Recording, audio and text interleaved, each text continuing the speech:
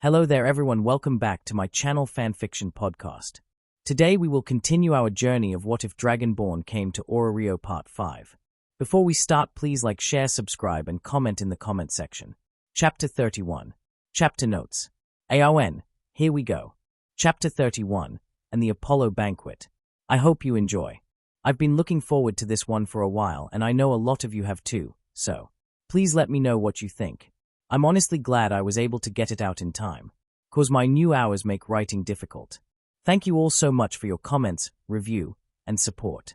It is very much appreciated, and I would be very grateful if you continued to leave comments and reviews letting me know what you think. See the end of the chapter for more notes. Hearthfire. Chapter 31. Torhen. Are you ready for tomorrow? Torhen asked Belle, moving to sit across from him in the upstairs lounge. The party and confrontation would happen the next evening, meaning Belle and Hestia would be dealing with Apollo on their own. He'd coached Belle as best he could on how to handle himself, but it would all boil down to the kid being able to keep his cool and make sure he told the whole truth the entire time. Not that they needed to lie, of course, but Belle couldn't afford to let Apollo trip him up. I think so, Belle replied, nervously. I don't have any reason to lie, and we know it will most likely end in war, but I'm still nervous. The two were sitting together in the upstairs lounge, while the rest of the Familia were out and about doing their own things. Welf was visiting Hephaestus, and he wasn't sure where Lily or Hestia were, but Uka, Chigusa, Mikoto, and Haraheim were out shopping. The Renard needed new clothes and other items since she didn't exactly own much. They had already picked out her room and were buying things to decorate it while they were out. Thinking of their members, it appeared that, after the war game, they would have 11 active members. 10 if Torhen decided not to participate, but he felt that the others were ready to deal with the backlash and scrutiny that would come with the reveal of his status. Plus, he was eager to begin exploring the dungeon, on his own or with Finn and the Loki Familia. In discussions among the current active members, it had been agreed that Belle's main party would consist of the 10 active members they would have once the war game ended. Belle would be the leader and a frontline fighter. Lily would act as tactician and rigard. Welf would be a tank and perform any spot repairs their gear may need. Uka was a primary tank, Mikoto a frontline fighter, and Chigusa a rigard. Once trained, Haraheim had the makings of a powerful sorceress, while Aisha was a heavy hitter. According to their own descriptions of their skills, Cassandra would be a healer and sorceress, and Daphne a close-range fighter and tactician. Once they began recruiting, which would begin after the war game, any new members would be allowed to form their own parties among themselves, though they would always be accompanied by one of the more experienced adventurers until they were able to stand on their own. It had also been agreed that only parties which had made it to floor 18 on their own would be allowed to participate in expeditions beyond that floor. Just keep a cool head, Torhen said, drawing himself out of his thoughts of the future. You can't control what Apollo will do, so you just need to focus on your own reaction. Keeping calm while he rages at you is the best way to throw him off balance and get the crowd on your side. Belle nodded, having heard this before. Aside from that, try to enjoy yourself before he pulls something. It is a party after all, so enjoy it. Ask AIS for a dance and have some fun. Belle blushed furiously at this. A few days ago, he had sheepishly asked if Hestia could teach him how to dance better, hoping not to embarrass himself in front of AIS. I'll do my best to keep calm, Belle said, steadfastly ignoring Torhen's suggestion about AIS. Daphne. The Orario rumor mill was something to be feared.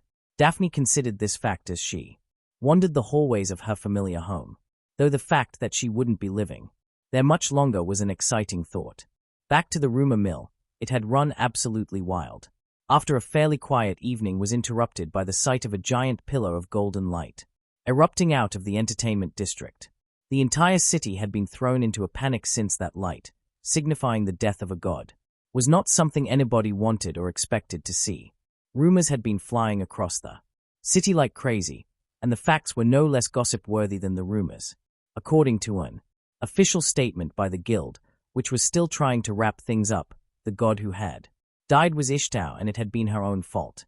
The statement said that Ishtar, the goddess who ran the entertainment district, had used her powers of godly charm to steal a banned substance out of the guild vaults with the intention of using it against another god.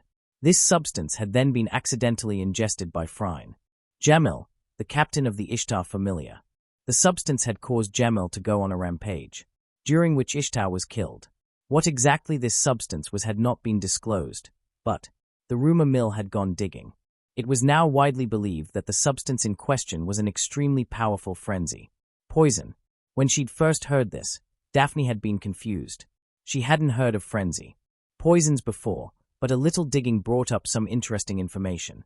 Frenzy poisons had been developed recently by the Mayak Familia, whose reputation was growing astronomically after the 18th floor incident and the return of the Loki Familia. Initially, it had been required that anyone wishing to purchase the poisons be accompanied by a guild official, but that the ones stolen had been even more powerful than the ones for sale. During her digging, she'd also discovered that the guild had quietly banned all sale and production of frenzy poisons, as well as requesting that all completed potions be destroyed. Dien sect, well known for being a jealous and petty god, had already began trying to use the incident to get all of the Mayak Familia's new recipes banned, but the guild had refused outright. The rumors circulating around Mayak and Dien sect implied that it was only Mayak's lack of members and facilities that was keeping his familia from taking literally all potioneering business in the city away from Dien sect. The new recipes were just that good, not to mention cheap. Their ringing endorsement by the Loki Familia and the survivors of the 18th floor had sent the reputation of the Mayak Familia skyrocketing through the roof. Even the Freya Familia had commissioned all the potions for their expedition from the Mayak Familia. Dien sect was still holding on to the business of actual healing, with the god owning what was basically the only hospital in the city, but even that seemed to be in jeopardy according to some rumors. Those rumors stated that the members of the Mayak Familia were in possession of powerful healing magics, but that they weren't ready to offer their services to the public. Needless to say, the entire city was eagerly awaiting an announcement of recruitment by the Mayak Familia and were unsure of why they were waiting. Daphne knew, though. She knew that the Mayak Familia were allied with the Hestia Familia. It was best that they wait and see the results of the war game that so few knew was coming. The war game that Daphne knew Apollo would lose. It wouldn't be long until he had lost and she, along with Cassandra and so many others, was free. As to the conflict itself, Daphne was unsure if she and Cassandra would be able to help the members of the Hestia Familia. Depending on the type of war game, they might be able to turn against Apollo, but if it was something like a one-on-one duel, they would be useless. Regardless, Daphne was beginning to look forward to the day Apollo lost and she joined the Hestia Familia alongside Cassandra. She continued to muse over recent events, as well as her and Cassandra's future until she heard angry voices from down the corridor. Creeping closer, she realized they were coming out of Apollo's rooms. My plan was ruined because of that bitch Hyacinthos was raging, and with everything else going on I have been unable to force a confrontation. That whore, Ishtar getting herself killed has thrown off my plan. It is unfortunate, Apollo said. We could have used a confrontation between Luan and the rabbit foot to bring the other gods onto our side, but still, you represented us well during the first encounter, and now the people will know that the Apollo Familia knows the truth. Thank you, my god. Hyacinthos' voice was sickeningly sweet, dripping in pleasure. We cannot deal with MIA at present, Apollo continued. She has Freya's protection, but we will not forget that she insulted the great Apollo Familia and barred your entrance to her establishment. Still, she is inconsequential for the moment. We must concern ourselves with discovering a way to show Hestia for the liar she is. You could use the reputation of at least one of her members against her, a slimy voice she didn't recognize said. Explain. Hyacinthos demanded. Odd, the little bitch. She's the vice-captain of the Hestia Familia, but I know for a fact that she is a thief and a liar. While part of the Soma Familia, she would act as a supporter for random adventurers and then rob them blind. The voice responded. Good. Apollo spoke up. We can use that against Hestia. Proof that her members are nothing but thieves and cheats. Is there anything else you can give us? Only to watch out for a brute that seems to be a member of the Hestia Familia. Older. Dak. Hair and a beard. I can't find any information on him in the active files, so he might be retired. but he is strong. Perhaps level 3 or 4. You'll need to overwhelm him with your numbers. Apollo's voice turned contemplative. It seems you are as useful as Hyacinthos said you'd be, Xanes. Thank you, my lord. The now-named Xanes replied, his voice still slimy.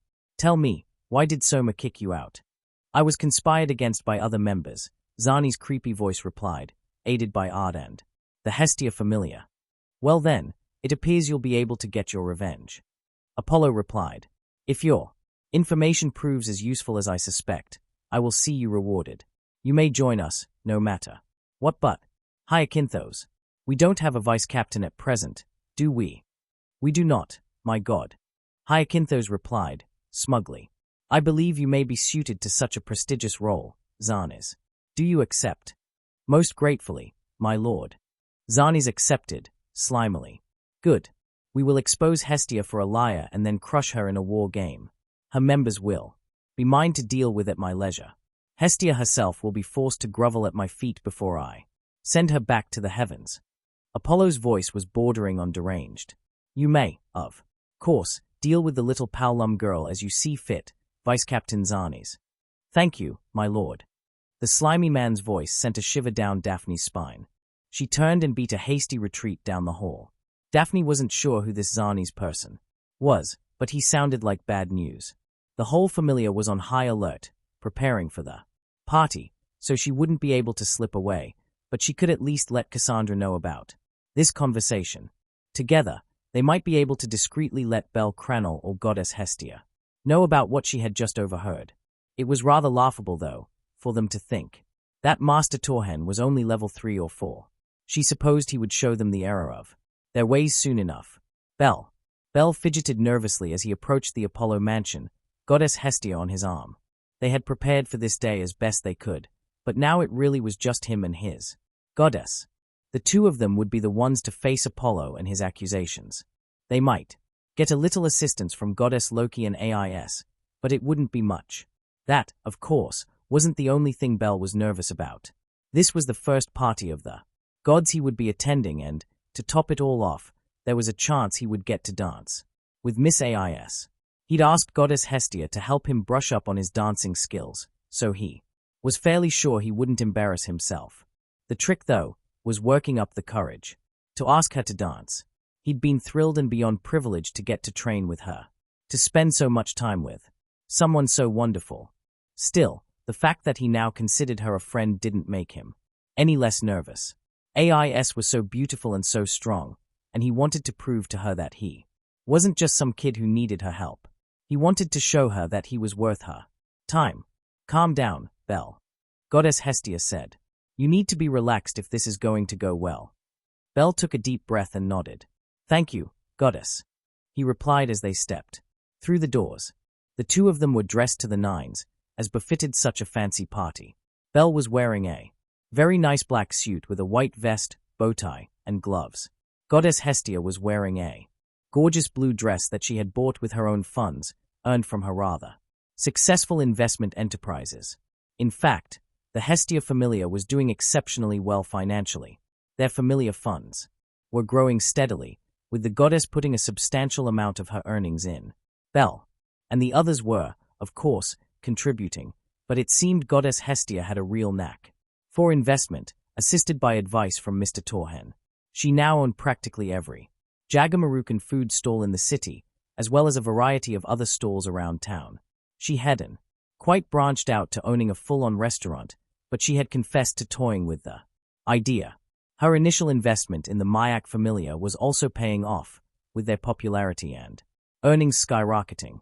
In fact, it became glaringly obvious that they were doing rather well for themselves when Bel caught sight of Lord Mayak and Naza as they made their way deeper into the banquet hall.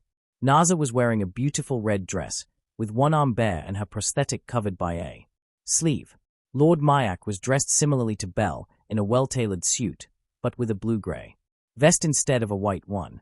Naza looked very happy to be walking around on Lord Mayak's arm, and he didn't seem to be too put out about it either.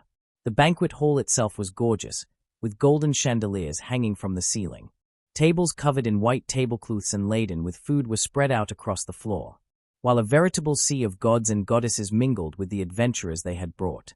With them, servers, wearing a fancier version of the Apollo uniform, were weaving in and out of the crowd, carrying trays of drinks and food. Belle spotted Lord Hermes, wearing a white suit with a red shirt and black tie, which were in a state of disarray, standing next to Ms. Asfi. She was wearing a very nice yellow dress. Standing not too far from them was a guild official, who was keeping a very close eye on Lord Hermes. He wasn't allowed out of his house unless escorted by a member of the guild. Looking around more, Belle could see Apollo standing at the front of the hall in a white suit, with a large red sash, a cloak combination, and a laurel wreath on his head. He began to address the crowd, but Belle could admit to not listening because he'd spotted something far more important. Miss Ais. She was breathtaking, standing there in a gorgeous green dress, with dark green sleeves and a choker which held a large emerald. Belle's breath caught in his throat as he watched her. Then he realized that she had seen him as well, a small blush spreading across her cheeks as she offered him a dazzling smile. Belle looked away before he embarrassed himself. Standing next to her was Goddess Loki, looking very nice in a red suit. What caught his attention next, though, was a silver-haired goddess in a purple dress. She was beautiful, there was no doubt about that. Comparable to Ais, if Belle was forced to make the comparison, but her eyes seemed cold, while Miss Ais were warm. She was the only god he could see not accompanied by an adventurer that he could see. That's Freya, Goddess Hestia said, following his gaze. Be careful of her, Belle. Goddesses of beauty have the ability to charm mortals. Watch your behavior around her. I don't trust her. Motivations. Belle nodded. He had been warned about Goddess Freya already, considering she was the one behind his second encounter with a Minotaur. Belle couldn't understand how and why he of all people had caught her interest, since this was the first time he'd ever seen her, but the fact remained that she had almost gotten him killed. He would need to be wary around her. Apollo is really going all out, Lord Myak commented as they all sat at one of the tables. The banquet had officially begun, so all the gods were moving for the food and drinks. They each began to reach for food, while the servers bustled around them, removing platters that had begun to empty quickly and bringing drinks to those who signaled for them. Ostentatious is one of his favorite words. Hestia grumbled. He's always been showy. At least the food is good, Naza said. We should enjoy ourselves while we can. Belle nodded. We can't do anything until Apollo makes the first move, so we might as well have fun until he does.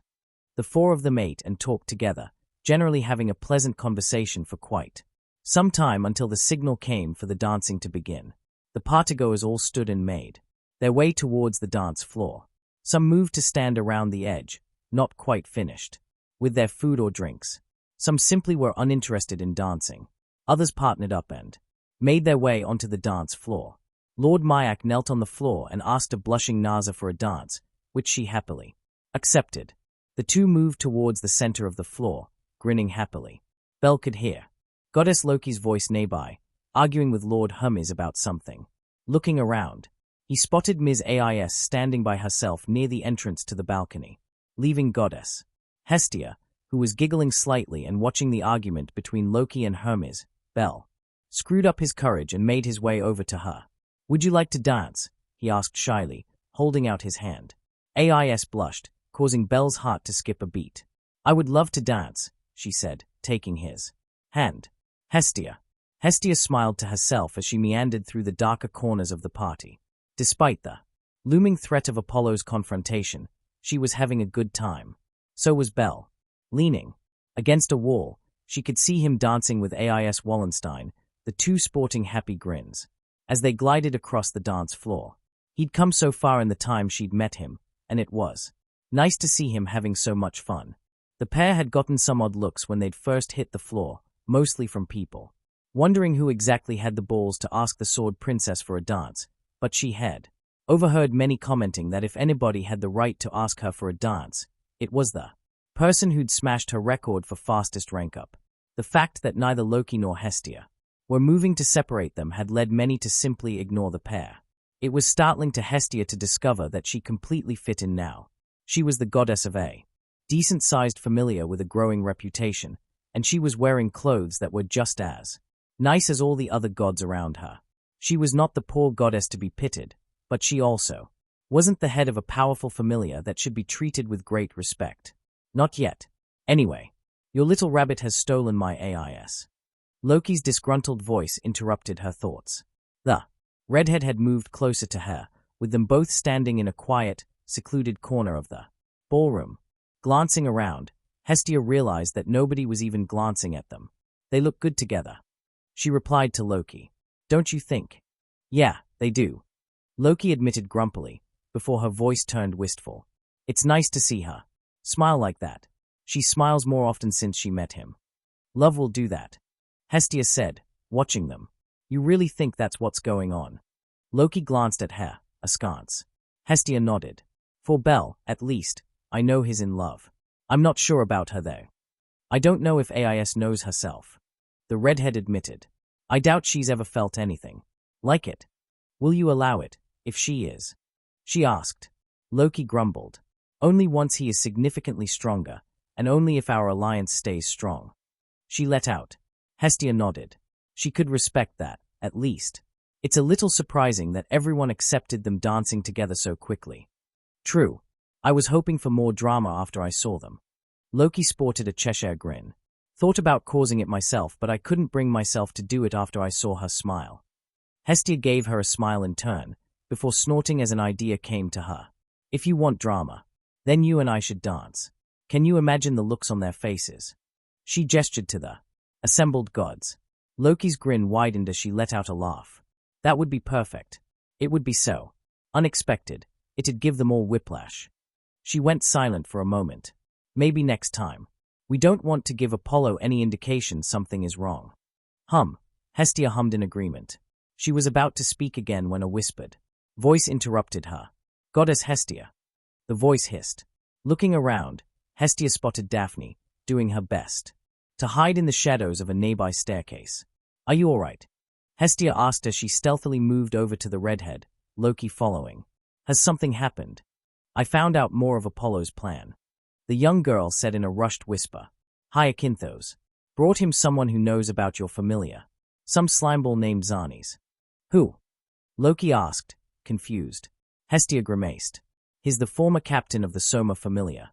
He used Soma's wine to practically enslave the members, not to mention Soma himself, but Torhen and I were able to snap Soma out of it. Last I'd heard, Soma had kicked him out and was restructuring his familia. Ah, Loki nodded. Slimeball indeed. What has Xanes done? Hestia turned back to Daphne. He told Apollo that one of your members used to be a thief, I think, and that he could use that to make it look like your members are all thieves and liars. Hestia growled. Lily was only a thief because Xanes' tyranny forced her to become one. Daphne continued.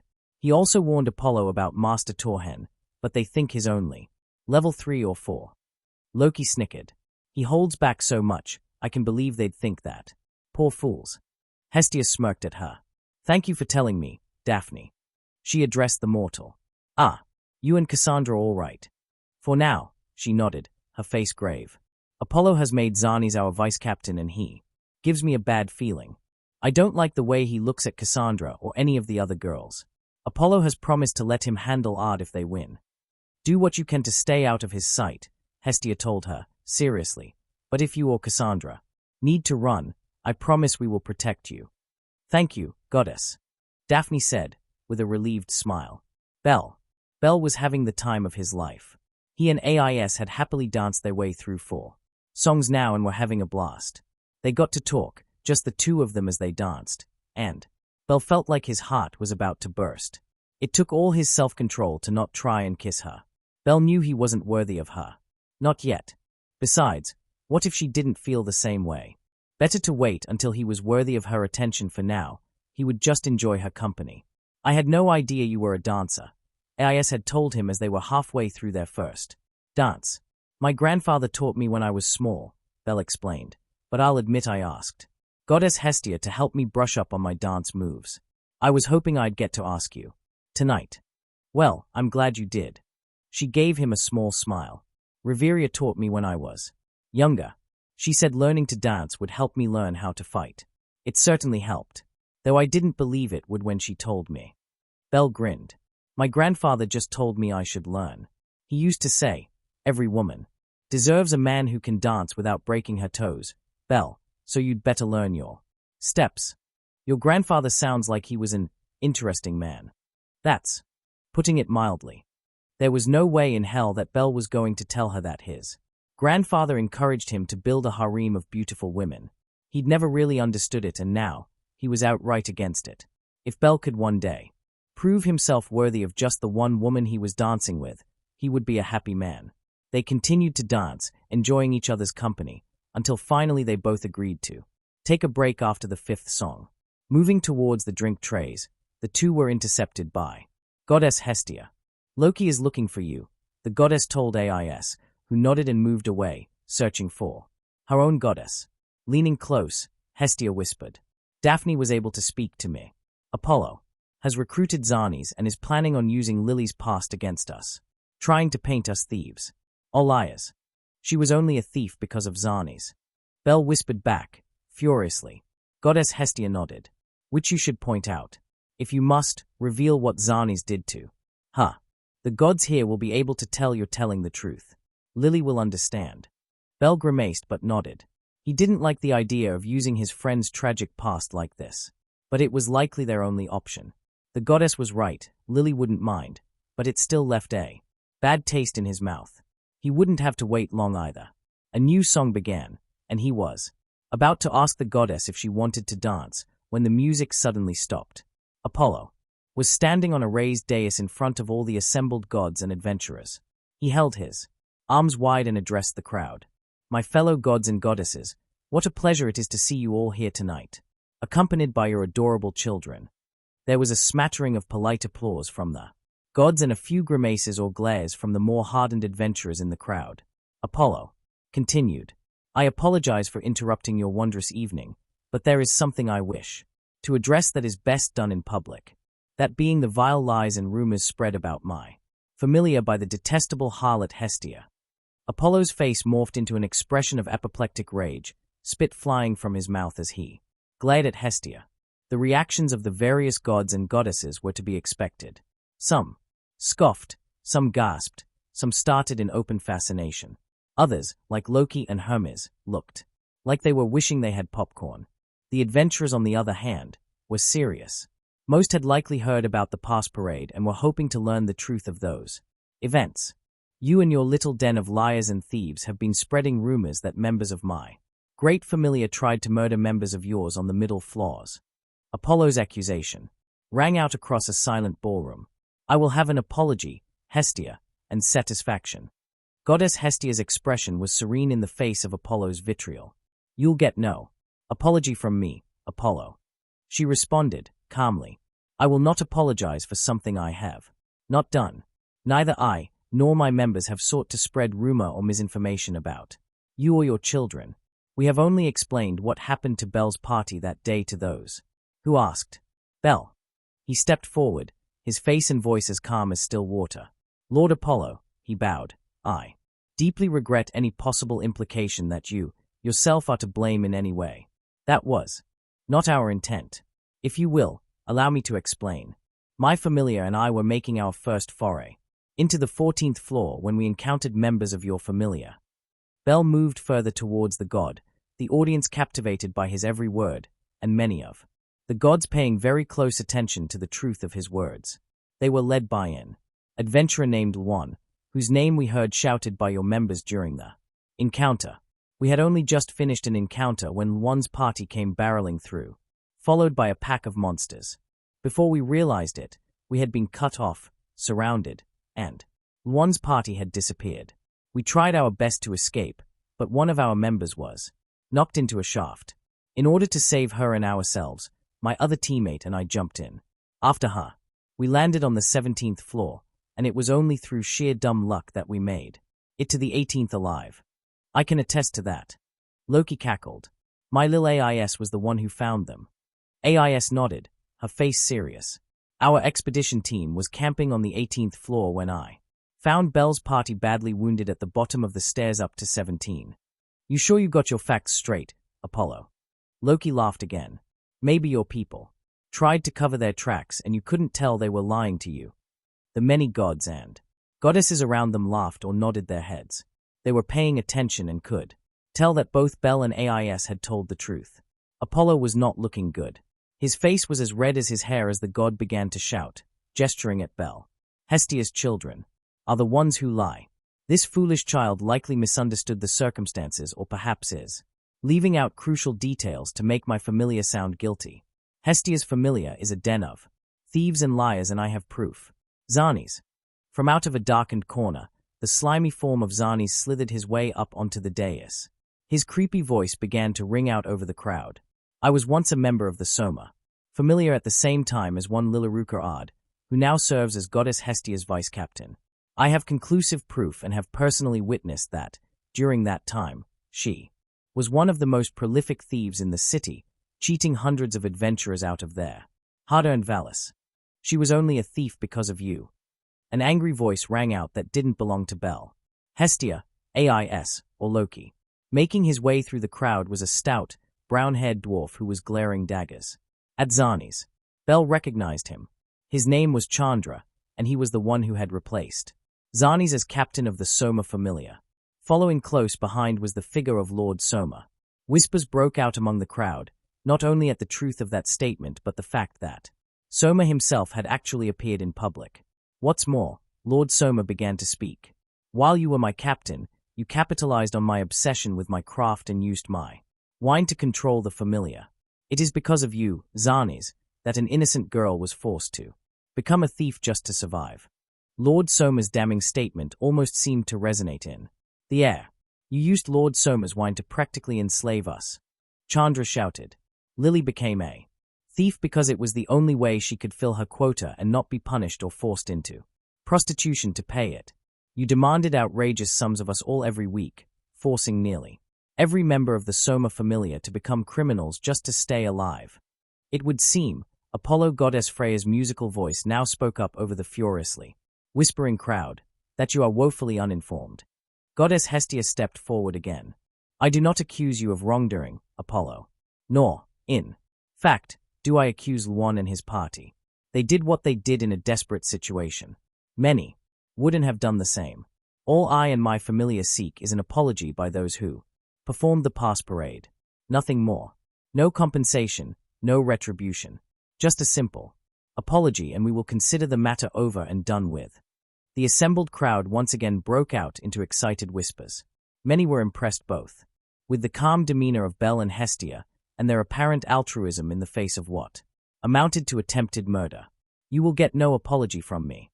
Apollo shouted, face red and spit once again flying from his mouth. You and your filthy children have dared to demean my great familia. I demand you hand over your captain to me, as compensation for the slander you have laid upon my most holy name. You overstep, Apollo. Hestia's suddenly harsh and stern voice resounded like a thunderclap, silencing the room and causing Apollo to rear back as if struck. You will get no apology or compensation from me. Then you leave me no choice. Apollo rallied, sounding gleeful. I challenge you to a war game. The room collectively held its breath. Every eye was on Goddess Hestia. I accept, she said, with finality. The room exploded. Chapter end notes. AON, Wargame time. Next chapter will probably be set up, deciding what the war game will be, and that kind of thing. The chapter after that will be the war game itself, I think. Speaking of the game, I'm mostly leaning towards keeping it a siege, because I've got several interesting ideas that a siege would be perfect for, but I am not averse to other possibilities, so please leave me your thoughts and suggestions in the comments. What did you think of AIS and Bel? Did it seem natural? What about the conversation between Hestia and Loki? Who saw Chandra, Soma, or Xanes coming? Anybody? Should Aisha and Haroheim fight in the war game? Totally unrelated. I need advice. I have several other story ideas that I want to write or do something with, but I don't want to start them until this is finished, and I have no idea when that will be. To the writers who are reading this, what do you think I should do? I'm not against posting the ideas and letting others take a crack at them. That way I would get to read what they write. I could try starting them and writing concurrent to this one, but I'm afraid that would make updates to both stories take even longer, and I really don't want that. So, I'd like some advice. Any ideas on what I should do? Answers to questions. On FFN. One Hell Butler. To be perfectly honest, part of me wants to say no, but I will say you can take inspiration. Just credit me with it and it's fine. That does not mean you can take my characters, dialogue, story beats, or any of my text. Taking things straight out of my story and using it in yours is theft, which I am not okay with. But I am okay with you taking inspiration from my work. Geopa, to answer your question, I think of Tenkai as being part of Aetheres, but it is not all of Aetheres. Does that make sense? Pyroplayer 243, not a bad idea, but I'm not too sure how I feel about a scimitar. Maybe something like a falchion. On AO3. Magnus Thread, nice to see mention of Ryu in the comments. I'm hoping to touch on what's been going on with her soon, but probably not till after the war game. Banger and Mash, Grandpa Dernevere is hilarious. Gassel, thank you. I hope you like this chapter too. Chapter 32. AON, hi.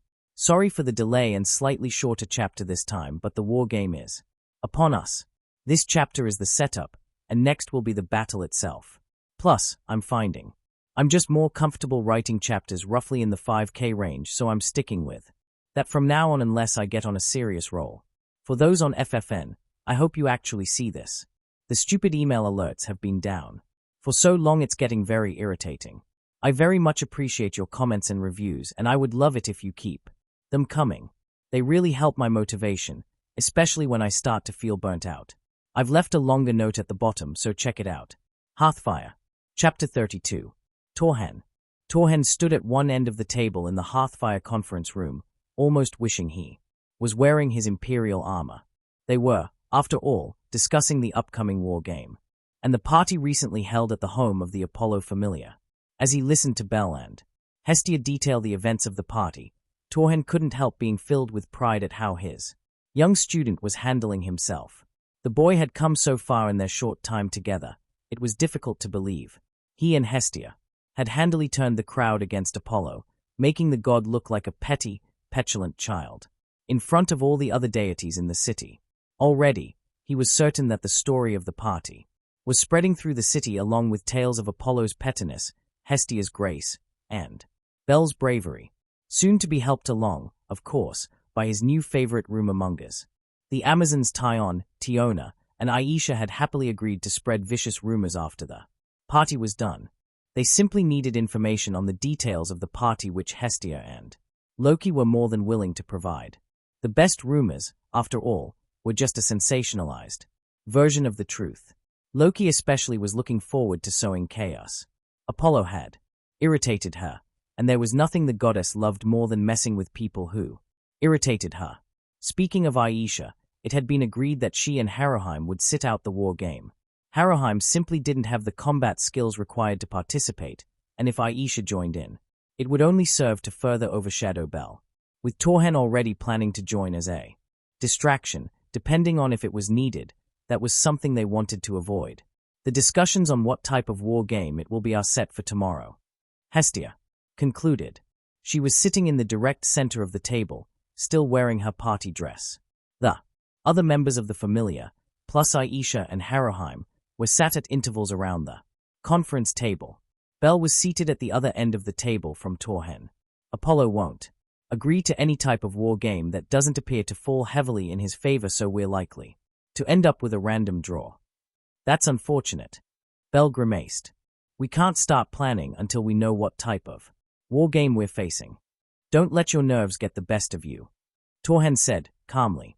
I am confident that we can come up with a strategy for victory no matter what kind of game it ends up being. Bell nodded at him, grimly. For now, you should all just try to relax. Hestia added. Planning and training will have to wait until we know what we're dealing with. For now, just take it easy. Is there anything else we need to discuss? Yeah. Welf spoke up. The redhead was seated just to Bell's left, with one knee propped against the table, leaning back on two legs of his chair. The chair dropped back to all fours, with a thud as Welf continued to speak. I just wanted to let everybody who's still waiting for gear know that I'm finished. The only things I have left to do are enchant your weapons, and you need to tell me what kind of enchantments you want before I can do that. Perfect. Torhen grinned at his apprentice. Everyone who is waiting on Enchanted. Weapons should meet with Welf as soon as you can to get them ready. We don't know if you'll need them, but it's better to be prepared.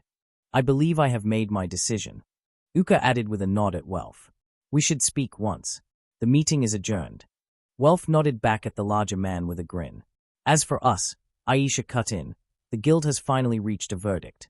Ishtau has been deemed guilty of theft, but, since she's technically dead, they can't punish her. According to what the official told us, Frine didn't know about her plans, so she's not being treated as an accomplice. The Amazon clicked her teeth in disappointment at that. They are still debating on whether or not she should be punished for killing Ishtar, but she's safe from the death penalty. Good. Belle said. She couldn't control herself, and I would not have been able to accept them executing her for something beyond her control, not matter how repulsive she is. Torhen, Hestia, and several others around the table nodded in agreement. I gotta say Aisha continued, I'm starting to think you might be onto something. Torhen, Ishtau not telling Frine about a batch of poisoned wine is really out of character for. They might not have gotten along for most things, but Ishtau would definitely have told Frine about the wine if she knew it was poisoned. Torhen nodded grimly at her. The guild reached their conclusion far too quickly for my comfort. It felt off, so I'm glad you agree with my suspicions. The question is, who poisoned the wine and stole the poisons in the first place? Freya is the most likely culprit. Hestia replied with a grimace. We'll need to be much more careful with our interactions with her going forward. We are far from ready to fight Freya. If push comes to shove, Torhen can always go full demigod on her. Aisha smirked. I would rather not destroy the city, Aisha. Torhen deadpanned. He could, of course, rip the city apart if he really went berserk, but that was something he'd only done once. He'd gone a little overboard during the assault on the Somerset Isles near the end of the war with the Aldmeri Dominion, but it had made their victory easier. During the assault, Torhen had flown in on Odeviing's back, wreathed in dragon aspect, and the two of them had proceeded to shout down the Isle's marine defense towers and send the wharf garrison running, making a path for the Imperial troop carriers to dock. Like the tongues of old, he had then led the charge, destroying entire buildings with overpowered shouts to create a path for his army. By the time it was over, there had been a trench carved out of the city from Alina's docks to the palace. I'm not saying you should go full demigod on her Familia, just that you could if forced. Aisha replied to him with a grin. Torhen was forced to concede the point. If push came to shove, he would go full demigod, but he would try and keep the damage to the city as light as possible. Hestia took a steadying breath as she stood in the elevator taking her to the Babel meeting room where the next confrontation with Apollo would happen. Nervous didn't even begin to describe how she felt. It was all on her to try and ensure that they picked a war game they could win. Anything that involved direct combat, she was sure of victory. If it was something like that stupid pie-eating contest Loki told her about, total crapshoot if they could win that or not. None of their members were particularly gluttonous. Torhen might be able to power through, but that seemed like such a waste, revealing the existence of the first level 10 in history because of a pie-eating contest. Extreme stupidity. Funny to think about, but stupid. While Hestia rode the elevator, she considered what her Familia members were up to. Each and every one was just as nervous as her, waiting for the final verdict, and were likely doing things that calmed them down. Torhen was either in his forge or sparring with Finn, Gareth, Ais, or Reveria. He might be reading in his office, but he usually preferred to work out nerves or frustration with physical activity. As for Belle, her young captain was likely training. He'd always been the restless sort when agitated and had picked up Torhen's habit of using physical activity to relieve stress. Perhaps they were training together. Belle might be training with Ais too. The boy did love spending time with her. Welf was almost certainly in his forge with Uka. The two had been in there when she left, and Hestia doubted they had left in the time it took her to reach Babel. Those two were preppers. When they had time to plan, they made sure they had everything they could think of at their disposal, just in case they needed it. Lily would likely be working. The young Paolum loved money, a holdover from her desperate days as a member of the Soma Familia, so she was likely going over the budget and counting out how much money they had and could reasonably spend to prepare for the coming war. Game. Mikoto was almost certainly in the bath, likely joined by Heraheim, Aisha, and Chigusa. If Chigusa wasn't hanging around Uka. The Far Easterners loved the large bath in their home. More than anyone else, but Mikoto was practically obsessed with it. Aisha just relished a chance to get naked and was still a little nervous about letting Heraheim out of her sight. There was a slim chance she was at a bar or something, trolling for a man, but Hestia had learned she tended to only do that in the evenings. She was drawn from these thoughts as the elevator slowed to a stop. Hestia could hear Apollo's voice caterwauling. If that cowardly harlot doesn't show up soon, the guild must declare a forfeit. She still has almost 10 minutes before the agreed-upon time, Apollo. Hummy's voice replied as the doors opened. Hestia moved to the door of the meeting hall and listened. She's not even going to show up, so the guild might as well declare me the victor now. Apollo half-shouted in his annoying, proud voice. You sound scared, Apollo. Loki cackled. You worried the chibi is gonna get the better of you again. Hestia smiled at Loki calling her a chibi. The more time they spent together, the more endearing Loki's antics became. It was a little disturbing, but the two of them had actually started to become friends. Better. Apollo howled again. She has never and will never be better than me. I am the mighty Apollo, and she is nothing but a shameless cheat and a liar. Tell us how you really feel. Hestia joked. She'd slipped into the room while he was wailing, and was leaning up against the door frame. Apollo balked and stared at her. The whole room was staring at her. Hestia had changed her style for the occasion. Her new clothes actually covered more of her than her old ones, but they were so much nicer. Elegant but very tight trousers rather than a skirt, and a gorgeously embroidered blue and bronze waistcoat. Her white undershirt had wraps that went around her neck, creating a small cleavage window. The sleeves extended down to her wrists, with a small part going over the back of her hands to connect to a ring around her middle finger on both hands. She might have splurged a little with her investment earnings, and had it tailored so the new clothes fit her perfectly. Hestia made her way down the stairs to the elegant marble table and chairs placed in the center of the room. It was the same room that Donatus was held in, so the gods were seated on benches that went around the room in an oval. From her position, Hestia could see her friends Myak, Hephaestus, and Loki all watching her. Loki, the lecher that she was shamelessly staring at the gap in Hestia's clothes near her rather generous chest. Shall we begin? Hestia asked as she sat down, crossing one leg over the other and lounging back in the chair. She would be the one in control here, not Apollo. Hestia's goal was to remain calm and collected, confident and in control. Apollo would have to be the angry and rash one. You're late, Apollo shouted, sitting down angrily. Really? Hestia raised an eyebrow and glanced at a large clock on the wall. It seems to me that I'm almost 10 minutes early. Are you sure you had the time right, or are you having an issue with reading the clock? Apollo just growled at her, while the other gods snickered. Enough, Hestia. Let's get this over with. Agreed. Hestia nodded. In light of the fact that you challenged me, I get to make the first proposal. I would submit that, in light of the disparity between our numbers, we should have a one-on-one duel between our two captains. Do you agree? Certainly not, Apollo retorted, as she knew he would. The fact that you have so few members is a product of your own ineptitude and laziness. I will not agree. Are you going to agree to any proposal that is in any way fair, or are you just going to argue until you get an outcome favorable to you? Hestia asked. Why should I agree to fairness? Apollo responded, angrily. Hestia really wasn't sure why. He was so unhinged lately, but he had grown steadily worse since coming to the lower world. He'd always been easy to rile up, though.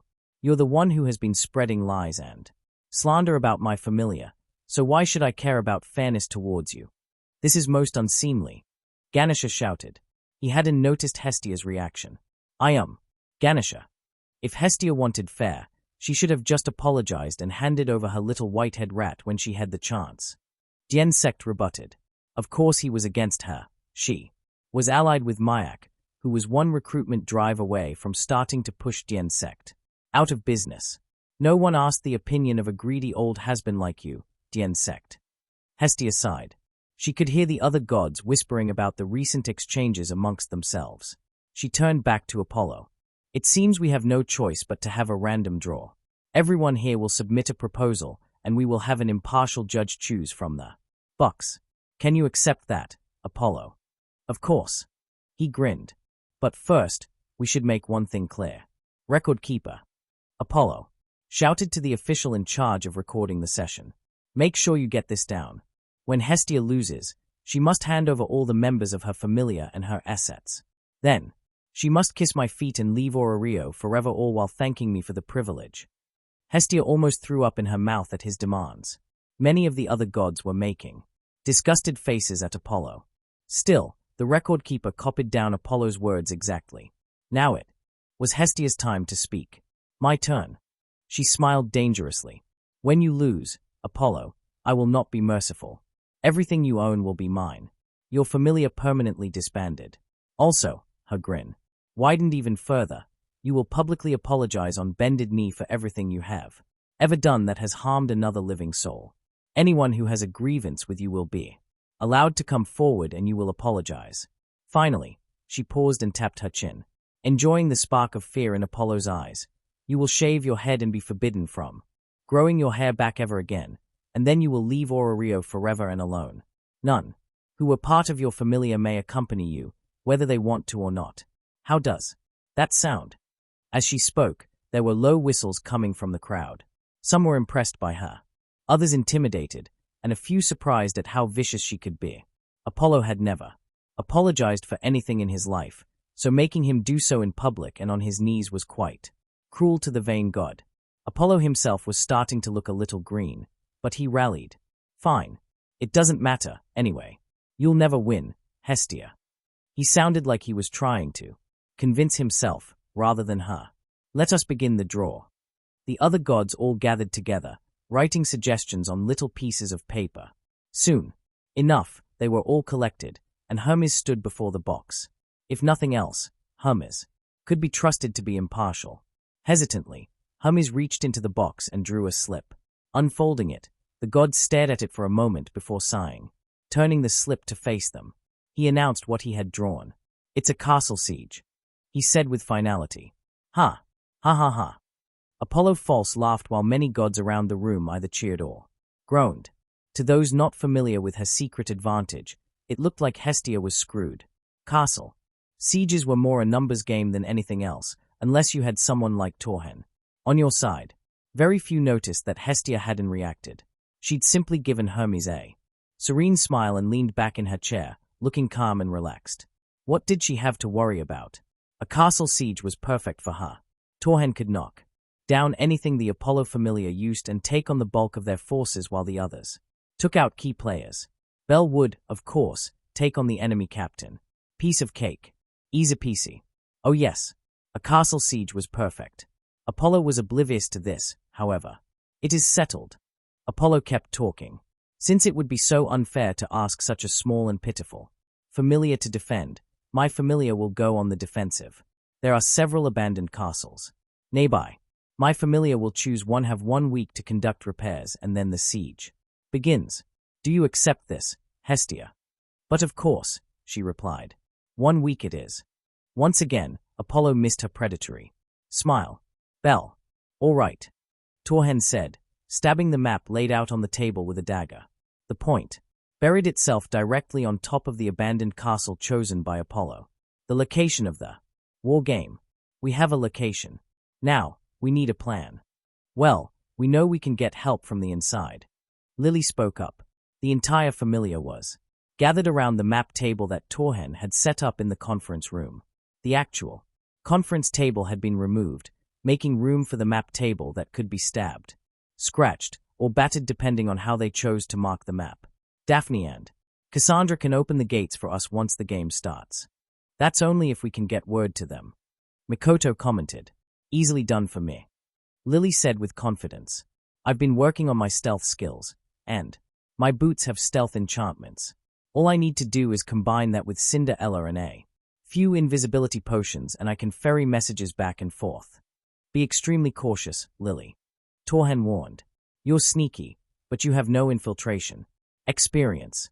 I'll run you through a few crash courses, and if you feel you can't do it, I'll handle getting word to them. You're still going to provide a distraction though, right, Master Torhen? Uka asked. Bells. Dragonborn Master nodded. I can knock down the wall and draw the enemy out. That should serve as a distraction. All right, Bell cut in. He'd been listening, trying to develop a plan, and now had the makings of one in his head. Master Torhen will take down the wall here. He pointed to the western side of the castle on the map. It had little markers indicating the location of the gates. If we can get word to Daphne and Cassandra, they can make sure some of their forces exit the breach and attack. If not, Master Torhen can assault the breach. The larger man nodded, grinning at Bell. While Master Torhen has them distracted, Bell continued, either Daphne or Cassandra can open the gates for us here. He pointed to the gate on the eastern side of the castle. Barring that, Lily can sneak in using her spells and potions to open the gate for us. Once we're inside, I want Mikoto, Uka, and Chigusa to attack their forces from behind. He gestured, miming an assault on the forces that Torhen would be engaging. The three he had chosen nodded with grins on their faces. I want you causing mass confusion. Most of their force are level 1 and focused on Master Torhen, but be careful not to let them overwhelm you. The point of this is to not let them think they can retreat into the castle hallways. Lily, he turned to his Paolum vice caption, once they engage, you need to get up onto the walls. Use your crossbow and wolf summon to take out the archers. I don't want them or any spellcasters taking shots at the people on the ground. Lily nodded, seriously. I want Zani's. She spoke. If I find him, he's mine. I owe him a beating. Bell nodded. He's yours. Now he turned to Welf. The two of us will head straight into the castle interior. I'll need your help to reach Captain Hyacinthos, who is most likely to be somewhere on the top floors of the castle. From what everyone has said of him, that's the most likely place he'll be. No problem, Captain. Welf said, with a vicious grin. Oh, for everybody. If you see that little bastard one, make sure you drop kick him. He's the one who started all this. The whole Familia nodded in agreement. They were all still rather pissed off at the Paolum who'd created this mess. Do not bite off more than you can chew, Bell.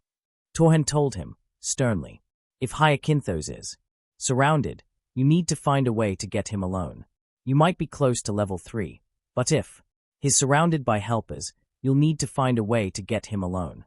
Bell nodded, accepting his teacher's advice. For now, Master Torhen continued, we should focus on training. I want to run drills with you all to make sure everything goes without a hitch. I'm the only one of us who's assaulted a castle before, so you'd all better pay attention. More than anything, Goddess Hestia spoke up, I want you all to be safe and careful. Do not take on more than you can handle. You'll have Torhen there with you. Do not be afraid to rely on him. As one, the Familia nodded, agreeing with their goddess advice. AIS. She flopped down on one of the couches in the executive lounge of Twilight Manor. Next to her on her left was Lefia, while Tiona was on her right. They were all waiting for the godly projection to begin. The projection that would allow the city to watch the beginning of the war game. All across the city, people were gathering in bars, taverns, restaurants, open arenas, and Familia halls to watch the coming spectacle. Most were rooting for the Hestia Familia, who they saw as the underdogs. Tyon, Tiona, and the other woman, Aisha, had been hard at work spreading rumors across the city, painting Apollo as the petty aggressive tyrant. They told stories about how he bullied smaller Familias into disbanding just so he could steal their members, and that he was trying to do the same to the Hestia Familia because he was jealous that Hestia's captain was a record holder. They reminded everyone of Bell's actions during the Battle of the 18th Floor and remarked about how it was such a shame that such an up-and-coming adventurer might soon be stifled by Apollo's selfish greed. As for AIS, she had been training with Bell and the Hestia Familia non-stop over the past week, trying to help them get ready for the coming battle. Bell might be close to level 3, which in itself was both astonishing and totally unexpected to AIS, but he was still fighting someone who'd been level 3 for some time and was likely stronger than Bell. He needed all the help he could get. Finn had stepped up Bell's captaincy lessons to include battle tactics, which Torhen joined. They would quiz him in the evenings with different scenarios, with each of them giving corrections and criticism. Torhen had also been drilling Mikoto, Uka, and Chigusa in mass melee combat, so that they would be prepared for the crush after the battle began.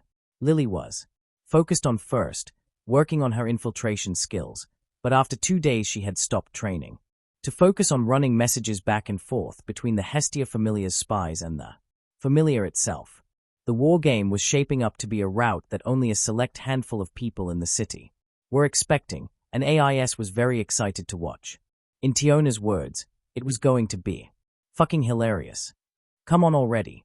Beat whined. When are they gonna start the show? Have patience, Beat. Reveria said, sternly. It will begin shortly. I can't believe it's finally time for Torhen to show how strong he is. Tiona squealed. Excitedly. How do you think he's gonna bring down the wall? I know that's his job, but he wouldn't tell us how he's gonna do it. He's damn strong. Gareth said, grinning. Maybe he'll just knock it down with that hammer of his. He's also a master spellcaster. Reveria commented. Perhaps he will use magic to bring down their defenses. Either way, it's gonna be awesome. Tiona was practically bouncing in excitement. Soon enough, the magical projection came to life, and they all gathered round to watch, bursting with excitement. The projection couldn't transmit sound from the battle, but the picture was live, crystal clear, and in full color. Soon enough, the voice of the announcer came through. Good morning, everyone, and welcome to the War Game broadcast. Ivory Archer, will be your host for the big event. You may also know me as Fire Inferno Flame. It is my great pleasure to be here. Providing commentary with me today is Master Ganesha. I am Ganesha. The voice of the god cut through the broadcast. Thank you very much. Now, we are mere moments from noon, so let the war game officially begin. A castle siege usually lasted 3 days, but mere moments after the signal was given, the godly projection zoomed in on the hills to the west of the castle. There, walking alone, was Torhen. He was dressed in his shining battle armor, sword at his side, and a dark cape across his shoulders. His head was helmless, his long dark hair flowing in a gentle breeze. He stepped forward and appeared to take a deep breath. The next moment had everyone in the city gaping in awed astonishment, because as Torhen seemed to speak a few words, a blast of power rippled from him and the walls of the Apollo Familia castle exploded. Aon, boom. Haha. The war game has begun. What do you think? Please leave a comment or review telling me your thoughts and how I did. I hope you all enjoyed the chapter, despite how short it was. You like Hestia's confidence? How about Belle's growth and planning? Feel realistic. I hope you're okay with me not including Haraheim and Aisha, but they just felt like overkill. This fight is going to be easy enough without them. Hestia's outfit for the meeting is the Solemnity outfit in blue from Baldur's Gate 3. I need alias suggestions for almost everybody who doesn't have one. Please, leave them in the comments. On to a different topic. I posted another one-shot, but because of the reception it's gotten so far, I think I'll be writing more of it. It's in the Horizon Zero Dawn of Forbidden West fandom, so if you like that, please go look at it and leave a comment on what you think. I want to be clear though. Hearthfire is my main story. Writing my new one, called A Digital Mother, will be a side project. I've been feeling a little burnt out with this fic, so doing one is a great way to deal with the burnout. Once I finished it yesterday, all I wanted to do was come write this chapter here, which I did. I'm also in a writing mood, so if my work schedule permits it and doesn't kill my mood, hopefully I'll get more chapters out soon. Please go take a look at A Digital Mother and leave comments with your opinion on it, or leave one here with your thoughts on this chapter. Answers to questions. On FFN. Lord Mistfire. It's updated about once a month at this point. I try to do it faster, but adulting and spotty motivation get in the way. At least once a month though. Phoenix Warehouse Productions. Thanks for the advice. Clagan. Rotation might be a good idea. I could kind of feel the burnout starting. Ninjafang 1331. Glad you liked it. Nephilim 015. Thank you very much. Altair. Who knows? I might include Hestia and Loki dancing at some point. It would be fun to write. Lion Lord Iskana. I think I'll be getting back to Ryu soon. I've got a lot of mini fluff ideas and character interactions running around my head that I want to get to after the war game. Ben Alien 100. I'm not going to be having Donavir summoned for a fight for a good long while. Certainly not for something so public. For private training with AIS and Friends in a secluded location, though. Probably in the semi-near future. Guest, honestly, I'm not sure about Lily's pairing. I was thinking about her and Finn. But IDK how you'd all feel about that. Any suggestions? Colin Elmasab, thank you very much. King Dak, I'm glad you've liked it so far. On AO3. Nerium, Fuz Rodar.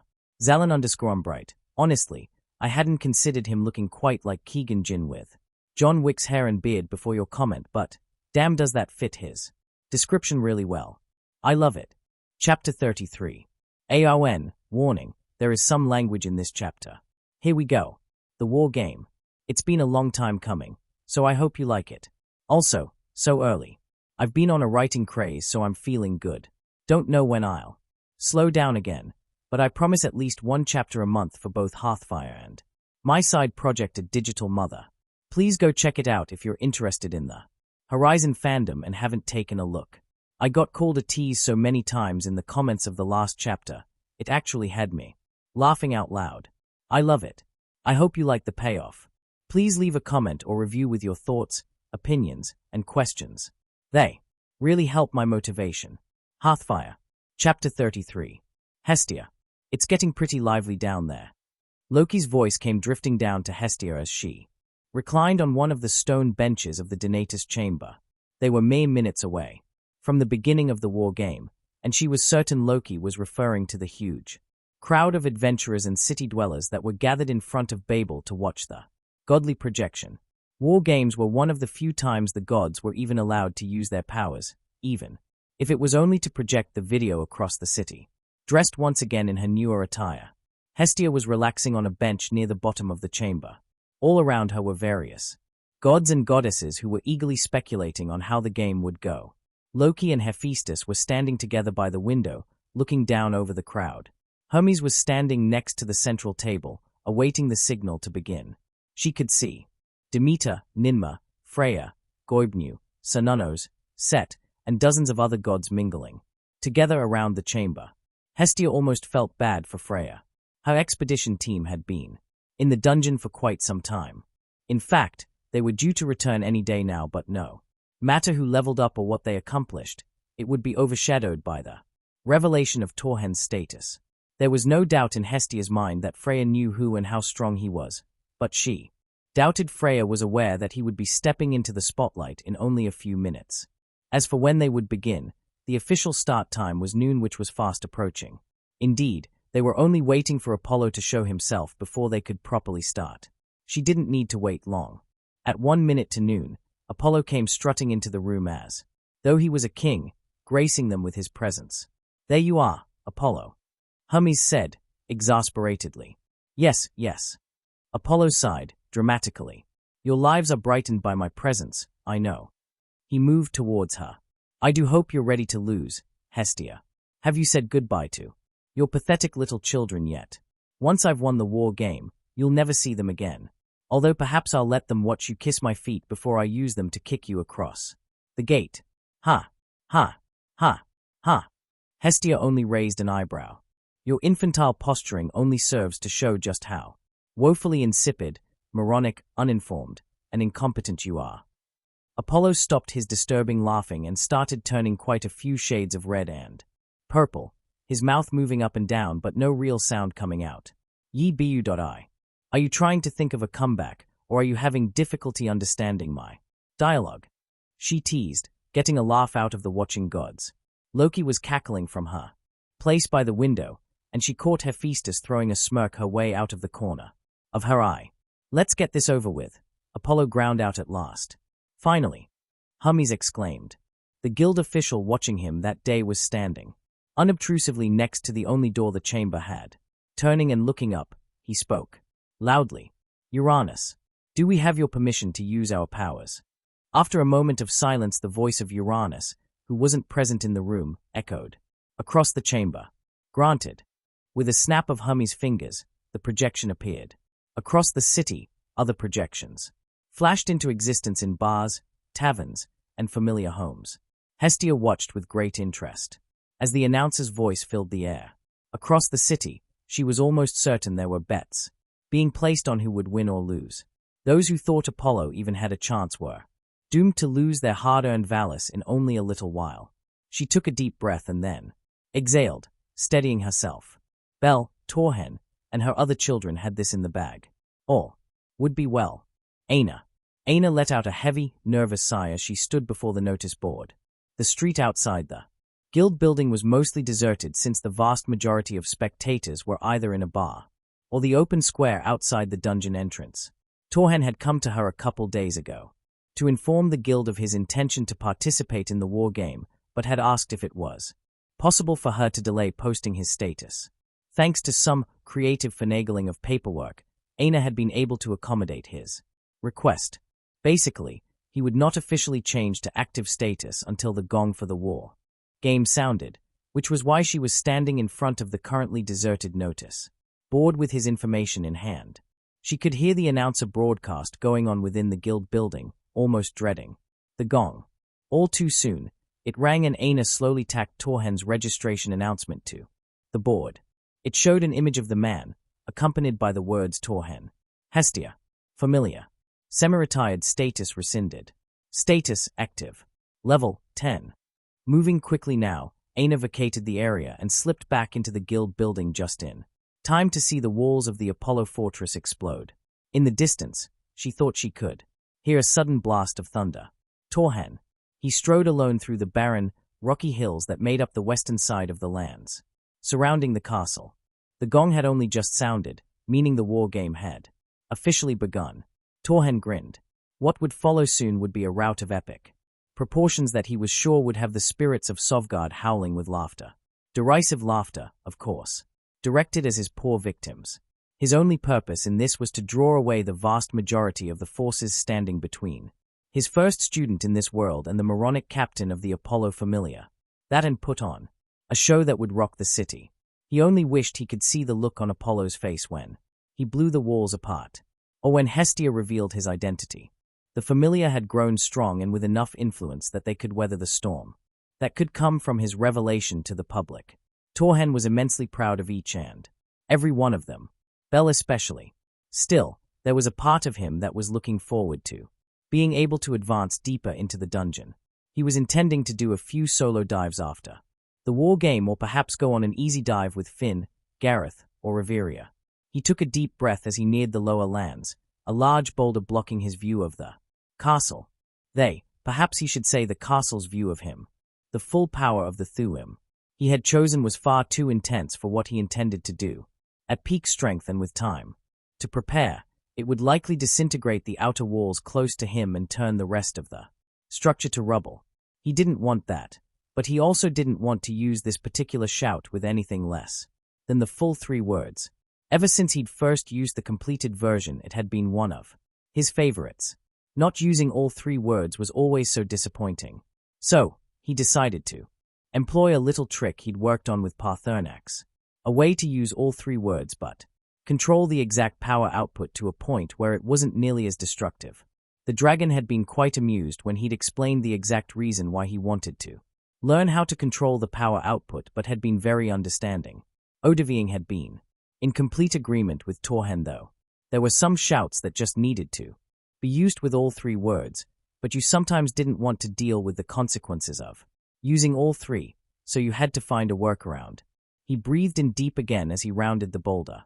The Dragonborn was dressed in his battle armor with Stormcaller at his side and a dark cloak around his shoulders that was fluttering in the wind. No helm or shield though.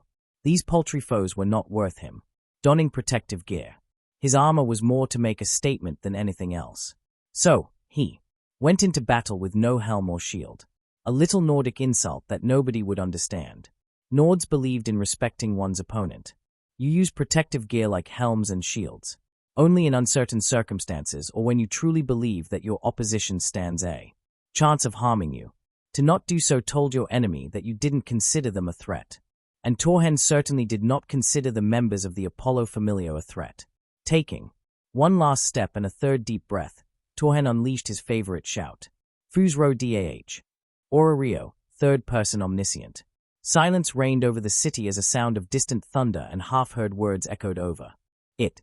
In taverns, bars, familiar homes, Babel, and the central square, each and every jaw had dropped open in shock.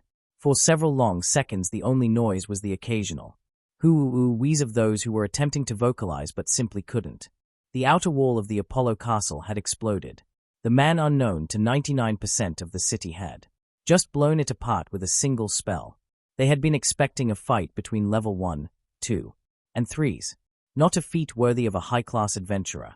At last, the silence was broken in the central square by a distant scream. Wha Agiel Jufak. Within the Tower of Babel, silence too had reigned. Each and every god save for Loki, Hephaestus, Hestia, Hermes, and Mayak had been staring in open-mouthed astonishment at the destruction rent by Torhen. That was, until Apollo's choked scream split the air and the eardrums of the few mortals in the room. Hestia saw Sv of the Hermes Familia and the guild official both wince at the volume. Apollo's face was contorted into a look of pure terror and astonishment. His mind simply stopped working, unable to process what he had just seen. Eyes bulging, jaws stretched wide, and snot dribbling from his nose. That horrified scream, the only sound able to come out of his mouth, echoed through the chamber, out the windows and down to the square below. Though none looked up, they were all too focused on watching the dust settle, waiting to see what happened next. Inside the hostess, Ryu smirked at the projection and the silence that surrounded her. She would be leaving the city soon, to search for Estria, and had been relentlessly working extra hours to convince Mama MIA to let her go. Also, to not fire her if she needed to come back, and work if her search for Estria failed. She'd specifically delayed her departure though, so she could watch the war game. At the Twilight Manor, the sound that first rent the silence was Tiona standing up with a shout. Hell yeah! She surged to her feet, jumping, and punching the air. Fuyuk. Beat let out, staring open-mouthed at the image. Did you know he could do that? Lefia whispered to Reveria. I believe that was one of his shouts. Reveria replied, composed. She certainly hadn't been staring open-mouthed. Only a slight raising of the eyebrow in surprise. Yes, that was it. And she definitely wasn't fighting down a blush at the image Torhen presented when the projection zoomed in on him. Striding confidently through the dust, an easy smirk on his face, as if he hadn't just destroyed a castle wall with a single blow. No, definitely not. If I remember his description correctly, that was unrelenting force. Finn said, a rather apt name for such a spell. He'd been curious about the draconic powers Torhen possessed and passed quite an entertaining evening being regaled with their various effects they had and the humorous ways Torhen had used them in the past. One rather amusing story of that particular shout was, in Torhen's words, the time he'd been drunk, wearing a horned helmet, and tried to rocket jump with unrelenting force by using it just after jumping off a cliff. The man had called it the most amusing and unexpected dragon kill of his life. Finn would have paid to actually see it happen, but oh well. It was a fun story. AIS, while impressed with Torhen's power, was far more eager for the projection to stop, focusing on him and start focusing on Bell.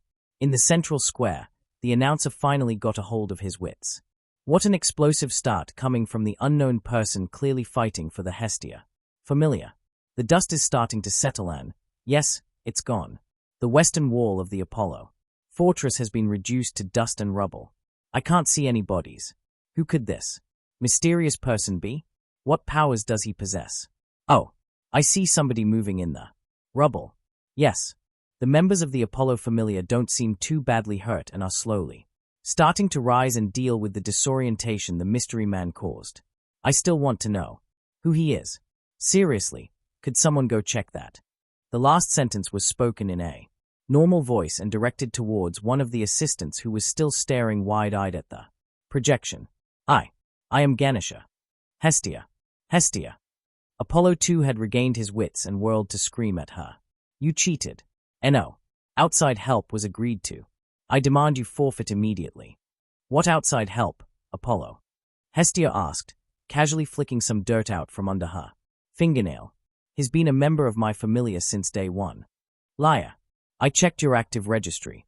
You only have 6 active members and none of them look like that. He pointed violently at the projection. 6 active members, Hestia said, slowly, and 1 semi-retired. She stood. Despite being considerably shorter than Apollo, she almost seemed to loom over him. He was my captain, Bel's teacher when they arrived in the city and joined my Familia with him.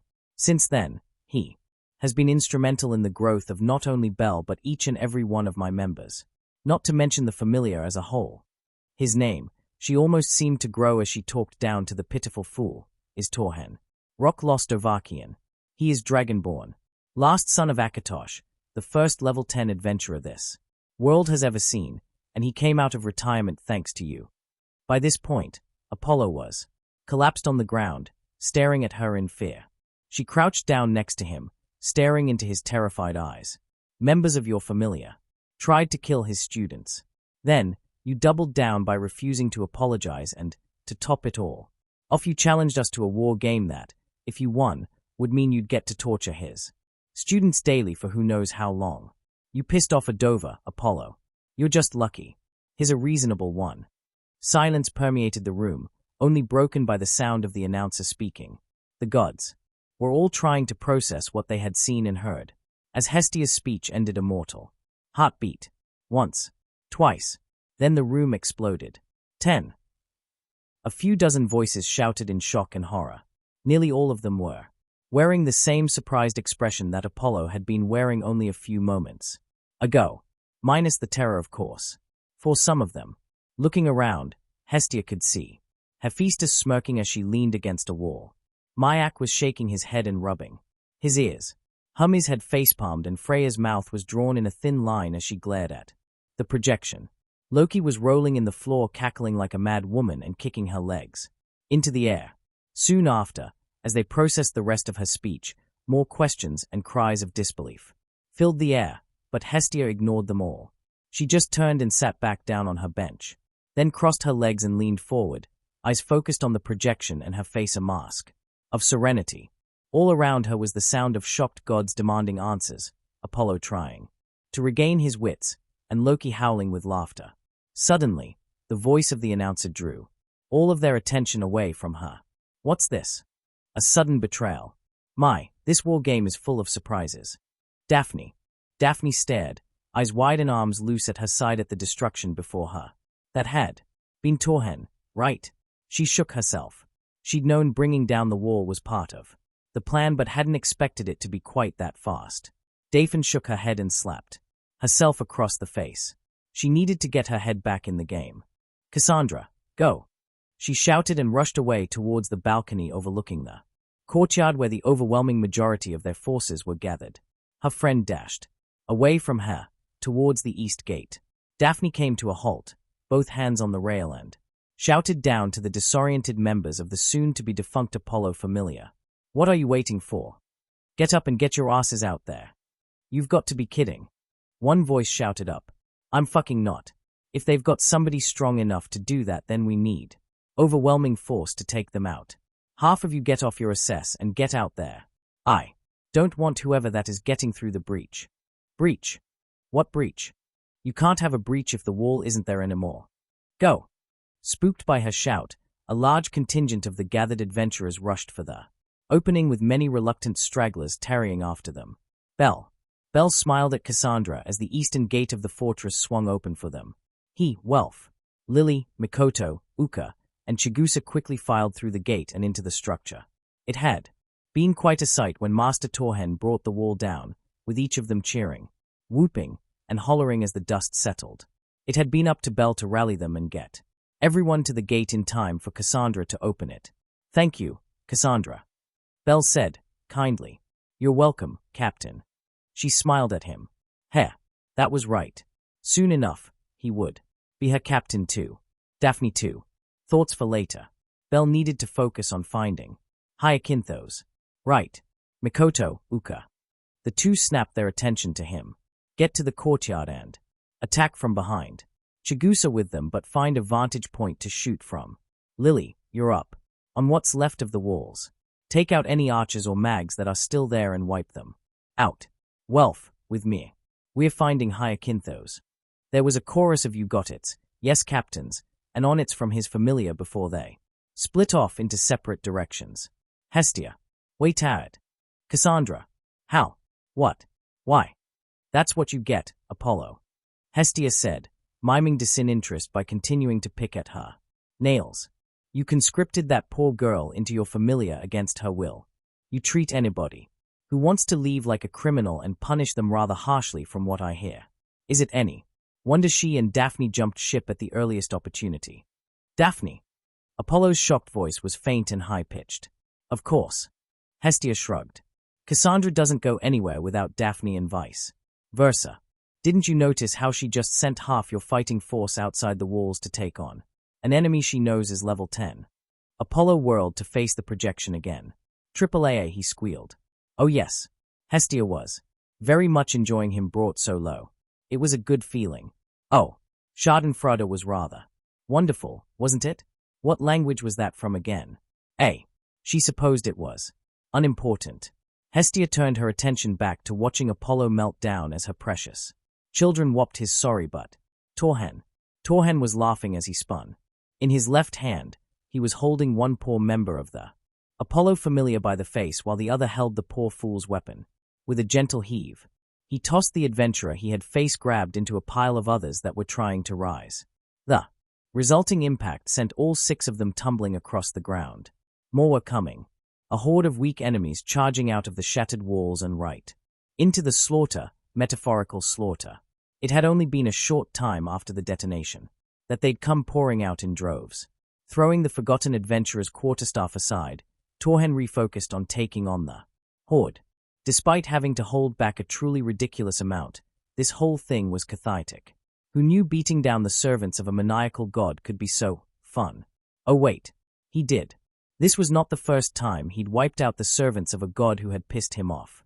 It was the first time he was willingly leaving them alive though. Orario, third-person omniscient. I can't believe this, people. The announcer shouted excitedly into his MIC betrayal from within the Apollo Familia. How did that happen?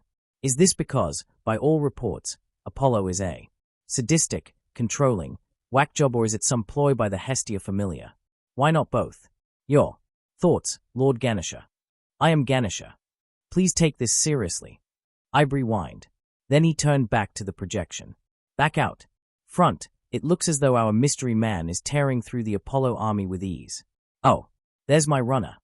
The announcer jumped down to meet the assistant who had gone to the guild building.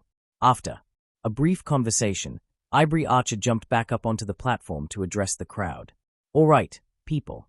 The wait is over. He looked down to read the slip of paper. Looks like our mystery man is a formerly retired member of the Hestia Familia. His name is Torhen, and his level 10. Wait. The announcer looked back down at the sheet and then to his white-faced assistant. A dead silence filled the air once again, followed by an entire city shouting the word "what" at the top of their lungs. Tell me you misread that. One adventurer in the crowd shouted. I can assure you people, this information is accurate. The announcer was stammering. According to the official guild posting on the board outside the guild building, this man's name is Torhen, and he is level 10. For the first time in history, we are seeing a level 10 adventurer in action.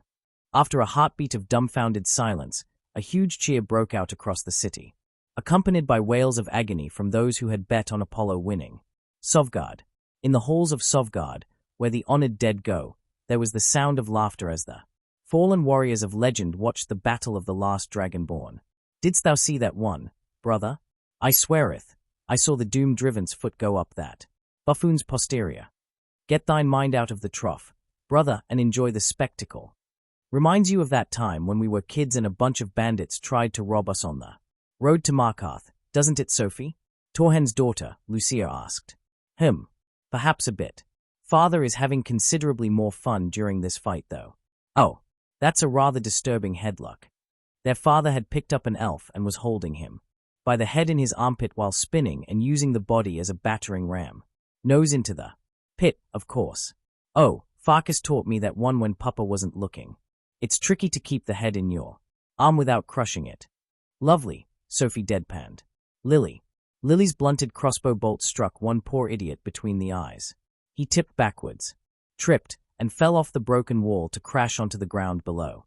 Her wolf summon barked and sank its spectral teeth into the ankle of another enemy.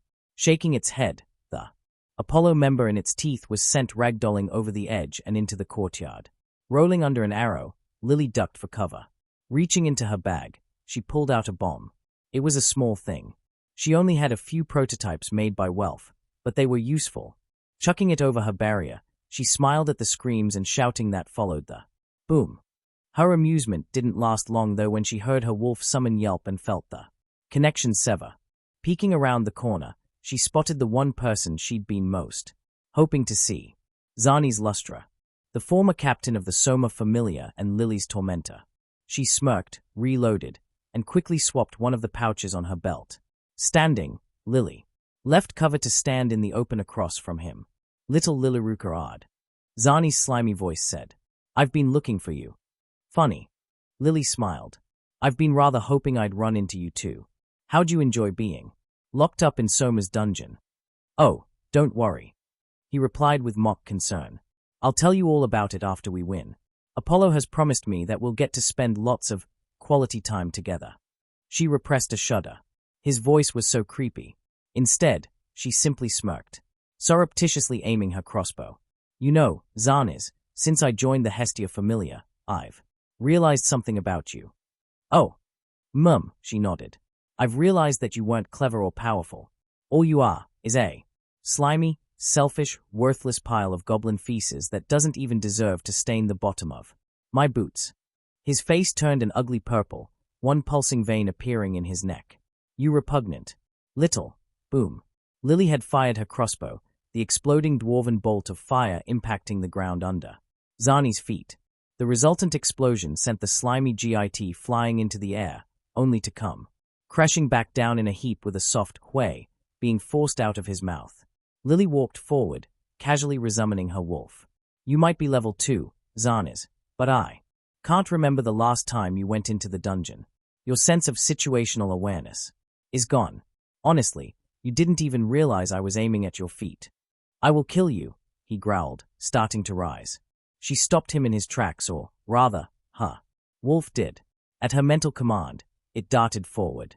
The spectral teeth of the wolf sank into Zani's crotch and the wolf began to shake, flopping the dirty human in front of her backhand. Forth as he screamed. Lily so loved her wolf. "Such a good ghost boy. Good boy, Wolfie," she said with a smile. "Now throw him." The wolf gave a mighty swing, and with one last cry, Zani's was thrown from the walls. Lily counted one heartbeat, then another before she heard the impact thud of his body hitting the ground outside the fortress walls. Her ghostly companion gambled up to her, spectral tongue lolling out of its mouth. "Oh, you're such a good boy." She smiled, petting the ghostly wolf. Orario, third-person omniscient. Inside the Palam's hidden tavern, a collective cheer shook the rafters as the gathered audience surged to their feet. Meanwhile, the members of the Loki executive branch had been treated to a rare sight. Captain Finn Daimler jumping to his feet and pumping the air. "Fuck yes," Finn shouted, grinning like a loon. The whole city was seeing a Palum not only hold their own but take out more experienced adventurers with ease. Not just ease, she was humiliating them, and Finn was loving every second of it. Also, that ghostly dog was adorable and he wanted one. "Think Torhen would teach me how to summon a wolf like that?" Tiona asked, idly and unknowingly mirroring his thoughts. "Mikoto." "Huh." Mikoto slashed her electrified Tachi, causing another opponent to collapse with electric shock-induced muscle spasms. There weren't many left in the courtyard once they'd arrived, but she and her team had made short work of them. Hearing a clang behind her, she turned to see that Uka had knocked out the last of their foes with the flat of his flame axe. Chigusa quickly leapt down from her vantage point, keeping an arrow on her bowstring just in case. "You really don't mess around, do you?" Their Apollo friend, Daphne, said as she walked calmly down the stairs. "Every fight should be treated with care," Uka replied. "You never know when an enemy might get the better of you." "Tell that to Torhen," she retorted, pointing at the breach over her shoulder. The screams of pain and terror coming through the gap were occasionally interrupted by the sound of Torhen laughing. "That is different," was Uka's serene reply. "Oh yeah? How?" "He is level 10. That is not a fight. It's an ass-whooping." Mikoto and Chigusa both nodded, in silent agreement. "You know," Daphne's expression was thoughtful. "You make a good point. Fair enough." Welf charged through the corridor behind his captain, grinning all the while. This was so easy. The corridor was empty, and thanks to Daphne and Cassandra they had the whole layout, including knowledge of where Hyacinthos was stationed. The overconfident bug had decided to make his command post in what was basically the throne room of the fortress, but Daphne had convinced him to have all his guards posted outside. All Welf had to do was take on the guards while Belle dealt with Hyacinthos. As they hurtled out of the halls and onto the bridge leading to the command center, the two friends skidded to a halt. Standing at the other end of the bridge, in front of a door, was a team of spellcasters. More important, though, was the figure leading them. A short, male figure, with brown hair and green eyes. 1. Welf's grin was predatory. Belle charged ahead, with Welf not far behind. They could see the mags about to cast, so Welf used his own spell. Ignite, heretic spell. Will-o-wisp. Welf's only true spell was actually an anti-magic ability, causing all spells about to be cast around him to short out and spontaneously combust. So long as the caster was either one level higher than him or lower. The combined effect of him doing this on a full team of mags was quite the conflagration. The explosion was glorious, and accompanied by many surprised and pained screams. "Belle, go!" Welf shouted. His captain nodded and charged ahead. Jumping up, Belle appeared to kick something as he disappeared into the smoke. Just what he'd kicked became apparent, as a currently on fire one came stumbling out of the smoke, dropped, and started rolling on the ground while screaming, "Ah! Someone put me out." Welf's predatory grin was back. He stepped forward and lined up the flat of his sword. "And Crozo steps up to the ball," he said in a soft announcer voice. "He's gone with the great sword for this one instead of his 9-iron. Bold choice, but let's see what happens." He swings. Welf swung his sword, connecting with the rolling one. The Paolum was picked up by the force and sent careening into the wall on the opposite side of the bridge. He was still smoldering a little, but at least he wasn't on fire anymore. Hole in one. Welf sighed in happiness. Orario, third-person omniscient. There was an uncertain silence withing the Paolum's hidden tavern until one of the regulars spoke up. "You know, I want to be upset about a Paolum getting humiliated like that, but it's one." "Yeah," another nodded. "Fucking one." "Hum." The group all hummed. There was a tense silence until one brave soul raised his mug. Till one getting his ass beat. "I'd rather drink to hard kicking ass." "Why not both?" There was a moment of contemplation before the whole tavern raised their mugs as one. "Both." They shouted and downed their ale. Inside the Twilight Manor, Finn, mentally dealing with the same dilemma, was forced to resist a sudden urge to quaff ale and shout both. "Belle." After kicking one towards Welf, Belle moved into the Apollo command post. Sitting on a throne nearby was Hyacinthos, whose face was contorted into a look of apoplectic rage. The opposing captain surged to his feet. "You," he snarled. "How did you do this? Who blew up the wall?" "You picked the wrong fight, Hyacinthos." Belle shook his head, sadly. "All you had to do was make Luan and his team apologize, and this could have all been avoided." Still, he sighed. "What's done is done. I'm giving you one chance to surrender. Please, stand down." "You expect me, the captain of the glorious Apollo Familia, to surrender to a runt like you? Never." Hyacinthos growled. "You may have cheated your way into defeating my forces, but now you're alone with me. I am a full level higher than you pathetic little insect, and I will crush you." Belle shook his head. "So be it." Drawing his daggers, Belle charged forward. Hyacinthos was strong compared to Belle, there was no doubt about that. He was level 3, while Belle was only 2 after all. But after all his training and all he'd experienced since his level up, Belle was able to close the gap in strength using his superior speed. Hyacinthos was barely able to draw his weapon, Sun's Flamberge, before Belle was on him. The black blade of the Hestia knife clashed against the red of the opposing captain's sword before they disengaged. The following clash was a dance of flashing blades. Hyacinthos had a longer reach, but Belle had 2 weapons. Hyacinthos was physically stronger, but Belle was faster. A fairly even match, all things considered. It was too bad for Hyacinthos that Belle wasn't used to even fights. In fact, he was used to spars and battles that were weighed heavily against him, meaning that Belle was very used to looking for openings. Soon enough, he spotted one. Lashing out with his foot, Belle exploited a weakness he'd spotted in Hyacinthos' stance, mentally thanking AIS and Torhen for doing that to him so many times. He was also rather pleased to be the one doing the kicking this time. Bell's foot connected with Hyacinthos' ankle, causing him to stumble. Bringing up his daggers, Bell used them to create a vice against his opponent's blade twist. With a clang, the sword of Bell's enemy cracked and split in two barely an inch from the hilt. Impossible. Hyacinthos gasped, trying to regain his footing. It was too late. Bell jumped, spinning through the air and slammed his foot directly into his opponent's face. The opposing captain flew backwards, slamming his head into the base of the throne he'd been sitting in only a short time before. Bell had won. Orario, third-person omniscient. It's over. Ivory Archer shouted into the MIC, his voice ringing out across the city. With a rout of epic proportions, the winners are the Hestia Familia. Woo! Inside the Twilight Manor, Tiona was shouting and bouncing in her seat. Bell was so cool. What a rout. Tyon added. That's how it's done. Gareth stated boisterously. Beat could only scoff and leave the room. Probably headed to the dungeon and unwilling to admit out loud that Bell had done well. AIS could only smile and continue to watch. She was very proud of Bell. It would appear that the war game is over. Reveria said, calmly. Indeed, it is. Finn nodded. A well-deserved victory. All across the city cheers were ringing out, while those who had bet against the Hestia Familia cried in the corner. That had been one of the most epic war games in the history of the city. A complete rout and a total upset from what should have been the underdogs.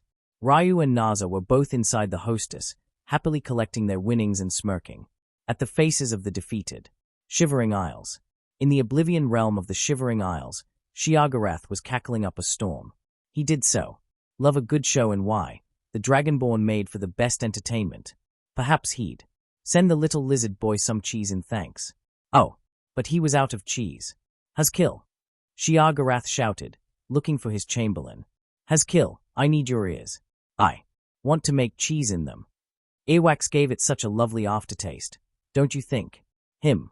Perhaps he'd knit the Dragonborn an entrail sweater to go with it? Perfect for the victory party. Haskill, where are you? I need your ears and entrails. Hestia. Nuawar Apollo was moaning, face down in the floor with tears streaming from his eyes. Apollo. Hestia said in a low voice, rising from her seat. Her eyes were shadowed by her hair as she glared at the sniveling god before her. Snapping out of his funk, Apollo's eyes went wide with fear. He scrambled back, crawling along the floor with tears pouring out of his eyes. Please. Hestia. I didn't mean it. It was Hyacinthos. Zani's. They lied to me. Silence. Hestia shouted. Hi. Apollo screamed in terror but was then silent. You remember your punishment, don't you? Hestia asked, sweetly. Everything you own is now mine. Your Familia is to be permanently disbanded.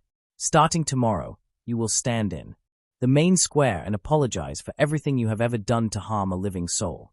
If anyone comes to you demanding a personal apology, you must give it. Once you're done, you will leave this city, alone and forever, not to be accompanied by any in your former Familia, regardless of their wishes. She tapped her chin. What am I forgetting? Oh yes. Her eyes gleamed.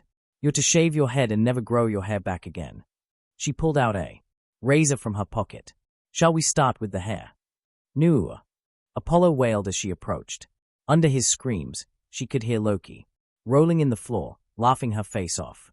Aon, I really hope you guys liked this. Please let me know what you think. Did it live up to your expectations? Please leave a comment telling me your thoughts and opinions. I think I got a little humorous with this, but quite frankly it was impossible for me to make it seem serious. The Hestia Familia is just too damn powerful now. Dealing with the members of Apollo would be a cakewalk for them, so I decided to be a little more light-hearted with it. Did you like Torhen's reveal? Not really enough time for anything but initial reactions right now, but I can go more in depth on some of them in later chapters. What did you think of Hestia speaking Dovazul? I thought it was a fun addition. You got a Daedra cameo. Just Shiagarath this time. I don't expect them to show up in any great capacity for the story. Let me be clear about that. But I may include a cameo or reaction every once in a while. For Apollo's expression after the unrelenting force Think Enel's surprised face from One Piece. Google it if you don't know what it looks like. By the way, Bell will be hitting level 3. I know the fight didn't seem all that hard, but he only needed a tiny push, and I think beating someone a level above him counts. The Hyacinthos fight in canon seemed pitiful compared to the Minotaur fight anyway. Coming next will be the aftermath. I've got some ideas for an arc in the dungeon. Eventual recruitment, some little fluff stuff, that kind of thing. I have some planning to do, but if there's anything you'd like to see in terms of character interactions, or if you have ideas, please let me know. That kind of thing makes for great inspiration. Translations: Rock Lostovakian, he is Dragonborn. Schadenfreude, taking pleasure from other people's misfortune, aka how we all feel when we see characters like Apollo get wrecked. Answers to questions. For those who were unsure of Torhen coming out of retirement, that was deliberately omitted from last chapter so that I could include it in this chapter. On FFN. Reverie Lotus, thank you so much for the comments you've been leaving over the last few days. They've been fantastic and I appreciate every single one of them. Thank you for the alias suggestions. I actually kinda like Cinderella and Fiona. Guessed, pretty much. I'm turning Lily into a mix of ranger and assassin. You like it? Virus ZYX, very good idea. I might just do that, if I can think of a good occasion where she needs to show off that much. I'll need to think on that. Coram Querta 2, the reason he doesn't is that I forgot. I've gone back and fixed that. But thank you for catching it. Guest, I don't think Lily can give herself wings with her transformation, sadly. Guest, Welf didn't get apprentice blacksmith because he already had blacksmith. On AO3. Sleepy_winter, I hope playing Yakti Sax was appropriate. Black Horse 8986, with everything on, I think it would probably be possible for him to ignore all spells under level 6. After that, they might do some damage, but probably not a lot. STRX_NM, I updated. Nodnab the Viking, honestly, I think his alias will just be Dragonborn. He is THE. Dragonborn. There's no getting around it. Chapter 34. AON, I'm back, and so are the notifications. Traffic stats are still down though on FFN. Looks like we're back to monthly uploads, but I'll try to be more frequent. No promises though. Thank you so much for your support and comments after the last chapter. I was so nervous about putting it out. I had no idea if you'd like it or not, so you have no idea how much of a relief it was to see the positive response. Oh, for the writers in the comments, I left an idea for a story at the bottom of the chapter. Please, feel free to run with it. I don't think it's anything I've seen before, but I have no time to write it. All your comments and reviews are greatly appreciated, and I would be very grateful if you kept them coming. Hearthfire. Chapter 34. Torhen. Torhen watched from the shadows as the crowd gathered around the large podium that was erected in the square outside Babel. In the center of the platform was a pillory and, chained to it with his newly bald head shining like a beacon in the mid-afternoon sun, was Apollo. He was dressed in rags, with his hands and head thrust through the holes of the pillory. It was the morning after the war game, and once everyone returned to the city, things had gotten hectic. Daphne and Cassandra had ensured that they were packed and ready to leave as soon as possible before they left, and were able to get in and out of the Apollo mansion before anyone else arrived. Thankfully, not all of their former Familia members blamed them for their betrayal. Only Hyacinthos and a handful of others were all that offended. Quite a few understood their decision and didn't hold it against them. Once some paperwork was handled and the guild had time to process things, Daphne and Cassandra would be free to officially join the Hestia Familia. They'd already moved in but would not become official members for a few more days. Same with Heraheim and Aisha. The investigation had been wrapped up and they'd moved in but had not received Hestia's Falna just yet. Speaking of moving in, they were already beginning to fill up their available housing space, faster than expected. With plans being developed for a recruitment drive, the Familia as a whole had agreed to look into expanding the hall once again. Hestia was already planning to meet with Goibnu to discuss the expansion and find out if they were able to afford it using the Familia funds rather than her or Torhen's own personal fortune. They would use those, if necessary, but it was probably best to check first. The extra windfall from seizing Apollo's assets would likely be enough to pay for a fairly substantial expansion. By the time they were done, Hearthfire Hall would be bigger than the Apollo Mansion. Perhaps not quite the size of Twilight Manor, but close. The morning after the war game had seen a huge crowd gathered in front of Babel Tower to witness Apollo's punishment. Torhen among them, though hidden in the shadows to avoid being mobbed. The reveal of his level 10 status was still sinking in, and he didn't fancy being swarmed with people asking questions. Apollo had started from the very beginning, listing off everything he'd ever done that hurt somebody, which included confessing to quite a few major crimes. A guild member was sat nearby, furiously scribbling into a notebook every time Apollo mentioned a crime he'd either directly committed or been accessory to. This included theft, coercion, bribery, extortion, blackmail, accessory to murder, assault, and a host of other crimes, many of which were committed by members of Apollo's Familia, and Apollo had covered them up or had happened on his orders when trying to force people to join his Familia. These admissions had, of course, incensed the crowd who had to be restrained from throwing things at Apollo by the Ganesha Familia guards. So far, nobody had come forward to demand a personal apology, but that was about to change. Torhen could see Daphne and Cassandra making their way through the crowd. They had both happily discarded their Apollo Familia uniforms, but their new gear wasn't ready yet. Instead, they were wearing simple, everyday clothes. The crowd quieted down as they broke through the ring surrounding the platform. Apollo. Daphne deadpanned. The crowd was silent as Apollo swung his head to face her. Traitor. Apollo tried to spit out, spitefully. It didn't come out that way. He just sounded pathetic. It's hard to betray someone you were never loyal to. Daphne scoffed. I want an apology. Apollo. I was happy as a member of the Keone Familia until you came along. The pointed at him, violently. You got other members of my Familia arrested or killed. You bribed or extorted shops to jack up their prices when we came around. You forced Goddess Keone to the breaking point until she gave up those of us who were left to you and left the city in shame. She went back to heaven just to get away from you, and I want an apology, damn it. She was shouting by the end of her tirade. You did the same thing to Lord Aristeus. Cassandra's usually soft voice rang out in the silence that followed Daphne's words. He cried when he left us. I, and so many others you. Forced to join you, wept ourselves to sleep for weeks afterwards, and I want an apology. You ungrateful traitors. Apollo tried to sound dangerous but failed. I gave you a better home, a better reputation, and you repaid me with betrayal. A home they didn't want, Apollo.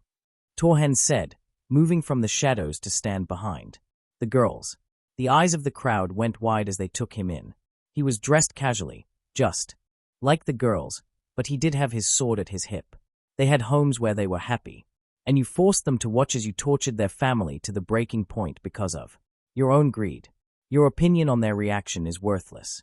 Do not attempt to pin your loss on them. You would have lost anyway. Now, you owe them an apology. Apollo tried to growl at him, but it died under the intensity of Torhen's glare. Finally, he bowed his head and mumbled something. I didn't hear you. Daphne shouted. I'm sorry. Apollo shouted back, as though the words pained him. I apologize for bribing, extorting, assaulting, and blackmailing members of your familiars. I apologize for forcing Keone and Aristeus out of the city just because I wanted you for myself. I want to hear specifics. Daphne growled. This led to nearly a full half-hour of Apollo, listing out every single thing he'd done to coerce Keone and Aristeus into giving up the two girls and leaving the city. The crowd only got angrier as the apology went on, until he was finally finished. Without acknowledging the end of Apollo's speech, Daphne let out a sigh and turned away, taking Cassandra's hand in hers. Torhen put a hand on her shoulder and led the two girls away. Just before they cleared the crowd, another voice rang out. My turn, you son of a bitch. My brother has been in jail for almost a decade because of you. Torhen slowly led the girls away until they were out of the crowd, ignoring the stares he was receiving from those in the back. Let's go home, girls, he said softly, getting a smile from Cassandra and a nod from Daphne. Hestia. Hestia sighed, rubbing her temples with the heels of her hands. The 4 days following the war game had been more hectic than any she'd ever experienced. First, it had been ensuring that Apollo's punishment was carried out. He'd released everyone from his service, and the Guild had taken over the job of taking full inventory of his assets. The former members of the Apollo Familia were allowed to take their personal items, but that was it. Everything else belonged to Hestia. Alongside this was Apollo's public apology. The god had been locked in the pillory in the square from sunrise the day after the war game till late evening 2 days later. He had a lot to apologize for, and if it hadn't been for Hestia's own banishment of him, the guild would have banished him because of the crimes he'd confessed to. As it stood, every single one of his former members that he'd implicated had been detained and were under investigation. The rest had been allowed to leave and join another familia. Next was the political upheaval that came with Torhen's status reveal, which would only get worse once it got out that Belle had hit level 3. A record-breaking level cap on top of a second record-breaking level up were two shitstorms that she did not want to deal with at the same time. Thankfully, the news about Belle would likely be swallowed up in the wake of Torhen's status. Not only that, but the Freya Familia had come back from their expedition 2 days after the war game.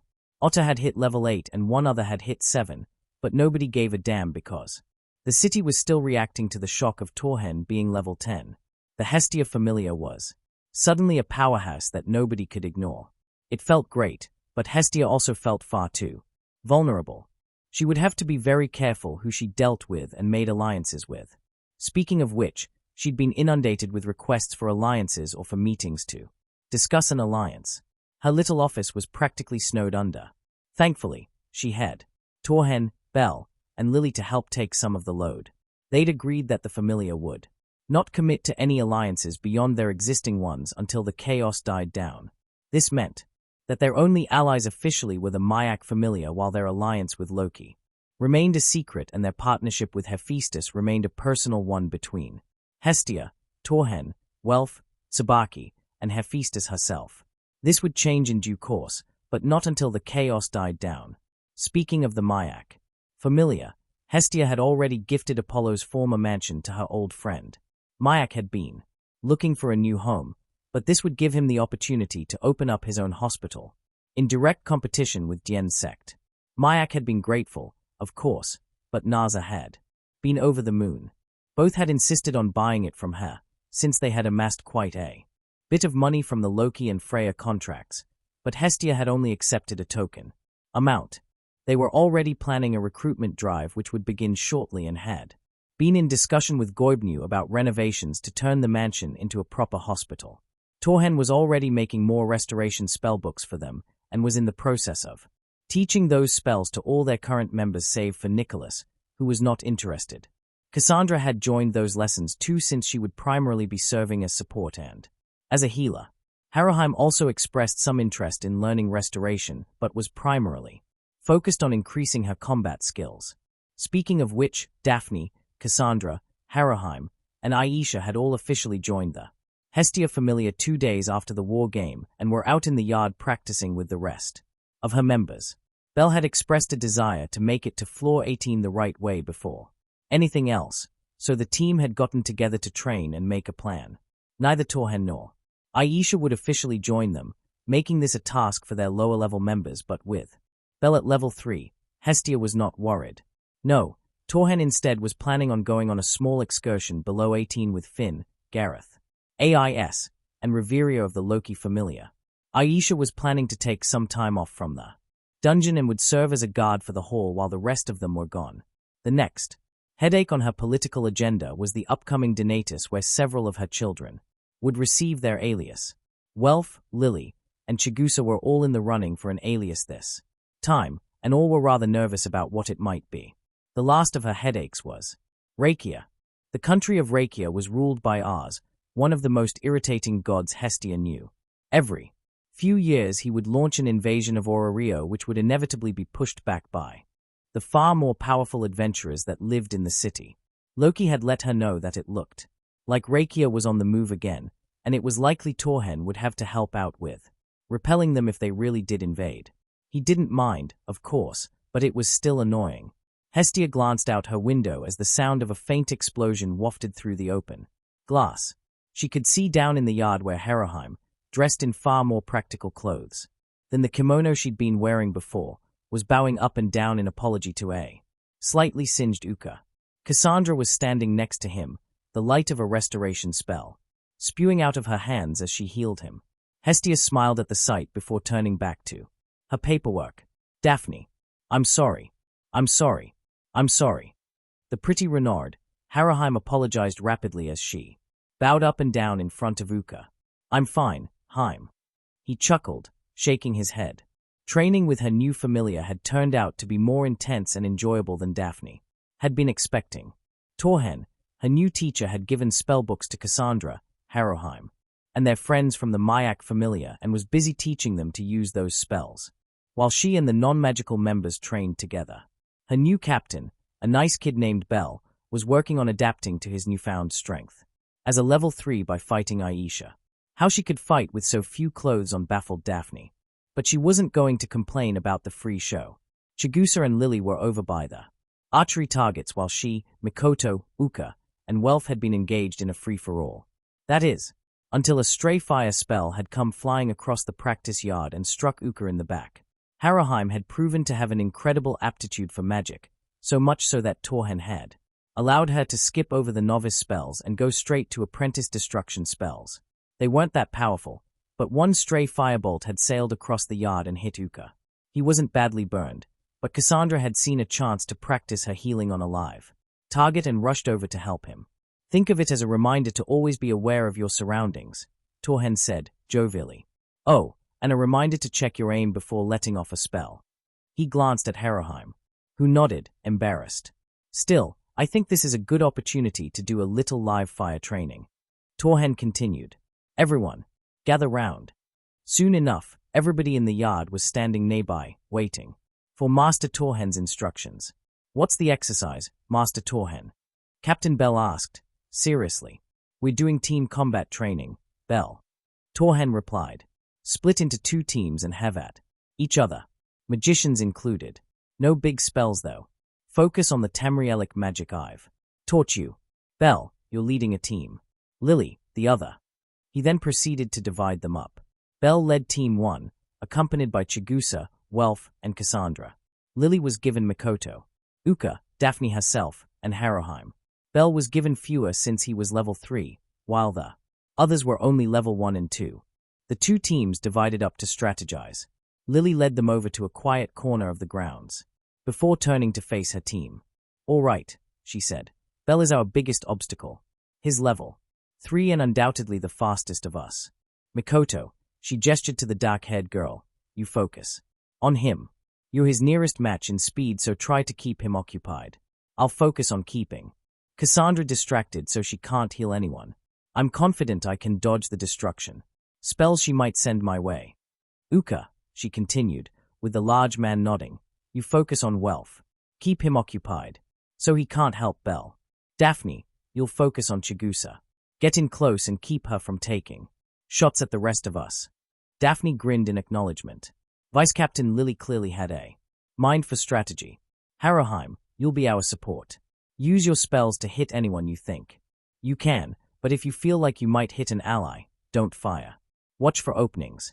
The Renard gave a hesitant smile. Everyone ready? Torhen called out. Ready. Bell shouted. Ready. Lily agreed. Begin. The 2 teams dashed to meet each other. Daphne peeled off, heading straight for Chigusa. She dodged a hastily fired arrow and moved in for a strike with her weapon, Fencer Laureate. Not that it would be her weapon for too much longer. It had been given to her by Apollo, so she wanted something new. Welf was already working on ideas for her to look at. Unfortunately, she missed, with Chigusa agilely avoiding her and moving to increase the distance between them. She heard the clang of steel as Welf and Uka clashed in the center of the grounds, followed by a whoosh of air as a firebolt flew from Haraheim directly at Cassandra, who managed to block with a shield that quickly shattered. Bell and Mikoto were blurs dancing across the field, though Daphne could see their captain pushing Mikoto back. Daphne saw Cassandra narrowly dodging a crossbow bolt before firing off a continuous shower of sparks at Lily's spectral dog. Refocusing on her opponent, Daphne moved to close the distance only to grunt in pain as a blunted arrow struck her in the shoulder. The force of the impact made her rear back, forcing her to regain her footing before she could charge again. She could feel the bruise already forming on her left shoulder. She closed the distance, capitalizing on her superior speed. This time, Chigusa fought back. Using her bow as a makeshift staff, they shared 3 quick exchanges before the other girl pulled a long dagger from her back.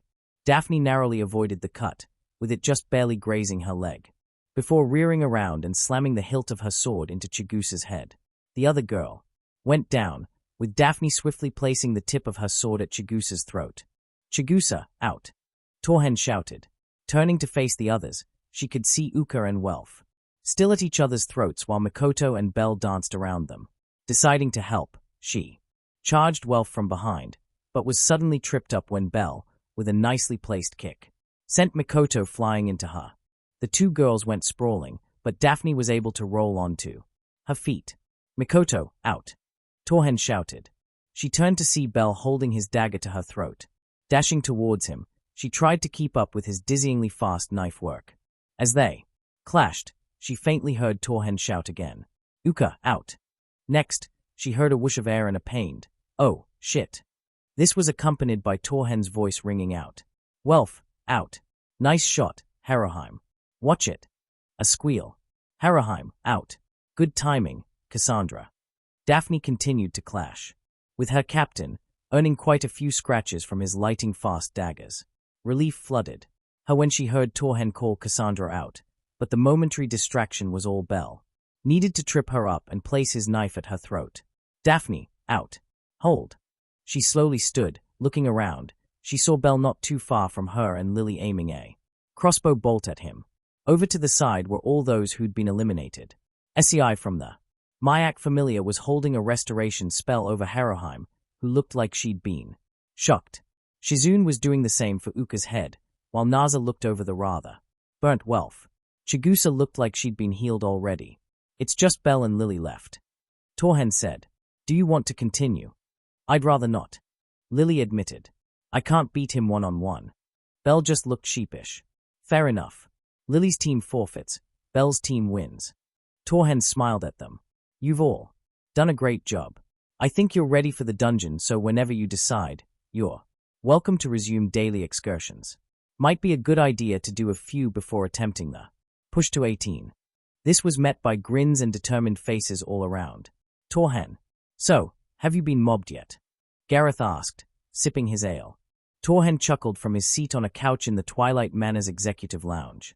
He'd come by to deliver the twins' enchanted gear, but they weren't at the manor, so he'd decided to make use of the time to chat with Finn, Gareth, and Reveria.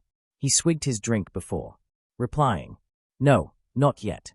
I've kept to the shadows for the last few days, and the only times I go out in public, most seem too nervous to approach. It's the same with us." Finn nodded his head, sagely. "Nobody knows if we'll react badly to being approached, so they keep their distance. Most are quite respectful about it. At least we aren't as bad as Otter." Reveria sniffed, nose in the air. He actively tries to scare people away. "We, at least, are civil when approached by younger adventurers. Honestly, having them keep a respectful distance is kind of nice." Torhen mused. "Back in the old days, I couldn't go 10 feet without someone asking me to deliver this package or find that lost sword, regardless of the fact that I'd saved one city or other from destruction a week before. It's hard to shake the reputation of a mercenary once you have it. Surely saving the world fixed that?" Gareth asked, questioningly. Not in the way you'd think." Torhen said, thoughtfully. "I didn't get anybody just randomly coming up to me in the street asking for help finding some lost bauble, but I couldn't even enter a city without being approached by a guard that was summoning me to meet with the Jarl or Mayor or whoever was in charge, who, of course, would have some request or other that they wanted me to fulfill and thought they had the right to ask because they were in charge. That must have gotten irritating." Finn grimaced. "After a while. The money was good though. City rulers usually pay very well for the services of someone who saved the world. After I became Harbinger and Archmage, the only people asking me to do things personally were the Jarls of Whiterun and Winterhold, along with Queen Elisif and the Emperor." "Well, I suppose you're right about rulers paying well." Finn shrugged. Torhen just smiled and sipped his drink before changing the subject. "Speaking of money, how much are you going to be spending on your next expedition?" "We're not sure yet," Rivera replied. It will be some time before we take on a full expedition. Like our last one, so it's not a major concern, but we have been trying to work on the budget, so we ensure that we have enough. The issue is all the cool things we want to buy from you and the Mayak Familia. Gareth laughed. Finn and Riveria laughed too, till Finn spoke up. Gareth's right. We want to buy more. Adventurer packs, have as many of our people decked out in enchanted gear as possible, and we were discussing doubling the number of potions we ordered for the last expedition. Torhen hummed. Well, in regard to the packs, why not just have anybody who wants a personal 1x1? They are not that expensive, especially with the Alliance discount. Just let your people know that they are for sale, and I'm sure I'll get orders. Same with the potions. And enchantments, really. Everybody will want their own for their normal dungeon runs, so you'd only need to focus on really special things for the expedition. That's true, Finn mused. We could just put out a bulletin to the Familia with the price listing for the packs. Before they could speak further, the door to the lounge opened. Peeking her head in was Tiona, who smiled brightly when she spotted Torhen. Mr. Torhen, she said, happily. Please tell me you're here with presents for us. She bounced into the room, followed by her sister, Tyon. I am indeed. Torhen nodded with a grin. Reaching for his pack on the ground, he pulled out Tiona's dual-bladed sword, Urga. The giddy Amazonian was practically bouncing up and down as she took it. Your Urga is finished. The absorb health and stamina enchantments work perfectly and are fully charged. All you need to do now is try it out. I also have a few enchanted versions of your normal clothes for you to try on. He pulled these out and handed them to the girl. Thanks, Mr. Torhen. She shouted, happily. I'm gonna go try them on, and then I'll go test everything in the dungeon. Wait for me. Tyon shouted after her, before sighing. Not to worry, Tyon. Torhen chuckled. I have yours too. He pulled out her enchanted clothes as well as the 2 daggers he'd made for her. One was enchanted with absorb health and fire damage, while the other had absorb stamina and shock damage. Thank you, Master Torhen. Tyon bowed, before she too exited the room to follow her sister. Torhen could only chuckle in amusement at their enthusiasm. Aon, what did you think? Like it? Sorry it was a bit short this time, but most of what I want to get to needs to wait a little longer. Next chapter should see a segment for Naza. Maybe even some recruitment for Mayak. We'll see. I'll probably do a couple dungeon run segments in the near future. I'm also considering how to handle Rakia and maybe some Oratoria stuff. Not sure. I'd also like to take a bit of a look at Ryu and Mayak and Dien's sect in the near future. Speaking of things I've been thinking about, what do you think of the occasional Omake? Looking at Torhen's past. Like his first kill or joining the companions or something. Like that. They would not be frequent, and I won't include them if you all think it's a bad idea, but I wanted to get your opinion. About Mayak and the Apollo Mansion, you have no idea how shocked I was to see how many of you guessed my plan for it. I've been intending for Mayak to get the mansion since I first decided to renovate the church. Anybody got alias suggestions for Welf, Lily, Chigusa, or Harrowheim? Also, ideas for the name of Mayaka's hospital? I was thinking about referencing Tur-Na. Nog. Maybe Tur-Na Slaint. According to Google Translate, that means land of health. I don't speak Irish, so correct me if I'm wrong. Blue Hospital is also a good one, thank you, Christam, but I'm not dead set on one yet. Please give me suggestions. I need armor, clothing, or weapon suggestions for Cassandra, Daphne, Harrowheim, and Aisha. Please, give me ideas. I've mostly been taking inspiration from Elder Scrolls games and stuff like Baldur's Gate 3, and if you've got suggestions from those or anywhere else, please let me know. About the Sword Oratoria content. I'm debating adding it, but I think it could be interesting. I just need to figure out how. What are your thoughts? I have made up the familiars that Daphne and Cassandra used to be part of since I can't find that info. They are not likely to be mentioned again. For those curious about my side story, A Digital Mother, I'll be posting a chapter for it soon. I'm about halfway done with it, but Hearthfire was my priority, so I wanted to get it out first. Story idea, please take it. A Damachi story focused on the Ganesha Familia being a police force. They already seem to be in charge of city security, so why not do a police kind of story focusing on members of the Ganesha Familia? No bell, AIS, nor any of the main people except in small appearances. Just focused on an OC or some member of Ganesha doing police and security work.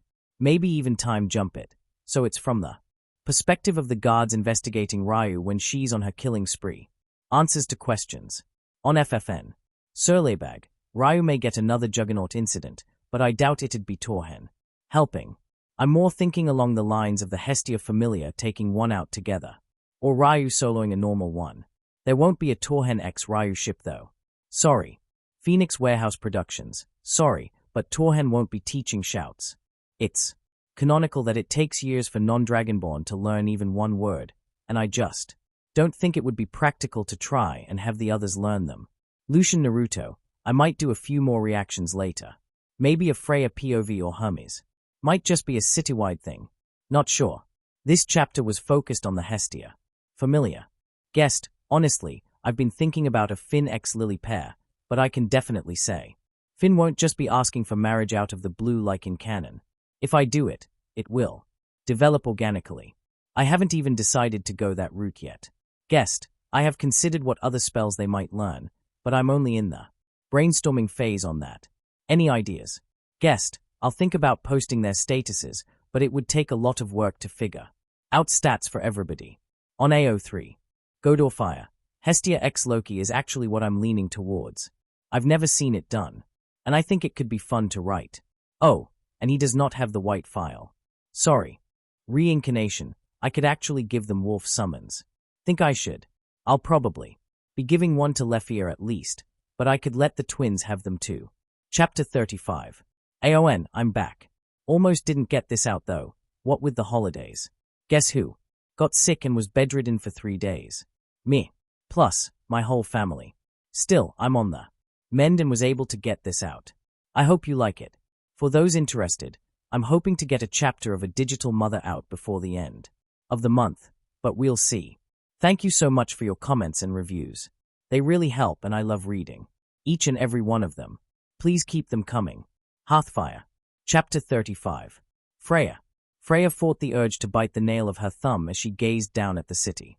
She was unsure of what to do. The balance of power in the city had shifted significantly, and nobody was quite sure where they stood. Hestia had revealed Torhen's level 10 status to the world, and the city was reacting to it in the same way it always reacted to shocking but not world-ending news. Muted chaos. The normal citizens reacted with interest, but it was more along the lines of introducing a new celebrity. They sought information about who, where, how, and why and ate up any possible gossip, but it didn't change their lives in any way. The average adventurer reacted similarly, although many dove headfirst into the dungeon because they were inspired both by Torhen's mere existence and by the rapid advancement of young Belle. The higher-level adventurers suddenly found themselves even further down the totem pole than they had been before. Much to their chagrin, they were pushed even further down when Freya's own Familia returned from their expedition after the war game ended. Her dear children had completed what was probably their most successful expedition, yet thanks to the potions bought from the Mayak Familia. Yet another change influenced by Torhen if her information was correct. Her dear otter had, thanks to some potions, successfully defeated Baylor alone, pushing him to level 8. Meanwhile her vice-captain, a cat person named Alan Fromel had, most unexpectedly, pushed himself to level 7 during the same expedition. This meant that, where previously the reasonably numerous level 5 adventurers were only third on the totem pole of power, they were now 5th. Nobody cared about them anymore. They were all focused on the level 7, 8, and 10 adventurers. The level 6 too, but only because they were curious about which one would hit 7 next. It was almost a return to the days of Zeus and Hera when adventurers at 7 were not uncommon and the best in the city were 8 or 9. As for the guild, they were scrambling. They just had so many things to juggle that the place was in chaos. There was the recent incident with Ishtar, which she supposed she should feel bad about but didn't. Then there was the war game aftermath and Apollo's punishment. Freya had to admit she was impressed by Hestia's viciousness in that regard. Next there was the upended political and martial power structure, which still hadn't quite settled, so the guild was nervous about the near future. They couldn't be sure what anyone would do because None of the people the guild was worried about had a clue on how to act next. On top of all this, they were also dealing with the looming threat of Rakia's next invasion and Dian's sect becoming more and more belligerent about his steadily disappearing clientele. If rumors were to be believed, the Mayak Familia were even going to turn Apollo's old mansion into a competing hospital. Her own worries aside, Freya did love seeing drama unfold. She was also rather rooting for Mayak, actually. His new potions were quite spectacular. The next affected group was the underground. The criminals, kidnappers, murderers, and other ruffians of the city. In this regard, they'd actually gone shockingly silent. What few contacts she had in the underworld reported that there had been some initial discussion on trying to find out what made young Belle advance so fast, but Torhen's existence had turned the Hestia Familia from a tempting target to one that should be avoided at all costs. Nobody wanted to piss off the first level 10 in history. Lastly were the gods. They, the uninvolved ones anyway, reacted with excitement and interest because this had never happened before, and they all loved it when interesting and unexpected things happened. The ones who were interested in advancing a political agenda or increasing the strength of their familia were all vying for either an alliance with Hestia or, for the more ambitious or foolhardy, trying to find a way to seduce Torhen away from Hestia. Unlikely, given his relationship with her captain. Even Freya didn't think she could pull that off without her charm. Maybe even with it. She had no evidence that Torhen would be affected by her charms. Torhen was a demigod, and that was something she'd never really encountered before. No. Had she ever encountered any being from Nirn? Freya honestly had no clue if her charms worked on him, and she was very hesitant about trying it for something that serious. No, she needed to find a reason to meet him first, just to see how he was affected by her presence. Then she could decide if it was worth scheming against him or if she should just cut her losses. Already, she was the odd one out in the new power structure. Loki's children had obviously beaten her to the punch when she wasn't looking because they'd befriended Hestia's children before she'd noticed it. The two groups must have been quite persuasive for Loki and Hestia to put their enmity aside and agree to an alliance. It wasn't public knowledge yet, but she could see the evidence in how they interacted.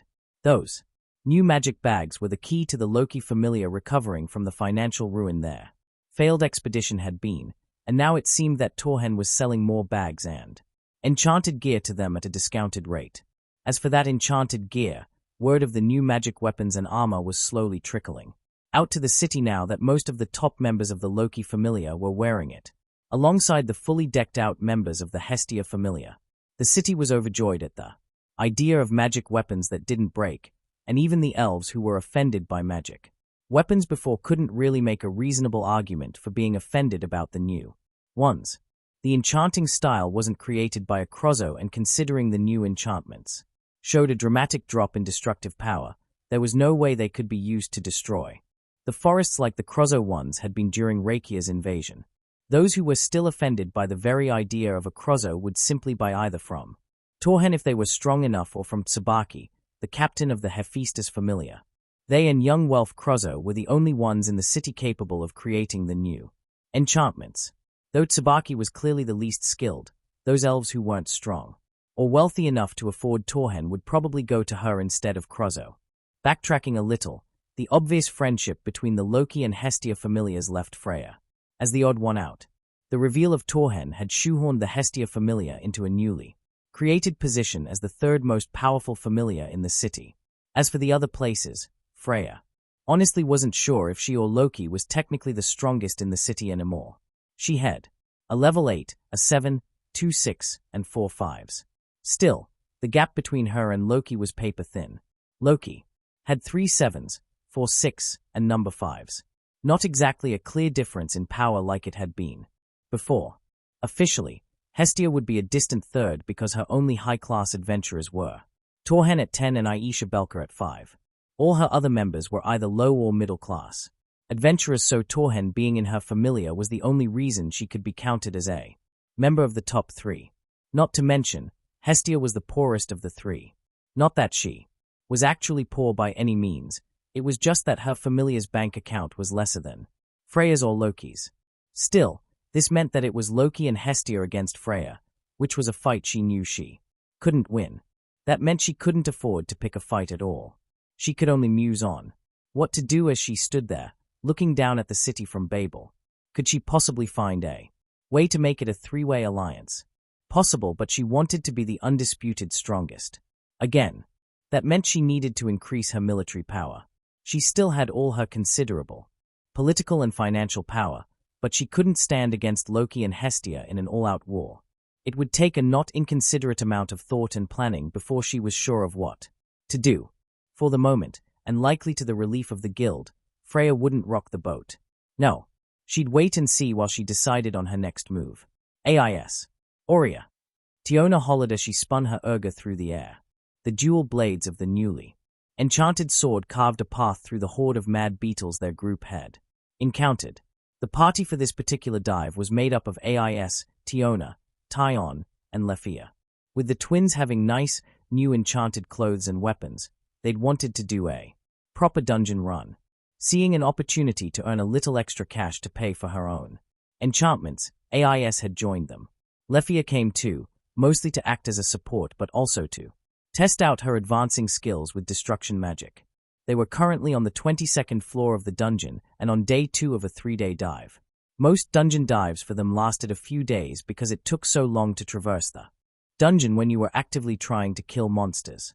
While AIS and her group didn't bother fighting anything on the upper floors that didn't get directly in their way, there was plenty of money to be made by taking out monsters on the middle floors and below, so it had taken them the better part of a day to reach the reconstructed Riviera on the 18th floor.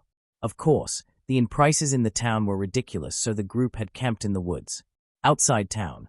They had taken the opportunity to explore the town though. Despite being freshly reconstructed, Riviera still had a fairly ramshackle look to it. Though, it was more organized and laid out better than it had been before the battle with the irregular monster. Rex's Boars had done a really good job in getting the place back on its feet as soon as the dungeon had been opened. Huh. Lefia let out a grunt of effort as she fired a bolt of lightning from her hand. She stood at the back of the formation and the electric blast flew over their heads to hit a gun. Libellula that was gearing up for a shot. They were flying, dragonfly-type monsters that liked to attack from a distance. AIS dashed forward, her sword skewering a mad beetle while Tyon leapt over her head to drive her daggers into the head of another. With a flourish, AIS sliced the last of the horde in half before sheathing her sword. That was so easy, Tiona exclaimed. We're level 6 and on floor 22. Tyon deadpanned. What were you expecting? I meant easier than usual, and you know it. Tiona shot back at her. The twins loved to bicker. I have to admit, Lefia spoke up from where she was stooping to collect a magic stone. I'm having a much easier time on these floors than I usually do. I know I just leveled up to 4, but this is still easier than I was expecting. Well, with Master Torhen teaching you, it's no wonder you're doing better than expected. Tyon replied, distracted from starting another fight with her sister. AIS nodded in agreement. He's an exceptional teacher for practically every discipline and adventurer can think of, she said, her voice slightly less deadpan than it used to be before. She met Bell. He's turned Lily from a supporter with almost no combat skills into a fairly exceptional ranger. For a level 2. Not to mention all the magic stuff he's taught Lefia and Riviera. Tiona added before, turning to the elf. Didn't you decide to start on a new school now that you've moved up to Apprentice Destruction? Lefia smiled. I did. I'm still working on getting the casting right, but soon enough, I'll be able to cast oak flesh in combat. It's the first of what Master Torhen calls the mage armor spells, part of the alteration school. Isn't that one of the schools Riviera is learning?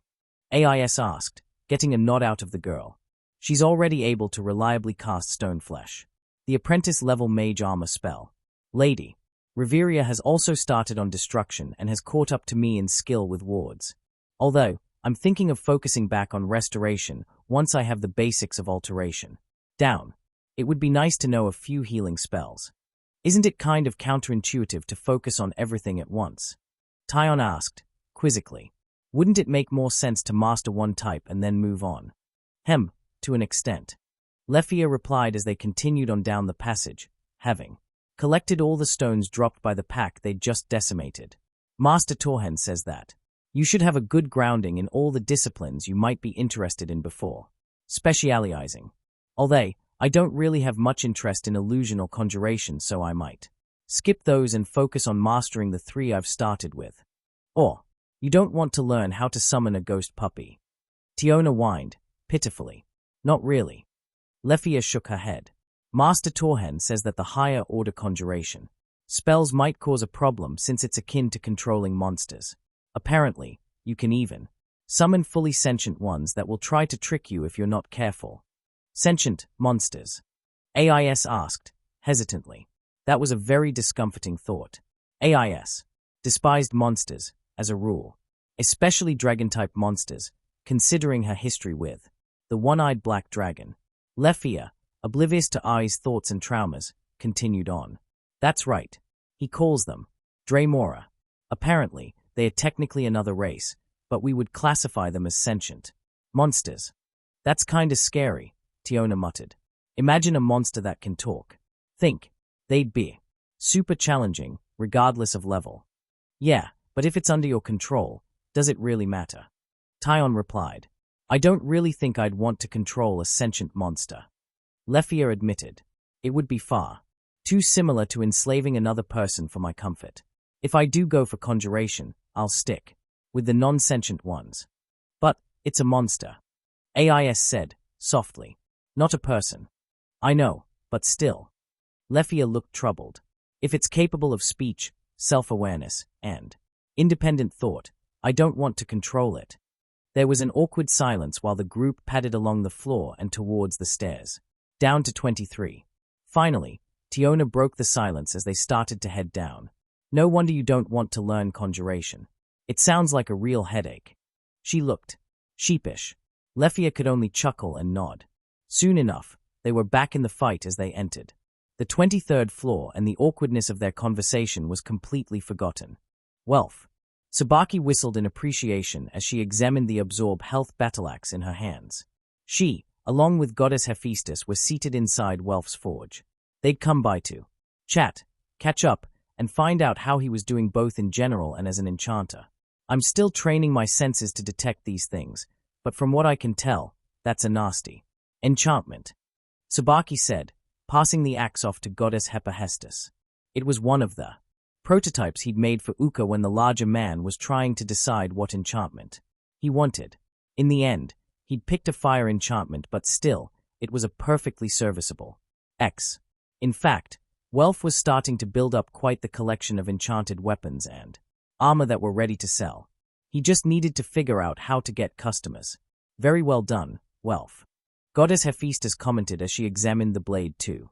She looked beautiful, sitting at a workbench just under the window with her vibrant red hair, obscuring her eye patch as she looked over his work. You could get a pretty high price for this, she concluded as she passed the axe back to him. Thank you, he said, sheepishly scratching the back of his neck as he took the axe from her. Moving away, he placed the axe back on its weapon stand in the back of the forge. Most of his newer creations stayed there for a while before getting moved to the armory. Sitting, he continued to speak. I'd love to start selling them, but there just isn't enough word out about me yet. Everybody who's interested in enchantments is going to go after Torhen. Not to mention, I don't have a space to sell my work. Clients from outside the Familia would have to come to me directly. That is a problem. Tsubaki mused. I actually have a similar issue, myself. My weapons are too good for the lower-ranked adventurers, but my enchanting isn't good enough for the higher-ranked ones, so I can't really sell much. Why not agree to enchant the stuff made by lower-level blacksmiths for an even cut of the profits? Welf asked. You wouldn't make quite as much, but at least it would be marketable, until your enchanting skill is higher. It's not the worst idea in the world. Tsubaki mused, unhappily. Still, I'd rather just not sell anything till my enchanting can keep up better with my smithing. Welf. Goddess Hephaestus spoke up. Why not rent a storefront from me? He turned to confused. You could stock it with your sellable enchanted gear, and one of the clerks in my Familia could man the counter. It would have to be officially licensed by the Hestia Familia, but that would mean Torhen could sell some stuff there too. You wouldn't be the first Familia with crafters to rent space from me. Hey, Welf contemplated the offer. It really wasn't the worst idea in the world. Plus, since Torhen was likely to only take commissions, he'd basically have an entire storefront to himself. He could just post some info for the higher-ranked adventurers to seek out his master, rather than be disappointed by what he had to offer. I'd need to run it by Hestia and Torhen, but it sounds like a good idea. Welf beamed. Thanks to my experiments, I already have a bunch of stuff that's ready to sell. Honestly, I'm starting to run out of room. I can't keep everything in here, and I don't want to encroach on Torhen's space in the armory. Why don't we speak to Hestia? Goddess Hephaestus asked, standing. Soon enough, they were seated around a lounge table with Hestia and Torhen giving their wholehearted approval. It'd be great exposure for us, Goddess Hestia said, happily. Not to mention a considerable bonus for you in terms of income. You'll be able to afford better materials, rather than farming for them yourself. That's true. Torhen nodded. So far, you've been limited to what I've bought or that you've hunted for yourself. This is a good opportunity for you, Welf, and your work is more than good enough to sell. He preened a little at the praise.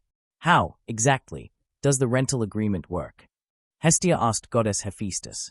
Normally, it's a monthly rental fee for the first year, just to make sure the renter can turn a profit. Goddess Hephaestus replied. I don't exactly see Welf having a problem with that, but I can't exactly show your familiar and favoritism, so we'll stick with the standard contract. Pay for the workers I provide to operate the store will come out of the profits, but they'll man the counter, deal with customers, and keep things organized. Still, it'll be up to Welf to decide what's stocked, what's on display, and how much anything's worth. Considering how new and unique this is though, I'm happy to help you with figuring out the pricing. Thank you, Goddess Hephaestus.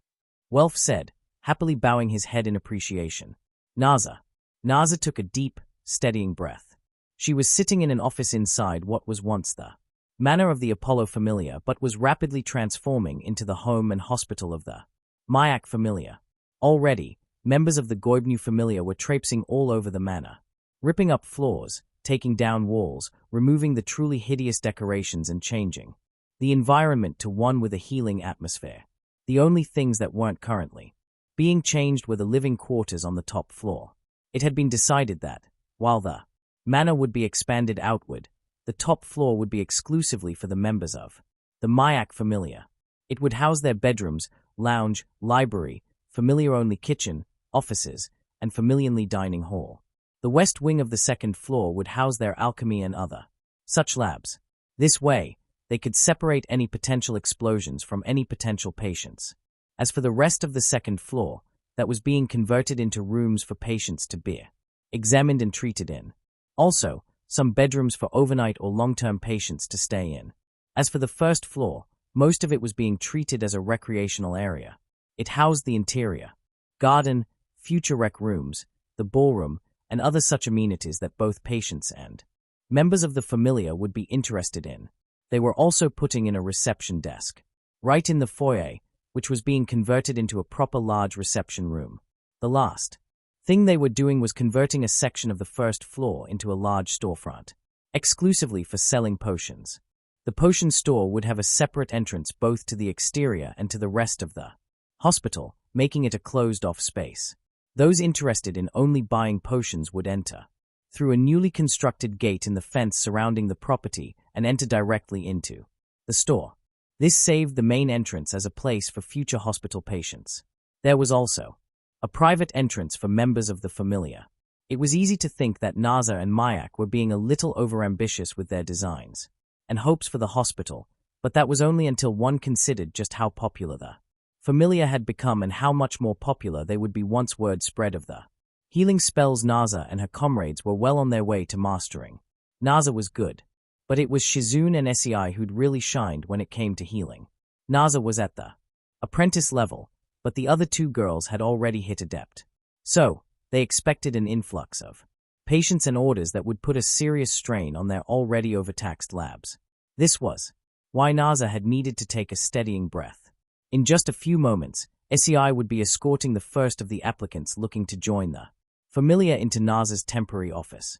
They'd come up with a rather good plan for recruitment, if Naza said so herself. First, they'd put up flyers at all the local inns and taverns, along with the guild. Now, on the day of recruitment, they'd set up a desk at the front gate where Shizune was seated. She'd take down the information of each hopeful before passing them along to Nicholas just inside the foyer, who'd quiz them on what healing or alchemical knowledge they already possessed. Next, Hestia would escort them to Naza with a quick report by Nicholas on their skills. Lord Mayak would sit with her but wouldn't say much. His only job was to ensure that the applicants weren't lying about their intentions. Still, Naza had little doubt surrounding the first applicant. They'd known about him in advance, thanks to Nicholas recommending him. The man was an old colleague of Nick's, who'd fallen on hard times. A knock at the door drew her attention. A moment later, Hestia opened the door. Behind her came an older man with dark skin and white hair. He was a half-dwarf wearing a red vest, cream shirt, a pink bow tie, and tan pants. The vest had an assortment of tools tucked into the various pockets. Still, the first thing she noticed about him was that he wasn't walking.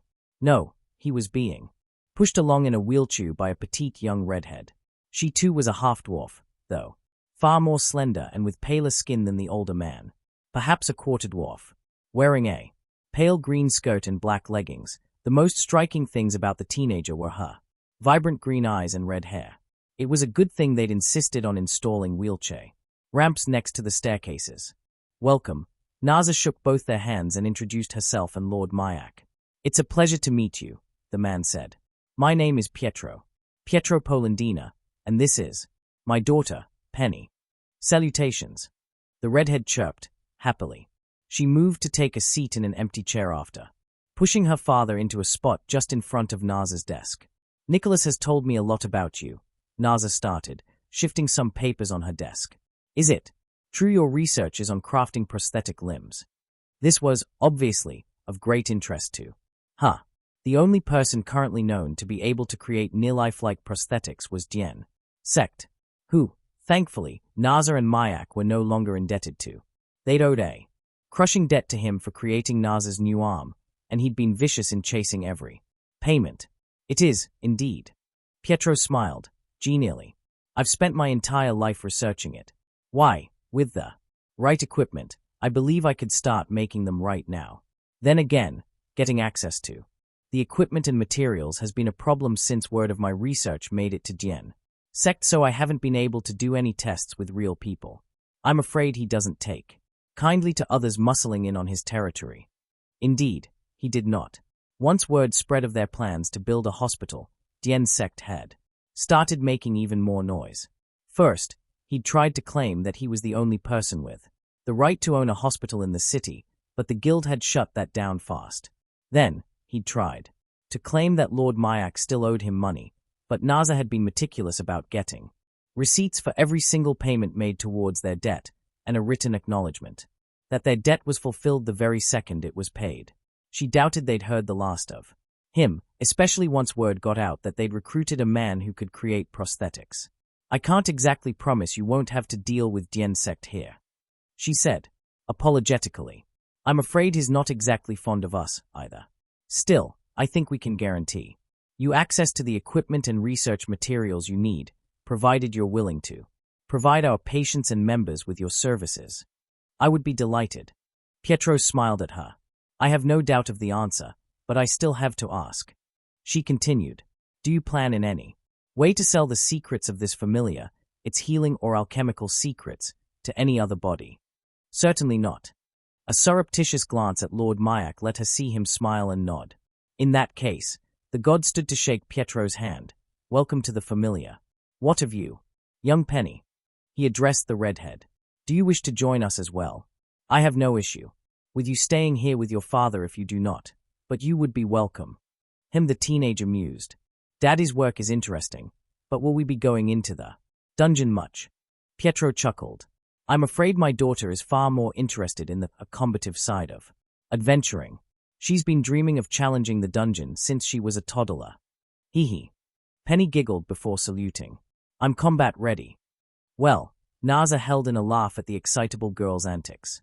"I'm afraid we don't go into the dungeon much. Those who are interested in collecting their own ingredients can, but it's not a requirement. Still, If you're really interested in being a combat adventurer, we can give you a reference to join the Hestia Familia. They are an allied Familia who'll be holding a recruitment drive in the not-too-distant future. They won't be accepting anybody else till then, but we could put in a good word for you. That's the Familia with Mr. Rabbit Foot and the level 10, right? Penny asked, excitedly, bouncing up and down. Naza chuckled and nodded her head, causing the girl to bounce. Some more. You're free to stay here with us and your father until they start recruitment. She added, in the meantime, I'll show you to a lounge we've reserved for the people we accept into the Familia. I'm afraid you'll have to fend for yourselves for a bit, since all our members are occupied. With that, Naza showed the father and daughter pair to the lounge and then sent Isai to fetch the next applicant from Nicholas. She was in for a long day. While not exactly lined up out the door, there were quite a few applicants being interviewed. Unfortunately, the very next applicant was almost certainly a spy for Dien sect. A fairly skilled healer according to his information. Lord Mayak signaled that the man, a human named Kabuto, was almost certainly being deceitful. Even without that, he gave Naza a creepy feeling, so they sent him packing. In the end, they only found 7 applicants they were certain could be trusted. First was, obviously Pietro, who was level 3. Next was an inexperienced young man named Hanataru Yamada, who had been trained under his village healer before making his way to Orario. They would be his first Familia, so he was obviously level 1. The next ones were a group of 2 and 3. The group of 3 was a collection of half-elf sisters named Shinobu, Kani, and Kanao Kocho. They were mostly interested in alchemy and potion making, although, at level 2 and 3 respectively, Shinobu and Kani were fairly experienced fighters who would likely make occasional runs through the dungeon. Kanao, the youngest, was not much of a fighter yet and more focused on learning alchemy than anything else. The last was a group of 2. The elder was a rather accomplished level 2 doctor named Angela Ziegler, a beautiful, blonde elf. The other was her young protege, a level 1, blue-haired cat person named Wendy, who, herself, was carrying around her pet kitten, a white cat she called Carla. All in all, Naza thought recruitment had gone very well indeed. Once the renovations were finished, they could open up the hospital and eventually knock Dien sect off his pedestal. Now, if only they could agree on a name for the hospital. AON, recruitment for Mayak. What do you think? Acceptable? Remember, these are references only, not the actual characters. They will primarily serve as background characters for scenes involving the Mayak Familia. I may have them recruit a few generic people off-screen to serve as nurses and whatnot. Not sure yet. Welf gets a store. I'll show that opening soon enough. It won't be a prominent thing. Just a way to get his lower-level enchantments out to the public. Torhen will mostly be by commission. What did you all think of the scene with AIS and her party?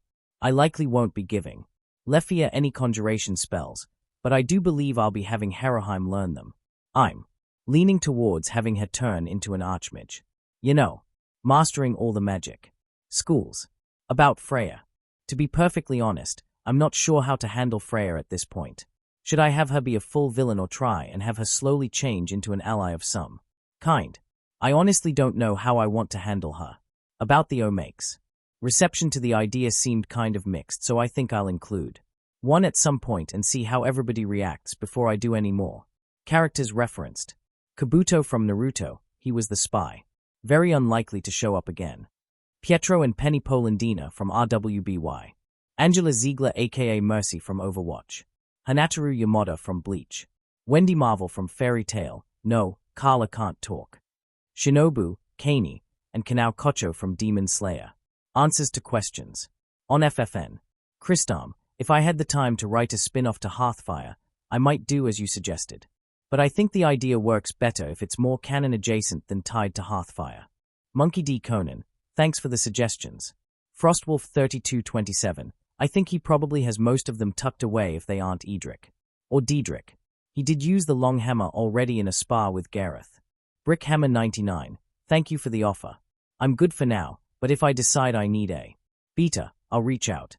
Also, Welf and Lily would be cute, but I'm set on a Welf X. Hephaestus pairing. I see what you mean about her and Finn though. Something to consider.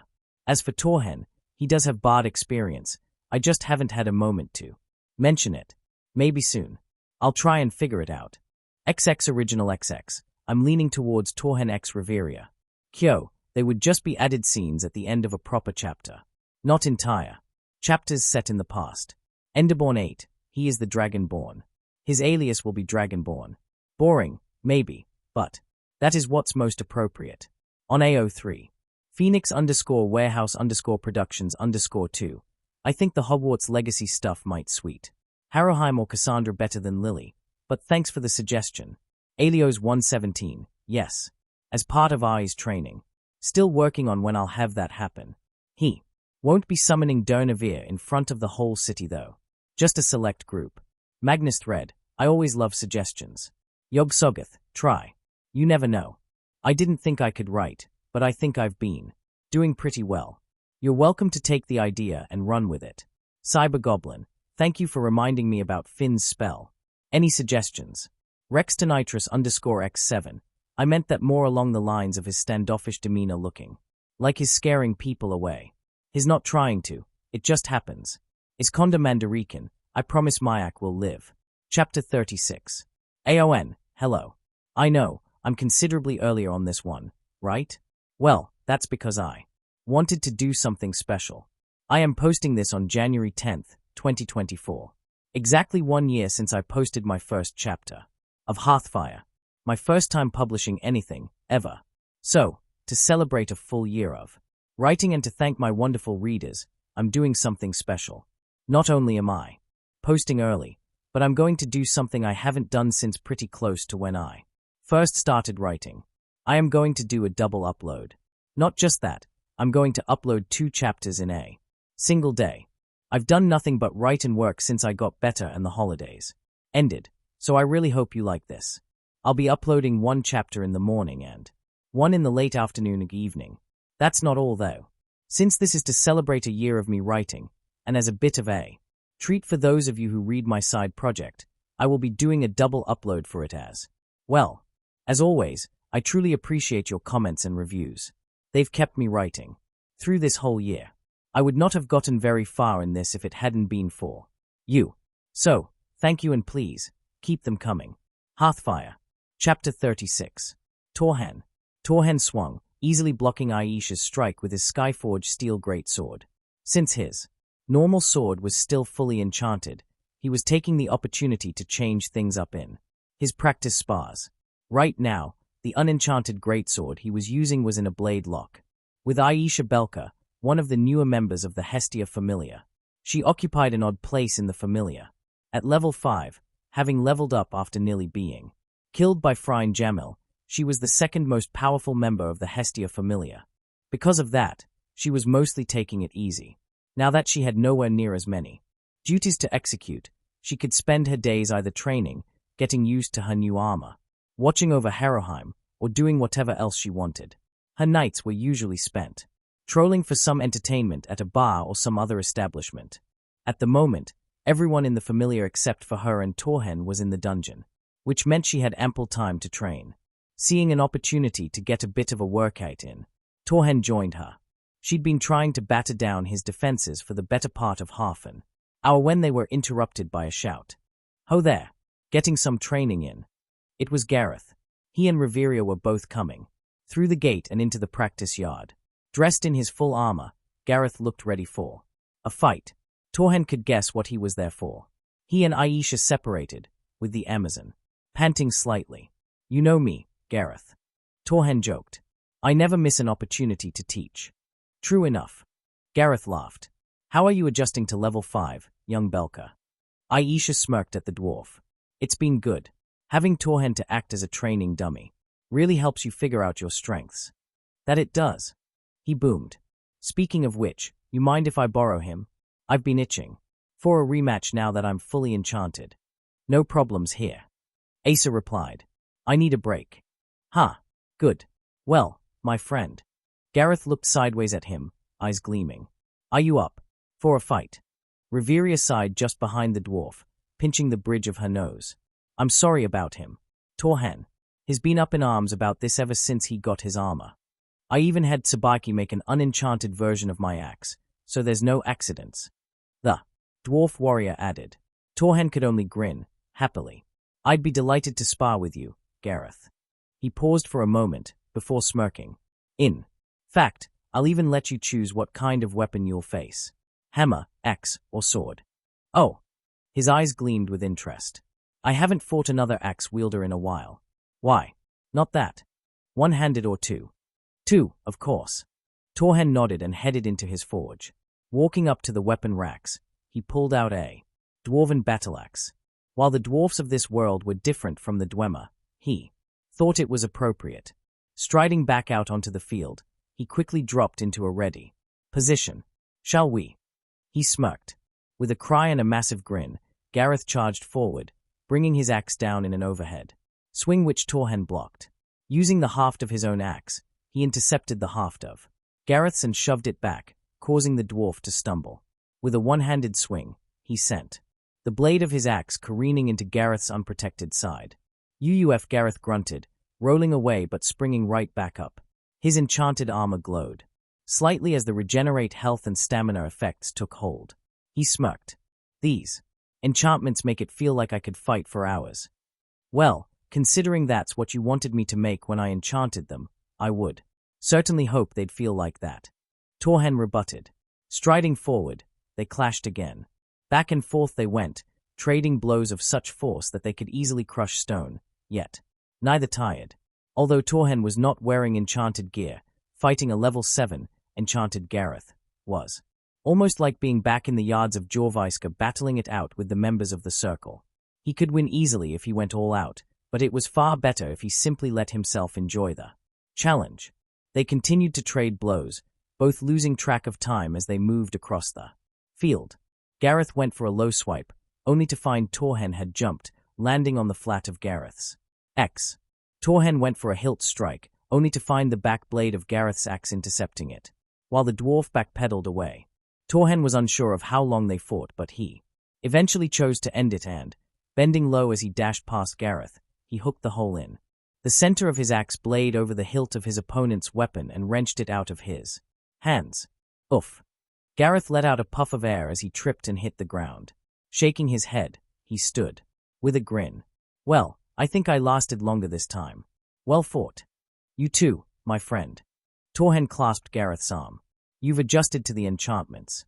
Well, spending any time in the dungeon. Of course. I went on a bit of a solo run to test everything out once I got my axe back. Made it all the way to 25 before I had to turn back, because I ran out of time. While they were talking, Riveria was walking over from where she'd been sitting at the side of the yard. Are you two done hitting each other over the head with sharp objects? She asked once she was closer to them. Huh? Gareth let out a brief guffaw. Yes, we're done. He's all yours. Turning away, the dwarf shouted to Aisha, who was still loitering around the yard. Oi, Amazon, you up for a match? Oh, you're on, old man. Aisha replied with a feral grin, seizing her sword. Did you need something? Torhen asked Riveria as the two walked away from the yard. Yes. She nodded. I was hoping to purchase a few low-level spellbooks from you, so that some of our other spellcasters can begin learning Tamrielic magic. It's proven to be extraordinarily effective in the dungeon. Lefia and I have been able to fight much more effectively and consistently. Before, we would hang back and let the others fight while we prepared spells, but now we can participate in the battle and save our larger magic for when it's truly needed. Ah. Torhen nodded in understanding. He'd been wondering when that would come up and had been using his spare time to make a few extra books. The two sat while he replied. I have a few ready to sell, so that's no problem. The only ones I don't have are the conjuration books. I'm still a little leery of letting them get out because of the summoned monster aspects. She asked, understanding his hesitation. Torhen nodded. The issue came down to the laws of Orario. Firstly, the few monster tamers that were actually able to control their monsters were forbidden from keeping them anywhere near populated areas. Second, the idea that someone could just summon a monster anywhere wasn't a concept the people were used to dealing with. Lastly, was that any form of necromancy was extremely forbidden. Although, I suppose there are a few conjuration spells I could let into the pubic. He mused. There are variations of the familiar spell that would be acceptable, as well as the bound weapon. Skills. I doubt I'll be letting anyone summon Atronax until I'm sure they are trustworthy. That would probably be best. Reveria nodded in agreement. Torhen smiled at her. I'll prepare those and have them all ready in a couple days. Is that all right? Of course. She agreed. Switching subjects, Torhen asked, how's your training coming along? She smirked at him and, raising one of her hands, shot out a powerful lighting bolt which struck a nearby dummy. Torhen whistled in appreciation. Nicely done. Soon enough, you'll be able to cast Chain Lightning and I'll need to re-enchant your staff. It's possible, but I would prefer to focus on mastering the basics of all the disciplines before advancing to Adept. I can already feel my progress slowing a little as I improve. Torhen nodded. I expect things will slow to a crawl once you hit Adept or maybe Expert. With your natural aptitude and experience with magic, it's mostly just getting used to the new method that's holding you back until you reach the higher levels. Yes, that is what I've come to expect as well. All these spells are quite useful though, so I'm enjoying adding so much diversity to my skill set. I've never gone on a solo dungeon run. Until just recently. Just knowing I have a shield and armor thanks to the wards and stoneflesh makes me feel so much more well-rounded as an adventurer. If you're going to pick up Conjuration, you should probably brush up on your skill with a blade. Bound Dagger and Sword are two of the only novice Conjuration spells I'm willing to let go. Torhen could swear he was hallucinating, but it almost seemed like Reveria was pouting. I believe I will stick to the familiar spell, thank you very much, she said, a little haughtily. Haraheim. Huh. Haraheim grunted as she cast Firebolt. The ball of flame flew from her hand and impacted a bad bat that was flying above the party. She was on the 12th floor with the rest of her new familiar, save for Aisha and Master Torhen. Haraheim was almost giddy when she considered how her life had changed. Before, she spent her days locked in her room dreading the day Phryne gave her a customer that wouldn't care that she didn't want to be touched, that wouldn't care if she passed out. Thankfully, her dear friend Aisha had been there to defend her. More of a sister than anything, really. Now, she was in a familiar she loved with people she loved but wasn't sure she would ever see again. Mikoto, Uka and Chigusa. Her dearest friends from childhood. Only happy memories of that time, really. They had found her. They had done all they could to free her, and now she could live an adventure with them to her heart's content. What is more, since joining the Hestia Familia, she had vastly increased her power. It used to be that her only ability was temporarily boosting the level of other people, but now, she could actually participate in combat. She was even helpful. With the aid of Master Torhen, she had begun to expand her spell list to an absurd degree. She now knew every novice and apprentice spell in every school save for Conjuration and the healing spells. She did know a couple Conjuration spells, but not all of them. What is more, she had new, proper adventuring gear and a staff of Thunderbolt for emergencies. New clothes consisted of a lovely red tunic made of a sturdy material with padded black shoulders, dark pants, boots, and a deep red mage cloak. She still liked to wear a kimono when she wasn't adventuring, but it wasn't exactly the most protective clothing in the world, so she'd had proper adventuring attire made. Her fellow mage, Cassandra, specialized in healing magic and was wearing a dark blue set of light leather armor and a cape not dissimilar to that worn by Lady Reveria of the Loki Familia. She also had a staff, though it was a powerful restoration one. Aside from her, Aisha, and Cassandra, the newest member of the Hestia Familia was Cassandra's girlfriend. Either way, her name was Daphne. She had new armor too. Instead of the uniform she'd been wearing, she now possessed a set of hardened leather armor with some strategically placed patches of chainmail and a brand new, elegant rapier. They'd all been training like crazy to both improve and become used to working with each other, which meant that now, on their first dungeon dive since she joined the Familia, they were working like a well-oiled machine. They'd worked on improving their individual skills and their teamwork, leading to them memoizing various formations and battle tactics. Right now, on the 12th floor, they had assumed a good formation for their encounters. At the front of the party was Uka, serving as a primary tank. Along with him, serving as secondary tank was Welf, the smith who'd made all their new gear. In the next row were Cassandra and Haraheim herself. Their job was to provide support to the front row. Cassandra with healing, magic, and Heraheim with attack magic. The third row was Vice Captain Lily and Chigusa, who were both archers. Vice Captain Lily would call out patterns or strays and call out targets for both Heraheim and the members of the final group. Ostensibly as part of the second row, Captain Bell and Mikoto spent most of the battle swiftly, maneuvering around the field, taking out enemies with lightning-quick strikes. The captain could easily weave in and out of the others with his superior speed and mobility, and while Mikoto was slightly slower, she was nearly as deadly. Speaking of Mikoto, she finished off a hard-armored, the last of the pack, with a flourish. They all took a moment to breathe before sharing grins across the board. They'd made steady progress from the first floor, and the others had all been very considerate of Heraheim's inexperience with actual combat. When the Ishtar Familia took her into the dungeon, they would just make her stand at the back and use her level boost spell, so she wasn't used to real combat. Everyone, take a few minutes to rest, Captain Bell said in an authoritative voice. Heraheim let out a sigh and leaned against a large boulder. She felt her oak flesh spell flicker and die as she slid to the floor. Despite how nerve-wracking and exhausting the day had been, she was having fun. She was adventuring with her friends, old and new, and was genuinely helpful. Looking up, she could see Cassandra holding a minor healing spell over Welf's outstretched arm. He'd been bitten by something, but it was mostly superficial. "How are you holding up, Heim?" Mikoto asked, coming to sit on the floor next to her. "I think I'm all right," she replied with a smile.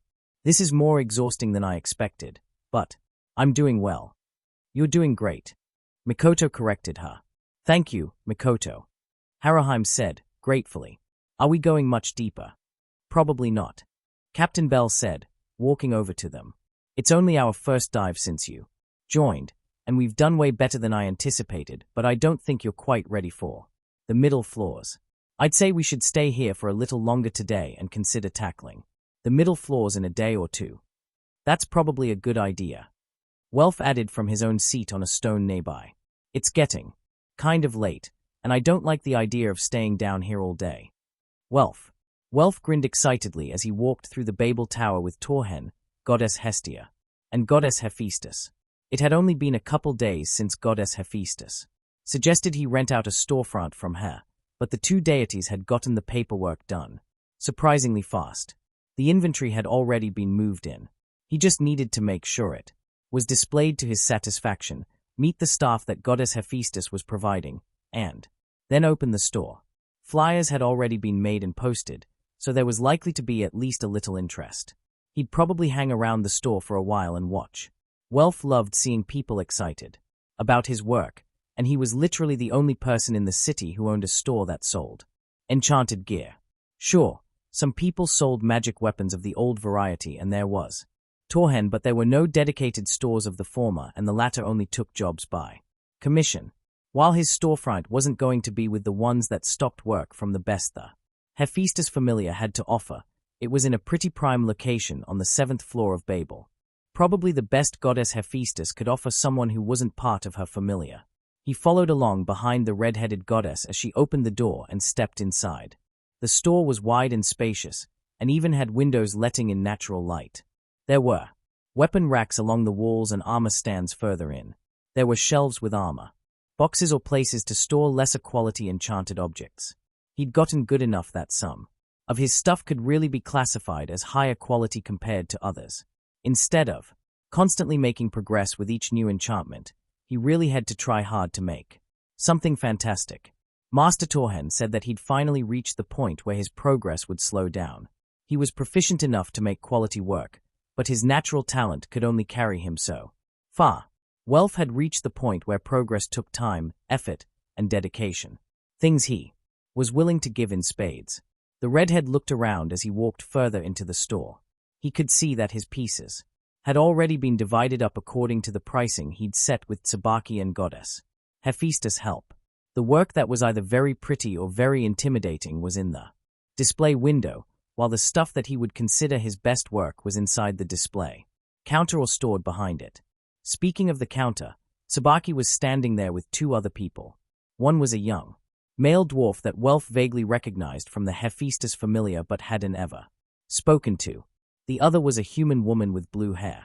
They were both dressed in very sharp-looking clothes, giving them a professional air. "Heya, Welf." Sabaki called to him. "What do you think?" She gestured around the store. "It's perfect." Welf replied with a huge grin. "Good. Come here, let me introduce you." She gestured to the two people with her. Starting with the dwarf, she said, "This is Batson. He's in charge of making sure your inventory is well kept. You know, dusted, polished, all that." "Nice to meet ya."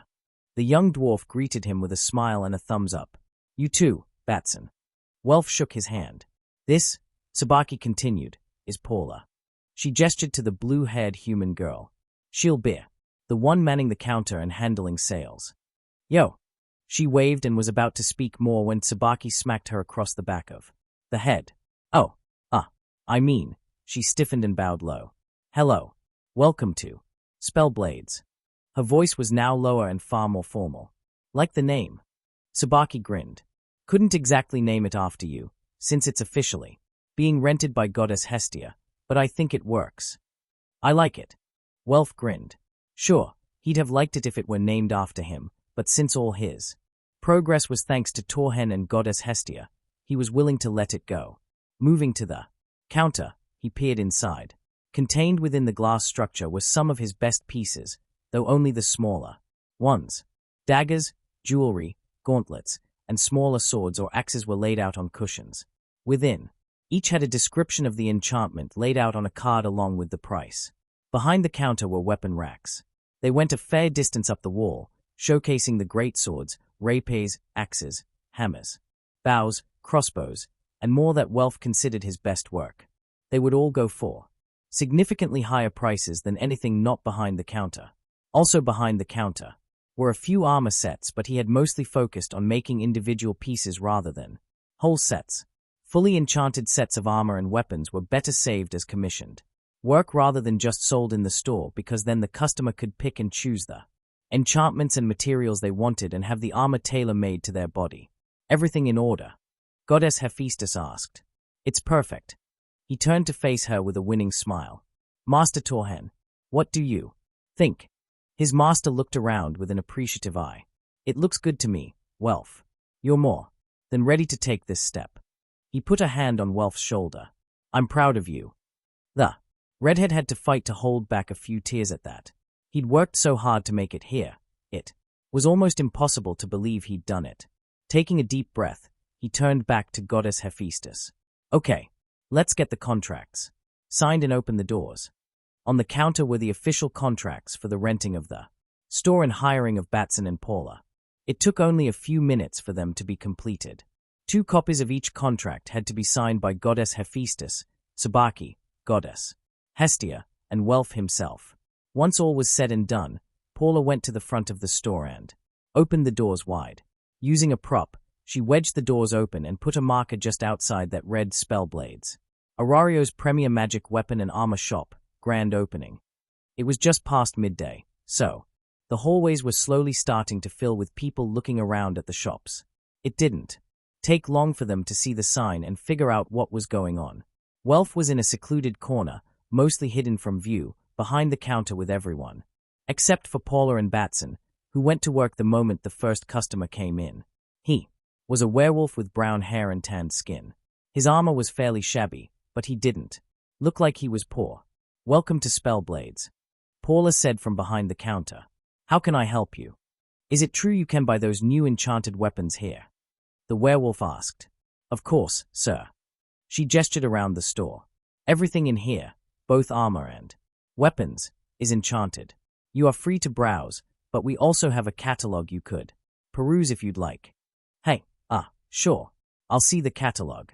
Paula pulled a large, leather-bound book from behind the counter and set it in front of the werewolf.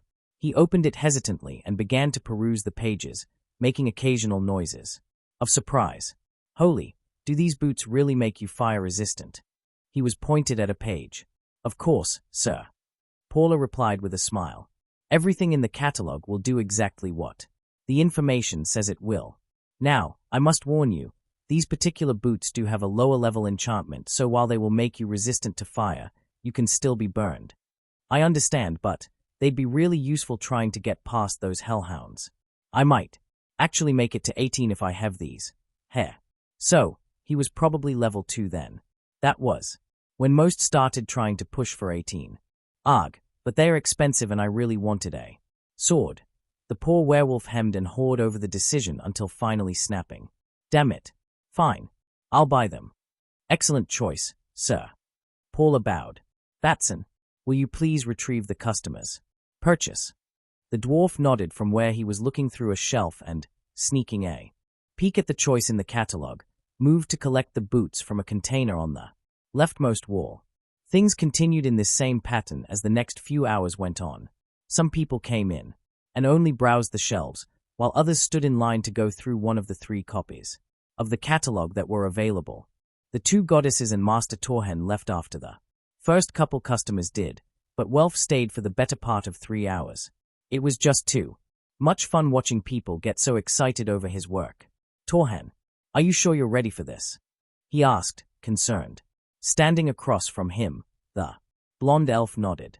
She was dressed in her adventuring gear with her leafy green hood drawn up over her head and an adventurer pack over her shoulders. The pack was a gift from him, while her wooden sword was slung at her side. I think I am as ready as I will ever be. Ryu said, voice shaky. I do not know how Lady Astrea will react to my presence, but I have to see her again. I cannot move on until I do. The 2 of them, along with Belle and Syr, were standing to one side of the road next to Orario's eastern gate. It was near midday, so the road and gatehouse were packed with travelers and carts moving in and out of the city. Adventurers returning from a trip out of the city, merchants coming to buy or sell their goods within the walls, hopefuls entering the city for the first time in search of fame, fortune, and adventure.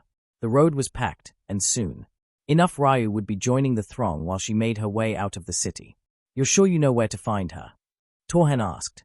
She nodded again. I spoke to Esfi, and she convinced Lord Hermes to find her for me. What information he could gather says she was last seen in Solingen. Solingen was a smithing city to the far east of Orario. It would probably take the girl a decent amount of time to get there and come back. To Torhen's right, Belle spoke up. I'm sure Goddess Astrea will be happy to see you, Ms. Ryu. She offered him a smile, but Torhen could tell she didn't quite believe him. To his left the waitress, Syr, bolted forward and pulled the elf into a hug. Despite stiffening slightly at the sudden contact, Ryu returned the embrace. She wasn't like the other elves in that she despised all physical contact with non-elves, but that didn't mean she was comfortable with something so sudden, even from what was probably her closest friend. I'll miss you. Torhen barely caught Syr's whisper. He hadn't interacted with the young waitress much, but something about her always struck him as a little off. Still, she didn't seem threatening, so he never pried into it. I'll miss you too, but don't worry. I'll be back. Ryu whispered back to her before pulling away. You should go. Mamau MIA won't be happy you're ditching your shift to say goodbye to me. She's already upset that I'm taking so much time off. The silver-haired girl nodded, wiping away a tear. With one last quick hug, she dashed off towards the hostess. Do you know what you'll say to her once you arrive? Torhen asked, quietly. The elf shook her head. I've been trying, but nothing sounds right. Maybe I'll think of something while I'm out on the road. Torhen offered her a smile. I've always found wandering the wilds has a clearing effect on the mind. Perhaps it will help you too. Good luck, Ms. Ryu. The Hestia Familia will be eagerly waiting for you to come back. Belle said. Thank you, Belle. Ryu smiled at him. Of course, just because she had gotten what she needed from Astrea didn't mean she could just join a new familia. Officially, she was still blacklisted and wanted for murder. Even though the guild knew where and who she was and wouldn't punish her, she couldn't just start being an adventurer again. Torhen would spend the time she was gone trying to formulate a plan to clear her name. Maybe they could fake the Galewind's death. That was the alias she was known by. He'd have to speak with Aina and give it some more thought. With a few more goodbyes and words of encouragement, Ryu finally turned away from them and joined the line heading out of the gate. Torhen sent Belle off, back to the hall, but he stayed there a while longer to watch the people. He liked people watching. It was relaxing. Plus, since most of the people were either too busy trying to get out of the city or too new to the city to know who he was, He wasn't being stared at or accosted by anyone. He saw a young couple arguing as they moved in through the gate. They were dressed in travel clothes, but what was interesting was that they had pots and pans dangling from their packs. While not at all unusual for travelers to have cooking utensils, the sheer number caught his attention. I'm telling you, that recipe won't work. Stop making weird combinations, Tamako. The red-headed man said, stubbornly as they passed by Torhen's spot. It will. The brunette woman replied. You just lack imagination. She had what looked like a piece of dried squid hanging out of her mouth. They passed out of earshot, and Torhen didn't hear the rest of the conversation. He went back to watching the gate. There was a Hume bunny that looked like a merchant arguing with the Ganesha Familia guards. Up on the wall, it looked like one of the other guards was falling asleep until he was nudged by his comrade. Closer to the ground again, he could see a werewolf family. The father was trying to calm a screaming toddler while the mother was wiping snot off the nose of another child. The eldest child, who looked to be about 9, was talking excitedly with a large weretiger adventurer who had a claymore strapped to his back. Suddenly a loud, young, female voice cut through the chatter. Penny. Coming through the gate was a young girl, a Cianthrope, perhaps 15, with dark red hair that got lighter as it reached the tips of her hair, ears, and tail. She was dressed in black, but with a long red cloak. Behind her was a blonde human girl, also a teenager, who was wearing a leather jacket of some kind and a yellow skirt. The Cianthrope was waving wildly at a redhead in a green skirt that was standing closer to the gate than Torhen. Ruby. The girl Torhen presumed was Penny shouted, Salutations. She practically launched herself through the air, tackling the other girl. Torhen heard a painted oof followed by the Cianthrope moaning out whyyyy in a pained wheeze from where she was pinned beneath the redhead. Penny, can you not crush my sister? The blonde human asked. Torhen turned away from the gate then, making his way leisurely back to the hearthfire. Hall. Aon, there we go. What did you all think? You like it? Please leave a comment and let me know your thoughts and opinions. Ryu finally leaves to see Astria. I know, she's still kind of in trouble and I haven't set up anything to fix it, but I figure I'll handle that once she's back. She will join the Hestia Familia.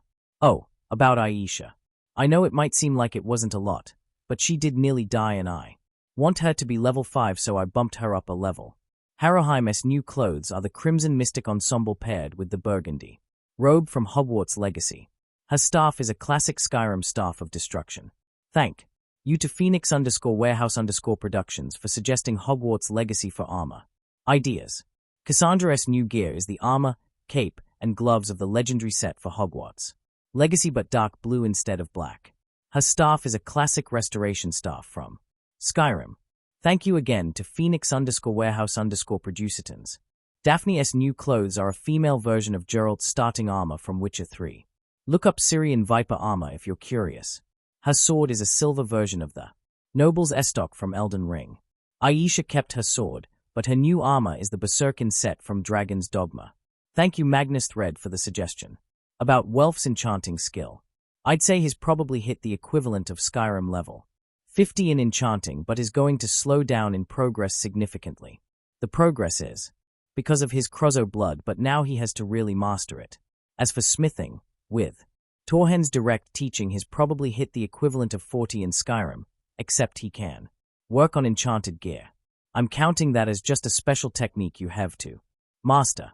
As for Tsubaki, I'd say she's probably a level 70 smith, but only a level 15 to 20 enchanter.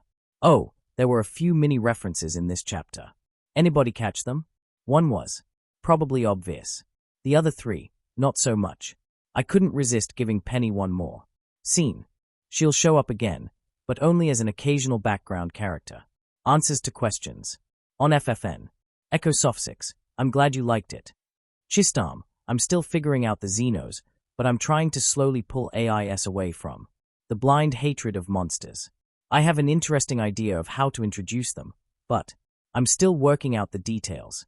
Masked Keeper, I suppose I do need a villain, but most arcs have a dedicated antagonist, so I'm not sure yet. Hazik Safari, thanks for the recommendation. I may just go with Blue Hospital since that would be easier to type than Ospedale Gorm. I'll keep it in mind though. Last primaries. We will get there eventually, but I may handle it in a way nobody expects. Still deciding, but I suppose I do need to take a look at Alduin soon. Extella Knights, thank you for the suggestion. Bayezakaiser, thank you. Monkey D. Conan, got any suggestions for other characters to show up? Guest, I've introduced reference characters to RWBY, Fairy Tail, Harry Potter, Bleach, Demon Slayer, Overwatch, Naruto, and Saint's Magic Power. Also, added in this chapter are small references to Knights and Magic, Drugstore in Another World, and Food Wars. On AO3. Boss Tundra, I love Penny too. Phoenix_Warehouse_Productions_2, thank you for the recommendation. It helped me figure out a few things. Key Warhen, thank you for pointing out my spelling error. I think I fixed it. Water_Merchant, I'm still trying to figure it out. For now, I think I'll go with a cold war kind of situation, but I'm not totally sold yet. Magnus Thread, Penny deserved better, and she will get better. Oh, thank you for the suggestions. Zebralord23, did you see? Right at the end of this chapter. Casey_Sven, frenemy is an interesting dynamic. I'll consider it. Chapter 37. AON, here's the second chapter for the anniversary celebration. I hope you like it. I do. A little more setup for the next arc or two. I'm glad you liked the last chapter, and I hope you enjoy this one just as much. Please keep the reviews, comments, and questions coming. I love them all and really appreciate you leaving them. P.S. I have a lot of notes at the end of this, along with questions and requests. Please take a look. Hearthfire. Chapter 37. Reveria. If anyone who didn't know Reveria well were to look at her in the moment, they would be both shocked and totally unsurprised. Unsurprised because she was reading a book on magic. As one of the most powerful mags in the city, possibly the world, it was only natural she would be reading about magic. It is where she was doing so that would, perhaps, be a surprise. She was, at present, lounging on the couch in Torhen's study on the top floor of Hearthfire Hall, dressed in an unenchanted, casual version of her new clothes but minus the cloak. She was leaning against one of the arm rests with one leg stretched out along the length of the couch and the other curled beneath her. On a small table next to her lay an elegant yet simple glass filled with golden liquid. This was, of course, a glass of Torhen's special honey mead, a drink she'd become rather fond of since the man first let her try it. Reveria wasn't much of a drinker, but the mead was quite delicious, and this batch had a very low alcohol content. Also on the table were several books, some of which she had finished. All of them had been pulled from the shelves that lined the walls of the study. In her hands was a copy of Reality and Other Fossils, which was a book on the alteration and illusion, branches of Tamrielic magic.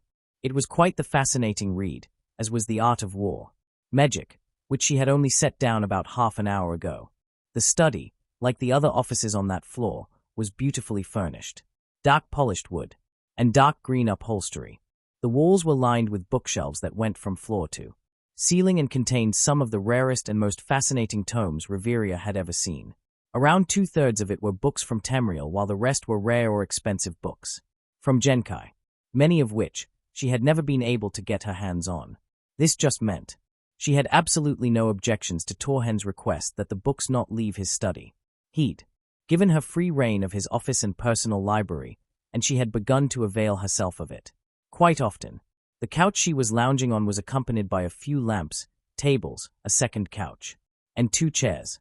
At the back of the study, under the large window, was Torhen's desk. The man himself was sat there, quietly reading a book on the history of Orario. She'd come by a few times to check out a book or two, but that day was only the second time she'd just hung out in his office reading all day. They'd spent the day sitting together, reading and enjoying a companionable silence. Not that they didn't talk at all, of course.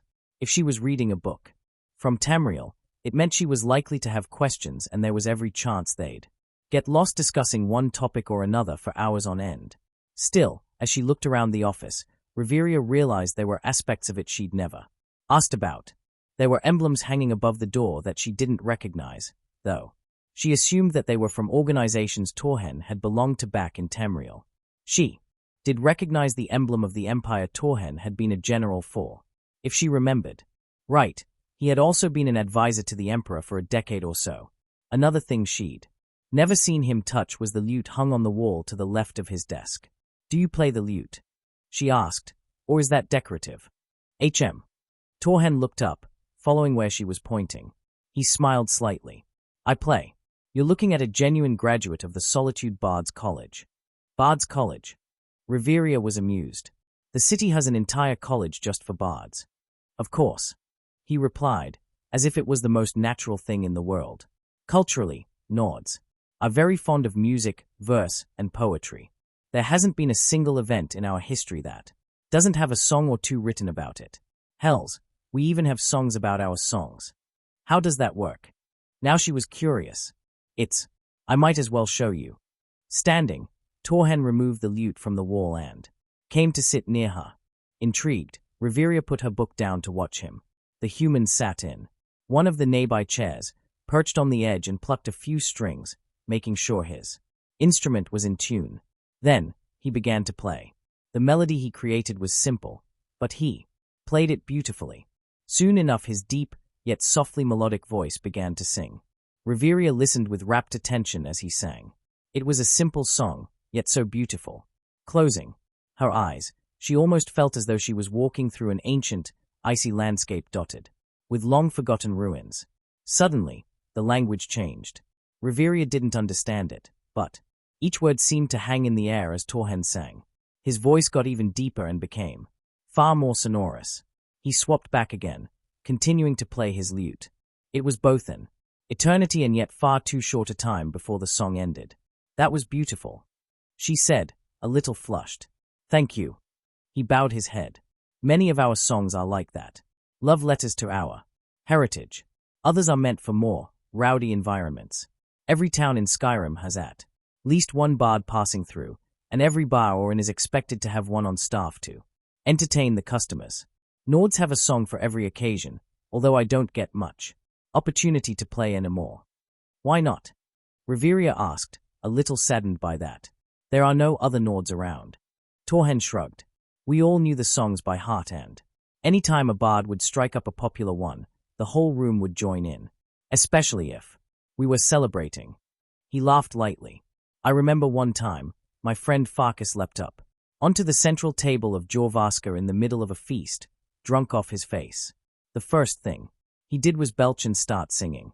The rest of us were so drunk, by the third verse the whole was up on the table singing with him." Riveria snorted into her hand, trying to contain her laughter. She could see it, not his friend. She had no idea what Farkas looked like, but she could imagine a younger Torhen up on a table singing drunkenly. Bell sighed and scratched his nose while staring down at the papers on his desk. The white-haired teen loved absolutely everything about being an adventurer except one thing that was tied to him being the captain. If he wasn't captain, he wouldn't have to deal with the menace of paperwork. Not that he really had much in the grand scheme of things. Not compared to Captain Finn, anyway. No, he usually only had to spend 1 day a week doing paperwork while the captain of the Loki Familia had to do at least a little every single day. Bell was grateful for that, but also knew his workload would get significantly higher once they recruited more members. Speaking of which, the papers he was going over were a report on their plans for an upcoming recruitment drive. Now, Bell wanted to properly reach the 18th floor with their current members before they began recruiting, but they were very close to being ready to make such a push. A few more days of training and lighter dives at most, so it was important that they finalize their plans. He went over the details in his head as he read the report. Flyers would be posted on the guild board and in a few popular bars or restaurants in town. 2 or 3 days before the recruitment began, those had already been printed and were ready for distribution. On the actual day, they had devised a series of stations that the potential applicants would pass through. Considering the soaring reputation of the Hestia, Familia, and the revelation of Mr. Torhen's existence, Bell expected a huge turnout. That thought made him happy. Back to the plan. On the actual day, hopefuls would first be met at the gates. They'd give their basic information to Lily, who would be manning the desk along with Cassandra, Chigusa, and Haroheim. Then they would be brought to the training grounds. Seating would be provided since they'd be there a while. While there, they would be tested for their combat ability. That would be led by Master Torhen. He, Aisha, and Daphne would each observe a different candidate sparring with either Welf, Uka, or Mikoto. It wouldn't be a very long spar, since they expected a huge turnout, but it would be enough to gauge their combat ability. Then, they would be escorted into the hall itself where they would meet with Bel and Goddess Hestia. That was where the real difficulty lay, making sure the people who joined had good intentions. Anybody who wanted to join just so that they could say they were part of the same Familia as the level 10 adventurer would be rejected immediately. Only those who wanted to join the Hestia Familia because they loved being an adventurer would be considered. Of course, they still hadn't determined how many they would accept. The hall could only hold so many after all, even if they were expanding. Speaking of which, Bel turned his attention to the next paper. It was a notice from the Goibnu Familia, letting him know that they'd received payment for the materials and would begin the expansion within the week. That was good news. Despite how new Hearthfire Hall was, it was about to get cramped. They'd always intended on expanding, but Bel hadn't expected it to be so soon. Now he turned to the budget report. As treasurer, Lily prepared one for him every time there was a significant shift. They were making a lot of money. Their winnings taken from Apollo had paid for the renovations, and the adventuring team had been making good amounts of money in the dungeon, but it was their investments that were really paying off. Master Torhen was donating a percentage of his earnings from his enchanting business, which was showing a slow increase in sales with the members of the Loki Familia approaching him. Welf had agreed to donate a percentage of his earnings, both in commission and from the new store, but that had only been open a couple days, so the donations hadn't started yet. Goddess Hestia's contributions were the highest by far. She now owned nearly half of the food stalls in the city, not to mention a few other minor establishments, including a restaurant she'd built that would be having its grand opening soon. It was quite a bit more upscale than somewhere like the Hostess, but that just meant they would likely only eat there as a familia for major celebrations. Back to the investments. Goddess Hestia had divided up her earnings.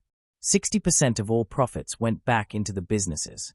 20% was given to the familia, and 20% was for Goddess Hestia's personal use. All this together meant that they were doing very well. Their expenses were very low. Although Bel was considering adding one thing to them. Last time he'd eaten at the Hostess, SYR had mentioned that she volunteered at an orphanage on Daedalus Street. Bel hadn't gotten the chance to visit yet, but he had considered donating to the orphanage on a regular basis. In fact, if any of the orphans wanted to be adventurers, maybe it would be a good idea to have them join the Hestia Familia. He'd need to run the idea by Lily, Master Torhen, and Goddess Hestia, but Bel liked it. Turning away from the budget report, he sighed. Paperwork really did suck. Tyon sat bolt upright, panting and dripping with sweat. Damn, she thought. That dream. Again. She sifted to sit sideways on her bed. Moonlight was filtering in through the window. It couldn't be any later than 3 or 4 in the morning. The Amazon had been having the same dream every night for a week. Of the arena. Back when she was a member of the Kali Familia. Tyon and her sister were born in Telski Ura, a nation controlled explicitly by the Kali Familia, which they were inducted into at birth. From a young age, members are forced to fight to the death over and over. It was a nightmare, yet for some reason the members of the Familia never even considered trying to leave until she and her sister had had enough. To their immense surprise, Kali had let them go without a fuss. They'd wandered towards Orario, and eventually joined up with the Loki Familia. They'd never looked back. Both Tyon and Tiona loved their Familia. They had become a huge, extended family that neither twin would trade for the world. Tyon had even fallen in love with the captain. Of course, they both still had nightmares of their time with Kali. Tyon stood up and could hear her sister muttering in her sleep, since the two shared a room. She felt exhausted. The dark-skinned young woman hadn't gotten a restful night's sleep in a week. There were bags under her eyes, and she felt tired all day. Nor was she completely sure what had triggered the nightmares. It was getting to the point where she was seriously considering letting her sister knock her out, just to get a few hours of uninterrupted sleep. Though, she did have one more option before resorting to that. Once the sun rose, Tyon made her way out of Twilight Manor and wound her way across the city to the new home of the Mayak Familia. She and Tiona had both become acquainted with Naza and Shizun thanks to their purchasing of potions for personal use. AIS had introduced them. Tyon could only hope they had something to help her sleep. If not, she'd check with Amid at the Dien sect Familia, but if she didn't have anything either, Tyon was stuck with the knocking out option. The building that once housed the Apollo Familia was still under construction, but thankfully, the new potion store was already open. Tyon made her way through the gate and up the path, pushing the door open as she went in. It was still fairly early morning, so she was the only customer. Welcome to the Blue Pharmacy. Tyon didn't recognize the person behind the counter. It was a young man with dark hair, wearing a white lab over a black ensemble. Probably a new recruit. How can I help you? He sounded nervous. Anaza or Shizun in? I'd like to talk to one of them. The dark-skinned woman tried not to sound grumpy, but damn it, she was tired. Ah. He stuttered, fidgeting slightly before bowing. I will retrieve them for you at once. He shouted before turning and almost fleeing out of the room. He didn't get 2 steps before he tripped over his own feet and went sprawling. Hanataru, a blue-haired, female cat person, came running into the room, obviously intending to help the young human, but she too tripped over herself, sprawling on the floor next to him. Seriously? Naza's exasperated voice said, before the woman herself trudged into the room. It was loud for her, but not a shout. Naza always sounded sleepy, so it was more like she sounded awake in this one instance. Awake and irritated.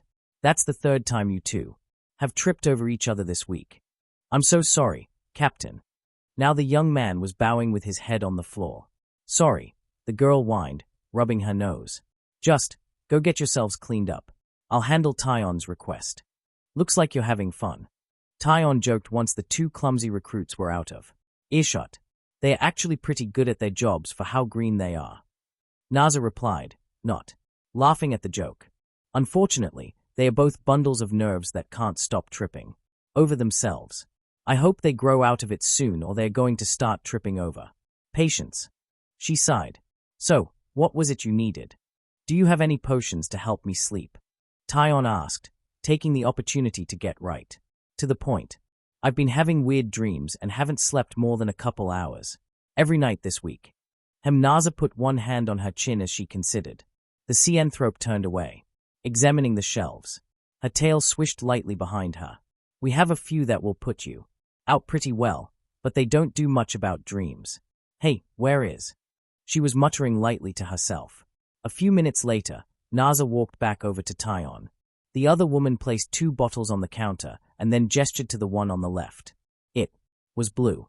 This one is proven to put just about anybody to sleep for a good 6 to 7 hours, but it doesn't do anything about dreams. Now she pointed to the other, which was red. This one is still experimental, but our tests have been promising. No lingering side effects or anything like that from what we can determine. If it works as intended, it should give you a full night of completely dreamless sleep. So, which one should I buy? Tyon asked, a little confused. I'll sell you the one that I know will knock you out, but I'd really appreciate it if you'd try the other one first. Free of charge. Just tell me how it goes, so we can figure out if it's ready for market. Tyon stared at the bottles for a second before pulling out her wallet. She was more than happy to be a guinea pig if it meant she had a chance of sleeping through the entire night without dreaming of the arena. Hestia. Hestia took a steadying breath before entering the Donatus chamber. Her days since the war game had been hectic, and the other gods were starting to get on her nerves. See, she'd found herself suddenly thrust into the position of 3rd most powerful god in Orario. Sure, on paper, she was leagues behind Loki and Freya, but by sheer virtue of having Torhen as one of her members, she had skyrocketed into the position. Not that she didn't have the money or political clout to hold on to it, of course. She treated things differently than both Loki and Freya. They poured their resources into their familiars, which was all well and good, but they had very few sources of revenue beyond what their familiars brought in from the dungeon. Hestia didn't do that. No, she diversified. She used her money to buy up or invest in businesses. This gave her, and her familiar, a steady source of income outside of the dungeon. Indeed, it would be next to impossible for a single bad expedition to nearly cripple them like it had Loki. She'd even opened up a fancy, upscale restaurant Her head and Sue's chefs had arrived in the city a couple days ago, so they were set to open that night. She would be celebrating the conclusion of Donatus there with her Familia in a private dining room, but she was expecting quite the turnout for the restaurant proper. As for political clout, that was partially thanks to Torhen and partially thanks to her high-level friendships. Hephaestus, obviously. Her connection with Loki was slowly becoming public. Then there was Myak, who had also been suddenly thrust into a position of influence and power. As his only official ally, Hestia was in a very good position. This, unfortunately, led to her being bothered by a multitude of other gods. Some wanted to schmooze up to her in an attempt to further their own agendas. Others wanted alliances where a few short months ago they openly mocked her for how poor she was.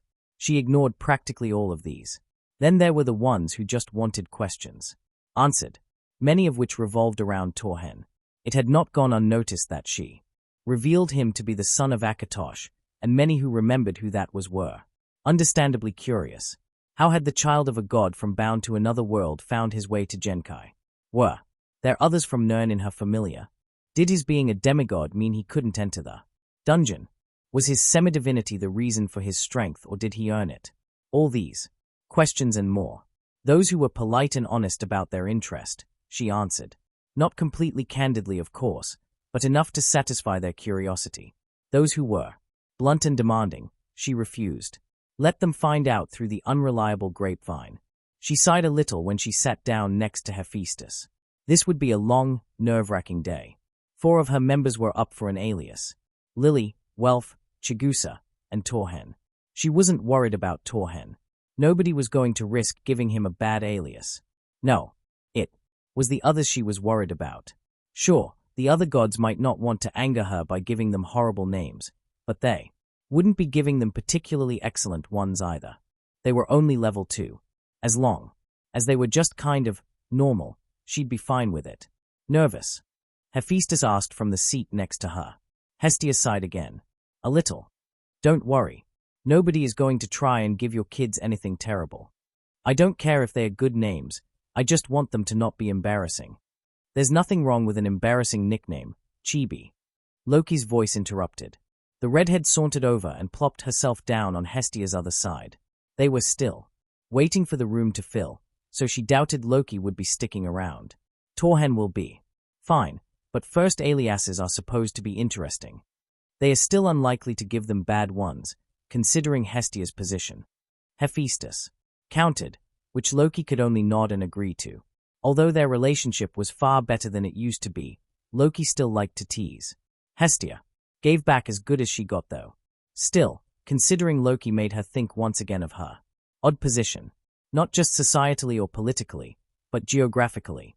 Loki's twilight manor rested on the very outskirts of the city, towards the north. Meanwhile, Freya's Folkvanga lay next to the southern wall, on completely opposite sides of the city, which usually meant they kept the peace. Loki and her people kept to the north, or at least just didn't wander too much. In the south of the city, and Freya's people did the same with the north.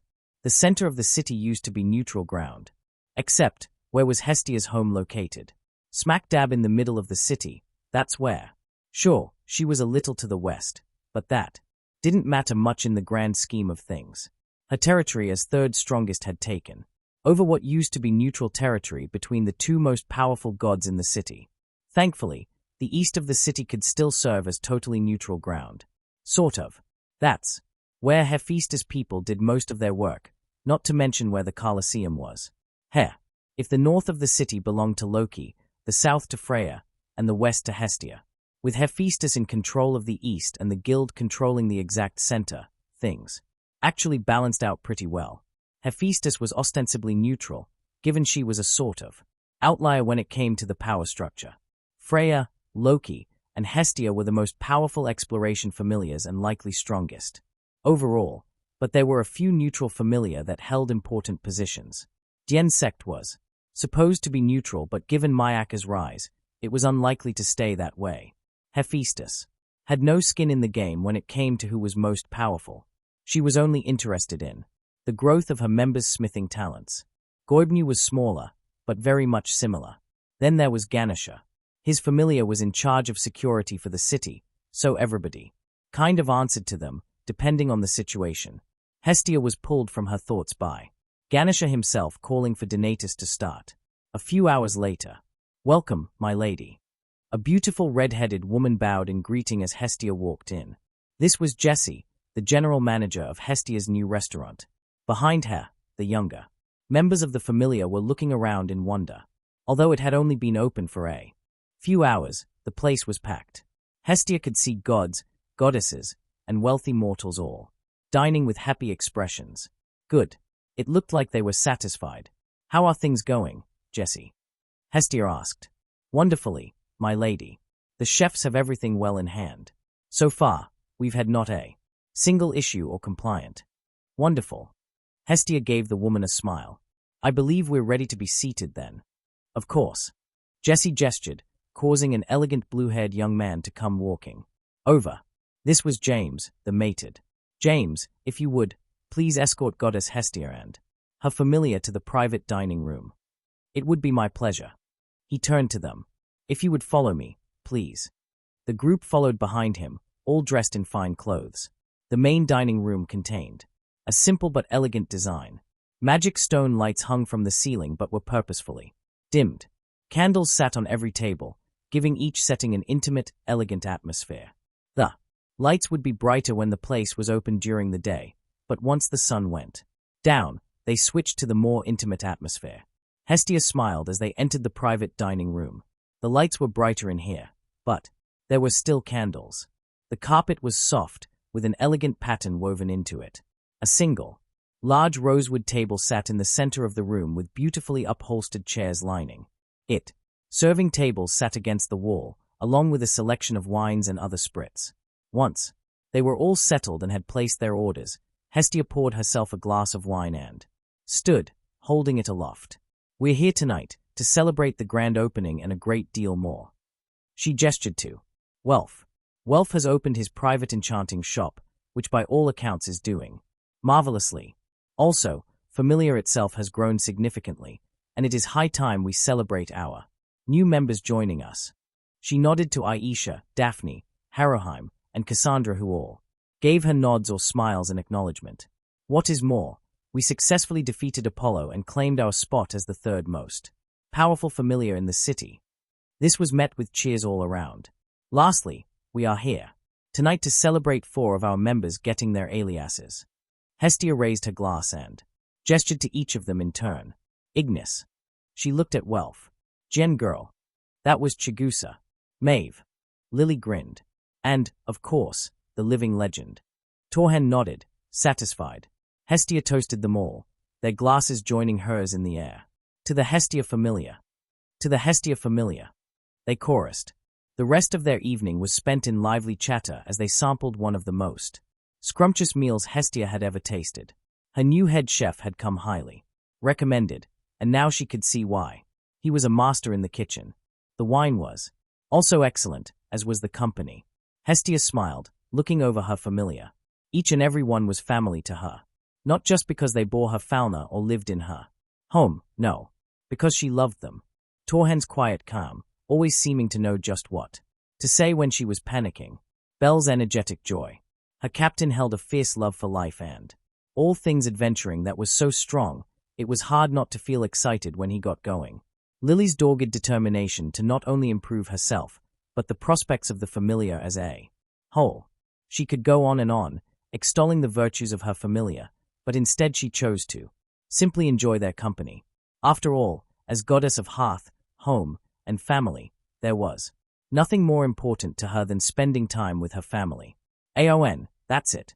Happy 1 year of writing in Hearthfire. Thank you all so much for reading and reviewing my work. Oh, and barring any complications, you should be getting another chapter this month.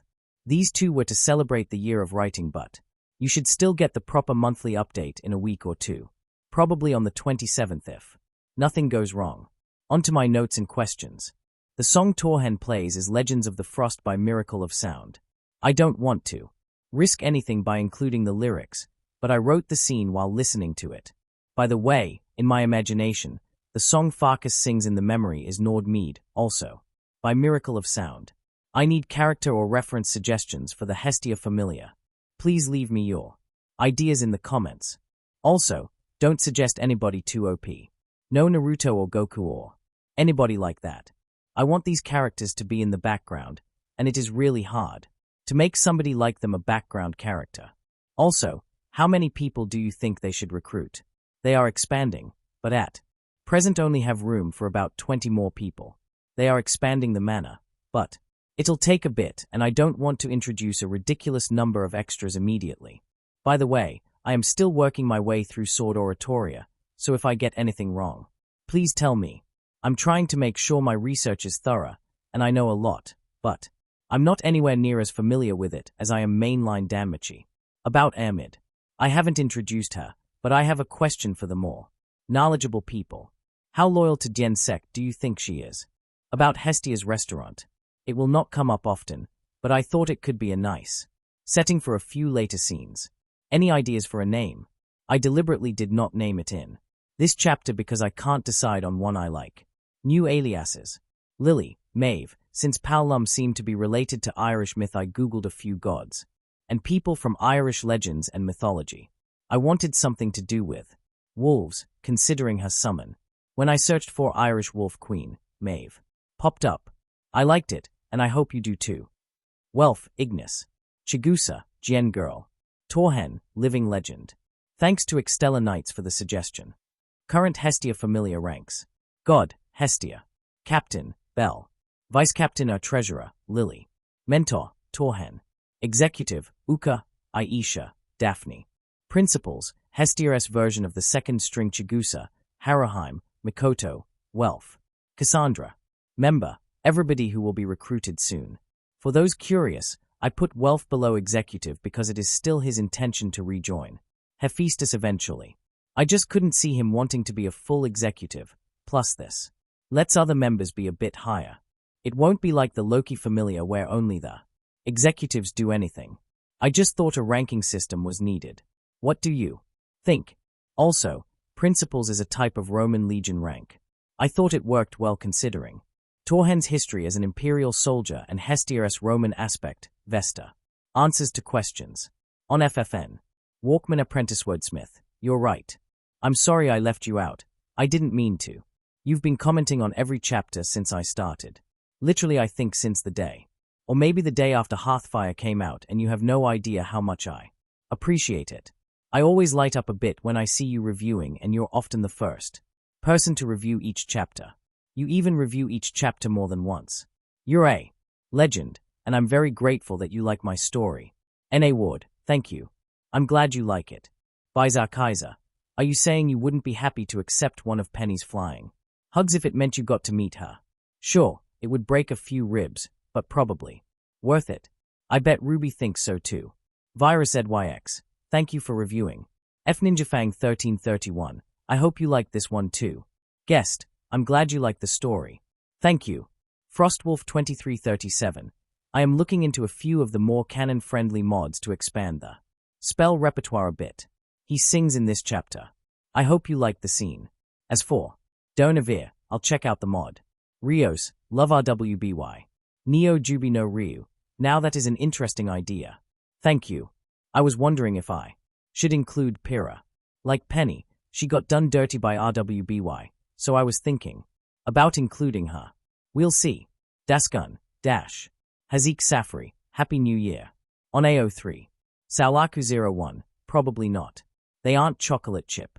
Now, if you added chocolate to the mix, she might try it. Magnus Thread, I'm like 90% sure I want Ryu in the Hestia Familia. Oh, and you're right. That armor and the clothes fit Aisha perfectly. Thank you. Devon Zero, that was actually Soma's mom and dad. He gets his personality and squid obsession from her. Tamako is his mother's name and she was with a red-headed man. So, that was a reference to Joichiro and Tamako, aka Soma's parents. Phoenix_Warehouse_Productions_2. Yeah, nuts and dolts might blow up the dungeon. Could be fun though. Chapter 38. AON, I'm here. I did say I'd get one more chapter out this month. It might be the last day, but it counts. I almost didn't mange it. Things are a little crazy for me at the moment. Still, After this we are going to be back on the monthly schedule. I want to thank you all for your comments and support after the anniversary chapters. It means a lot to me, and I sincerely hope you keep it coming. Hearthfire. Chapter 38. Hestia. Ah. Loki sighed, leaning back and putting her feet up on Hestia's coffee table, a glass in her hand. It's no Soma, but this mead ain't half bad. She was, of course, drinking some of Torhen's private stock produced in the distillery out by the forges. Hestia was quite fond of it, but at present it was unlikely to ever be sold. What little Torhen made was kept down in the basement along with wine and other assorted alcohol. Smith, enchanter, warrior, wizard, teacher, and now brewer. Is there anything he can't do? Hephaestus asked. She was sitting in one of the plush chairs to Loki's left. The three goddesses were lounging in Hestia's office. Ostensibly, they were meeting because Loki had requested it, but she had yet to get to the point after nearly an hour, so Hestia decided to simply enjoy the company. He plays the lute. Hestia added to Hephaestus' list, and is a good singer. I couldn't tell you if he's much of a dancer, though. Can he cook? Loki asked. Hesita put a hand on her chin and hummed in, though. He's not bad. She concluded. Torhen had done a fair amount of the cooking for a while, but now they had divided the duties amongst the Familia. Mikoto was quite the dab hand in the kitchen, while Aisha had shocked everyone with how well she cooked when she put her mind to it. I wouldn't call him a gourmet chef, though. There you go. Loki gestured. Can't cook better than most average people. That's something he can't do. Hephaestus nodded in agreement. Speaking of food, how's your new restaurant coming? Hestia. She grinned. Wonderfully. The reviews have been phenomenal, and business is growing rapidly. I need to make a reservation then. Loki grinned. You got a good wine list. Hestia smirked at the smaller of the red-headed goddesses. I cut a deal with Soma. What do you think? Hestia could only laugh at the sight of Loki freezing, drool dribbling out of the side of her mouth at the thought of so much good alcohol. The god of wine had been all too happy to do business with her when it came to providing wine and other alcohol to her new establishment. While not exactly friends, the two were on amicable terms now that Soma had gotten his act together. The three goddesses chatted for a while longer, with Hestia promising to host them both at her private dining room, but eventually Hephaestus asked the important question. Loki, as fun as this has been, you called us here for a reason. Don't you think we should know what it is? Loki sighed heavily. Yeah, I suppose I should stop dawdling. She sat up, a serious expression on her face. Reaching into a pocket, she pulled out an object and placed it on the coffee table. A magic stone? Hestia asked, confused. It doesn't look right. Hephaestus added. What's wrong with it? She was right. The magic stone was a pale yellow, not the deep purple of a normal stone. I haven't a clue. Loki said before sighing. Let me start from the top. She leaned back and put one arm over the back of the sofa. During my Familia's second most recent expedition, they encountered a new type of monster. We've been calling them Virga. They look like caterpillars, spit acid, and have acidic blood. They pretty much destroyed most of my people's gear and sent them back to the surface empty-handed. It nearly bankrupted us. That's why the success of our most recent expedition was such a relief. What does that have to do with these stones? Hephaestus asked. I'm getting there. Loki gestured with her glass. So, my kids were able to beat a couple of the Virga and got these oddly colored stones from them. It was weird, but nothing major. I figured it might just have been something left over that the Zeus and Hera journals didn't mention. Then Mossantophilia happened. Remember those plant monsters that Torhen helped my girls with? Hestia nodded. I didn't see any, but Torhen told me about them. Well, they dropped the same type of magic stone as the Virga. We're calling them violas. That was too much of a coincidence for me, so I've been doing a little quiet digging. Turns out, they weren't part of the pack that escaped from the Ganesha Familia. They just happened to come up from the sewers at the same time. That's worrying. Hephaestus grimaced. Hestia nodded in agreement. Yeah, it bugged me too. Then the demispirit my kids fought was surrounded by an army of the damn things. Loki shook her head. So, now I had to wonder, where did they come from? Are they native to the dungeon and we just forgot about them? Who put them in the sewers? Hermes was gonna help me investigate some things, but since the idiot got put on probation and house arrest, he couldn't do a whole lot other than speculate. I know Dionysus was curious too, but he gives me a weird feeling. Hestia nodded in agreement. Dionysus, Greek god of wine and madness, was a very strange character. He was nice and polite, but to her own mind there had always been something else hiding under the surface. Perhaps it was that he was the god of madness, and yet Hestia had never once seen him act like he was, well, mad. Not once in all the long centuries she'd known him. So now you're coming to us with this? Hestia asked. Loki nodded. I know I can trust the two of you. A few days ago, I received an interesting piece of information coming out of Melon, she said before taking a sip. If Hestia remembered right, Melon was a city only 3 kilometers southwest of Orario. It sat on the shores of Lolong Lake and was home to the endured Familia. Loki continued speaking. Apparently, there have been sightings of odd plant monsters within Lolong Lake. The description is identical to the ones that showed up at Monsterphilia. Hephaestus grimaced. Do you think they were planted there? She asked, ignoring the accidental pun. Loki nodded her head. It's either that or they came out of the dungeon another way. Another way? Hestia asked, confused. Hephaestus looked a little pale. You think they might have come out of the Leviathan seal? The one-eyed goddess asked. Faintly. Oh. Hestia gasped, a memory clicking into place. Lolong Lake housed a second entrance to the dungeon. It was blocked by a seal made partially from the bones of the Leviathan, one of the 3 great beasts. The endured Familia was partially tasked with keeping an eye on the seal. Loki shook her head in the negative. I doubt they have. It's far more likely that they were moved there another way, but I have no idea how. If they came out of the seal, that's bad, but it still doesn't answer how they got into the source. They have to have been put there by someone. So, Hestia cut in, trying to understand. You think that there's a group taking monsters out of the dungeon and putting them places they shouldn't be. Monsters that have oddly colored magic stones. That pretty much sums it up. Loki nodded. Do you have any idea who might be doing this? Not especially. It's possible it's some new group that has sprouted up. Hermes did have one idea though. It was a bit distressing. What did Hermes think? Hephaestus asked. Whatever else he may be, he's usually pretty wise to things happening in the shadows. Everless. Loki grimaced. Hephaestus mirrored her expression. Everless was an organization that nearly destroyed the city around 7 years ago, but that was all Hestia really knew about them. It was before her time. I thought you and Freya wiped them out. Hestia said, confused. This had all happened well before she descended from Tenkai, so she didn't know the details. There was an alliance of familiars that assaulted their base. Oh, we hurt them pretty bad. Loki replied, but I'm not convinced that we wiped them out.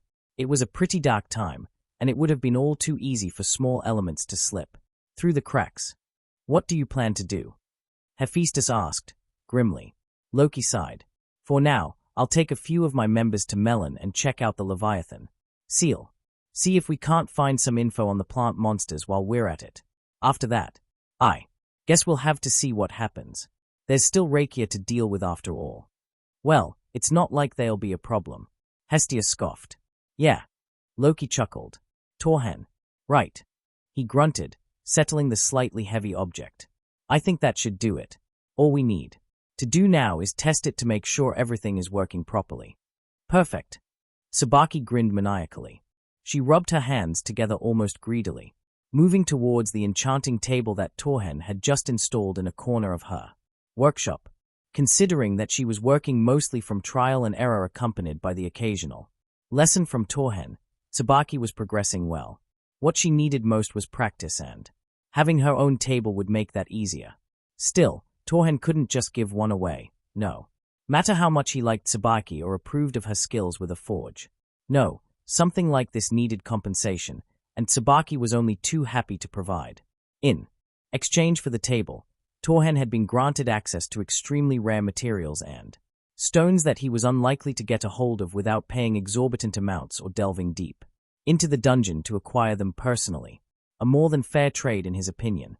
Right, this goes here. Sabaki muttered, moving through the process of starting an enchantment. Her movements were still a little unsure, but her confidence was growing with each successful enchantment. Torhen had provided the half-dwarf with copies of his enchanting texts and catalogues, as well as examples of a few enchantments for her to dismantle and examine, so her repertoire was solid.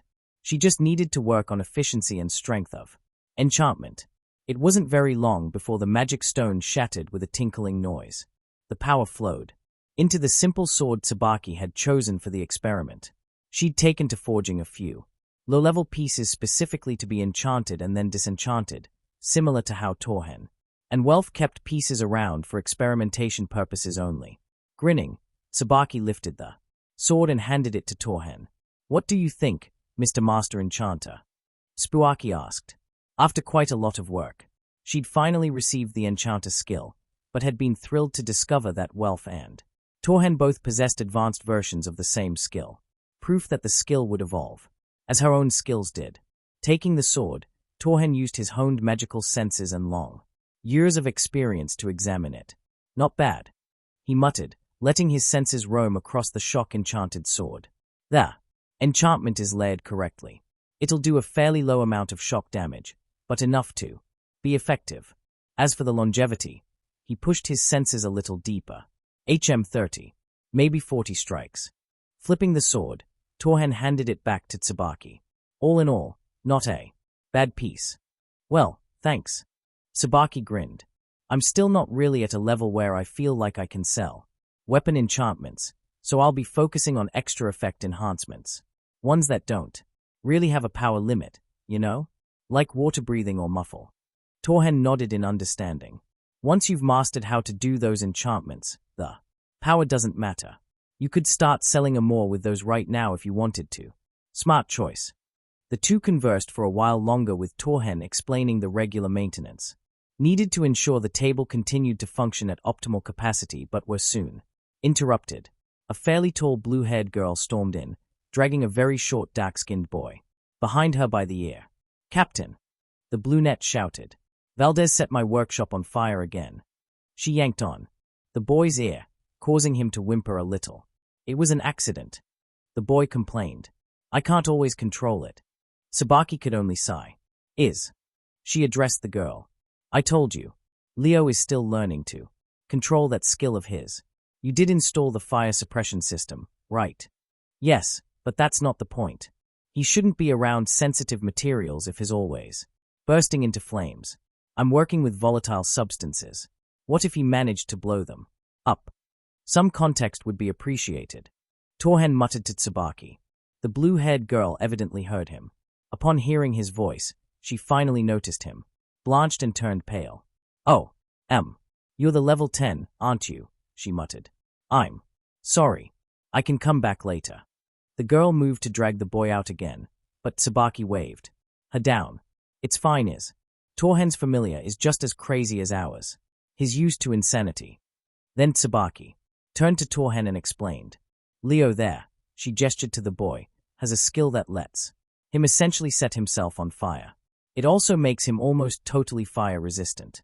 Unfortunately, it's tied to emotion, so when he gets excited, he tends to spontaneously combust." "Ah." Torhen nodded in understanding. Here is one of our best item crafters. Nothing on the level of your enchantments, but she's pretty damn good. Leo's got the skill but zero experience, so I put him under her wing."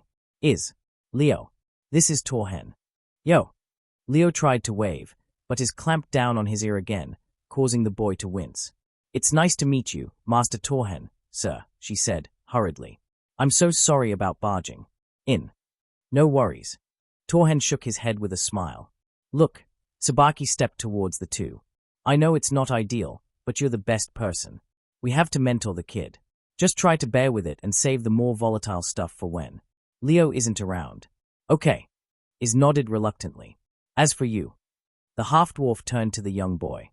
"Get your shit together, Valdez. Right about one thing. You can't work around volatile materials if you're going to burst into flames. That's how people get killed." "Sorry, Captain." Leo muttered, sullenly. He did appear to be genuinely chastised until he spotted the enchanting table. Perking up, he gasped. "Is that what I think it is?" "What?" screamed, startled. She looked around wildly, before her eyes settled on the enchanting table. The following grin was blinding. Is that the enchanting table? Heh. Yep. Tsubaki grinned, patting the table. Torhen here just installed it. Does that mean we get to learn enchanting? Leo all but shouted. Is nodded excitedly. Behind him. Nope. Tsubaki replied, crushing their dreams. She explained before either could protest. Torhen here already has his hands full teaching his apprentice, along with me on the side. I'm nowhere near good enough to teach, and frankly, I won't do it until he gives the word. Torhen put a hand to his chin, thinking deeply.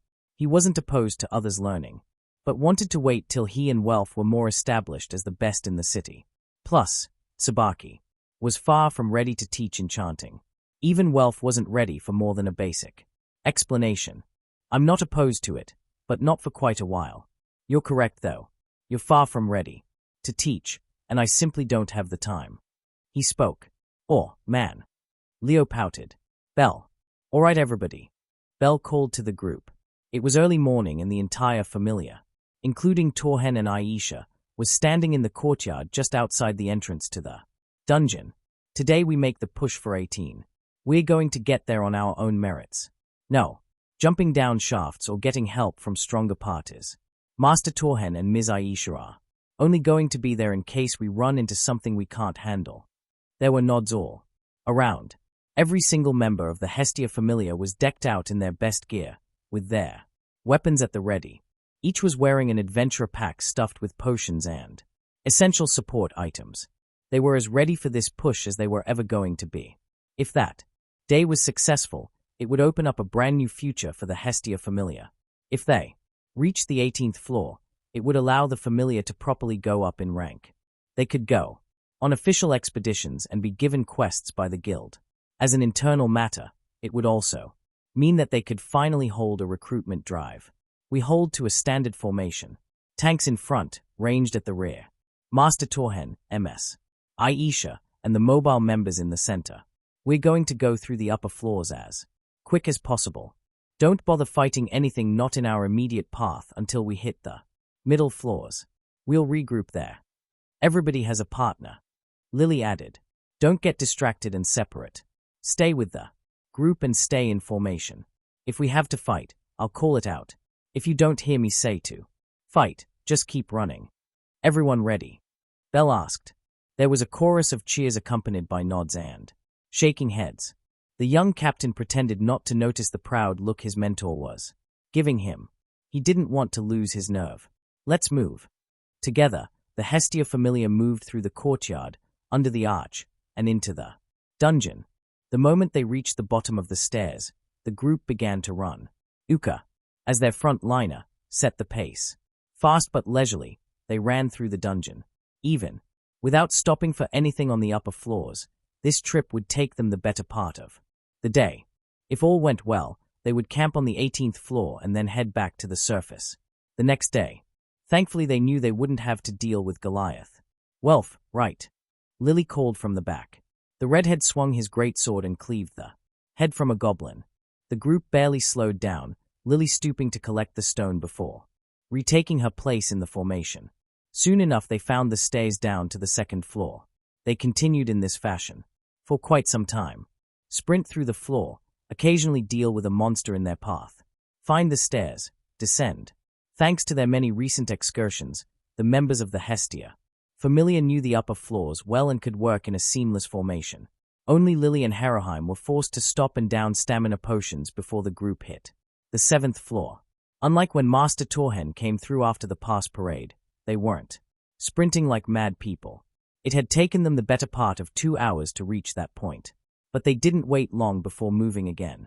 Just taking a few minutes to drink potions and catch their breath. Storing the empty vials, they started to run again. This was their first true expedition. The push to the 18th floor was a rite of passage all exploration Familia went through. We'll make it. Bell thought to himself. We're more than prepared and we will make it to the 18th floor. On our own. Naza. This one goes in patient room 6, that one in 7, 8 and 9 for those. Shizun was standing on a box in the middle of the hall directing the movers. The renovations were nearly complete, and they were starting to stock the ward rooms that would be reserved for longer-term patients. It wouldn't be more than a week before the hospital opened to the public. Staff had been thoroughly vetted and hired to act as orderlies, cooks, and other such positions, while the main members of the Familia would act as the doctors, nurses, and brawls. Most of the staff came from the non-adventuring family members of adventurers or the average, ordinary citizenry of Orario. They'd all been scrutinized to make sure they weren't going to be spies or anything like that. They'd even done a second round of recruiting, thanks to recommendations coming from their own members and a few new arrivals to the city. The Mayak Familia managed to recruit 2 more doctors and a skilled alchemist. One was a Palum named Tony, but he insisted on being called by his last name, Chopper. Next was a half-elf named Elise, who was quite the skilled surgeon according to Pietro. Finally, there was a cat person named Mau that was an impressive alchemist. She was a former student of Nicholas who'd moved back to the city after receiving a letter about the new brewing methods from her old mentor. Walking through the nearly complete hospital, Naza could only marvel at the changes. Gone were the tacky decorations and far too numerous statues of Apollo. In their place were clean, white walls, tasteful artwork, and other such things that created a relaxed, healing environment.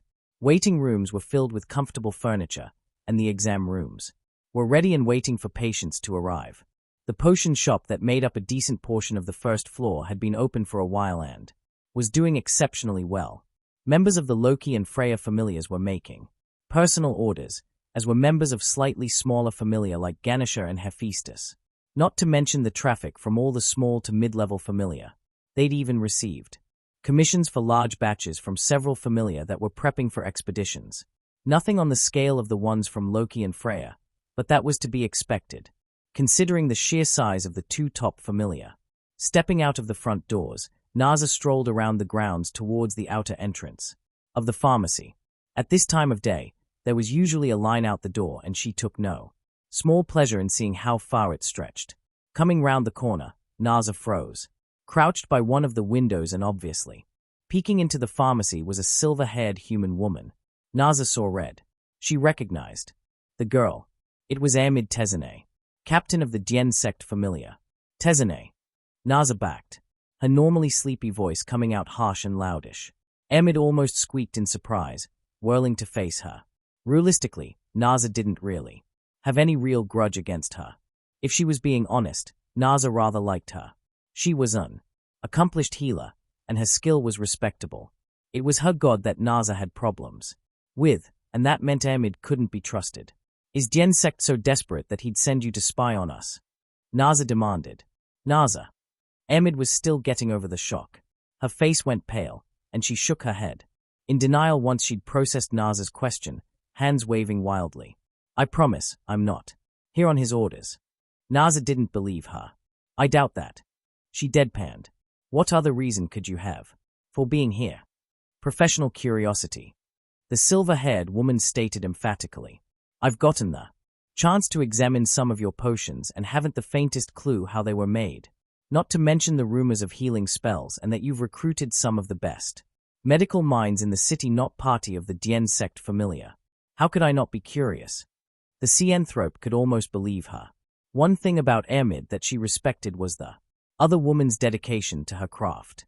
Unlike her greedy, pig-headed god, Amid was willing to treat anyone regardless of what they could pay. In fact, it had been her who'd healed Naza after she lost her arm. She'd even helped them get out of a few debt payments once those started coming. She would be replacing the arm with one of Pietro's as soon as the man's production was up and running. Even if I wanted to believe you, I can't. Your god has already sent more than one spy to try and steal from us. He has. She seemed surprised. Kabuto was the only one I knew about. He sent more. Naza nodded, tersely. Amid grimaced. I'm sorry. Lord Dien sect has become more and more unbearable since he lost the Loki contract to you. Once Freya followed suit, he nearly snapped, ranting about you and Lord Mayak is just about all he does these days. Forgive me if I don't feel any sympathy. Naza deadpanned.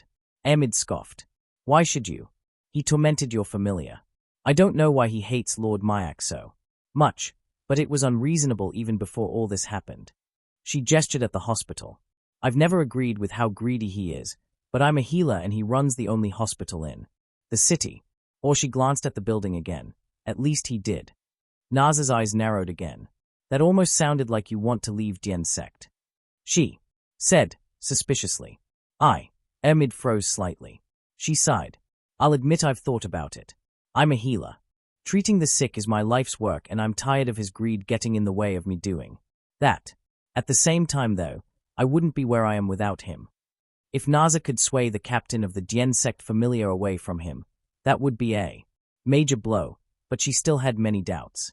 It was all just a little too suspicious. I can sympathize with being kept from your work by Dien sect. Ermid flinched at the reminder of what her god had done. If you ever do decide to leave, I might be willing to accept you, but I don't know if I could trust you.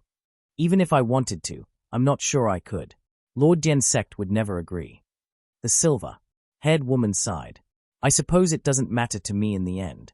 Naza said, honestly, you won't learn a thing about our methods if you're affiliated with Dian's sect. So, until you leave his Familia, I don't want to see you or any of his other members anywhere near this hospital.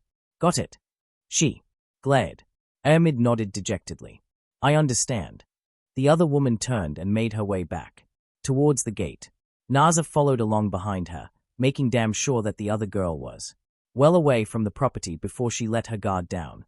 Then she went to find Lord Mayak. Dian's sect would probably make a move of some kind soon, and they needed to be ready for it. Aon, what did you think? I know it's on the shorter side, but that's partially because of time constraints. Also, I'm juggling 3 plot lines at the moment, and I don't want to get too far ahead on one and forget the others. Oh, I do want to say that I really appreciate all the cameo suggestions you gave me. I'll be using some of them soon, so I hope you like it. I won't be able to use everybody and I will be sticking to characters I know for now, but I really appreciate every suggestion. Please leave a comment with your thoughts and ideas on this chapter. Answers to questions. On FFN. Cloudmint, thank you for the suggestions. Guest A. I don't really like Wattpad. The interface is confusing. Guest, I like it. Guest, Nora. By Kaiser. Yeah, he might have taken notice if he heard about it. Walkman Apprentice Wordsmith. I like the suggestions. Thank you. Hey 8 might be a fun inclusion. I'll have to give it some thought. Book of Thoth. Honestly, the Pleiades feel more like they'd be perfect at Xenos. Characters. Surlebag. Thank you for the suggestions. Neo Jubi no Ryu. I hope you liked seeing is.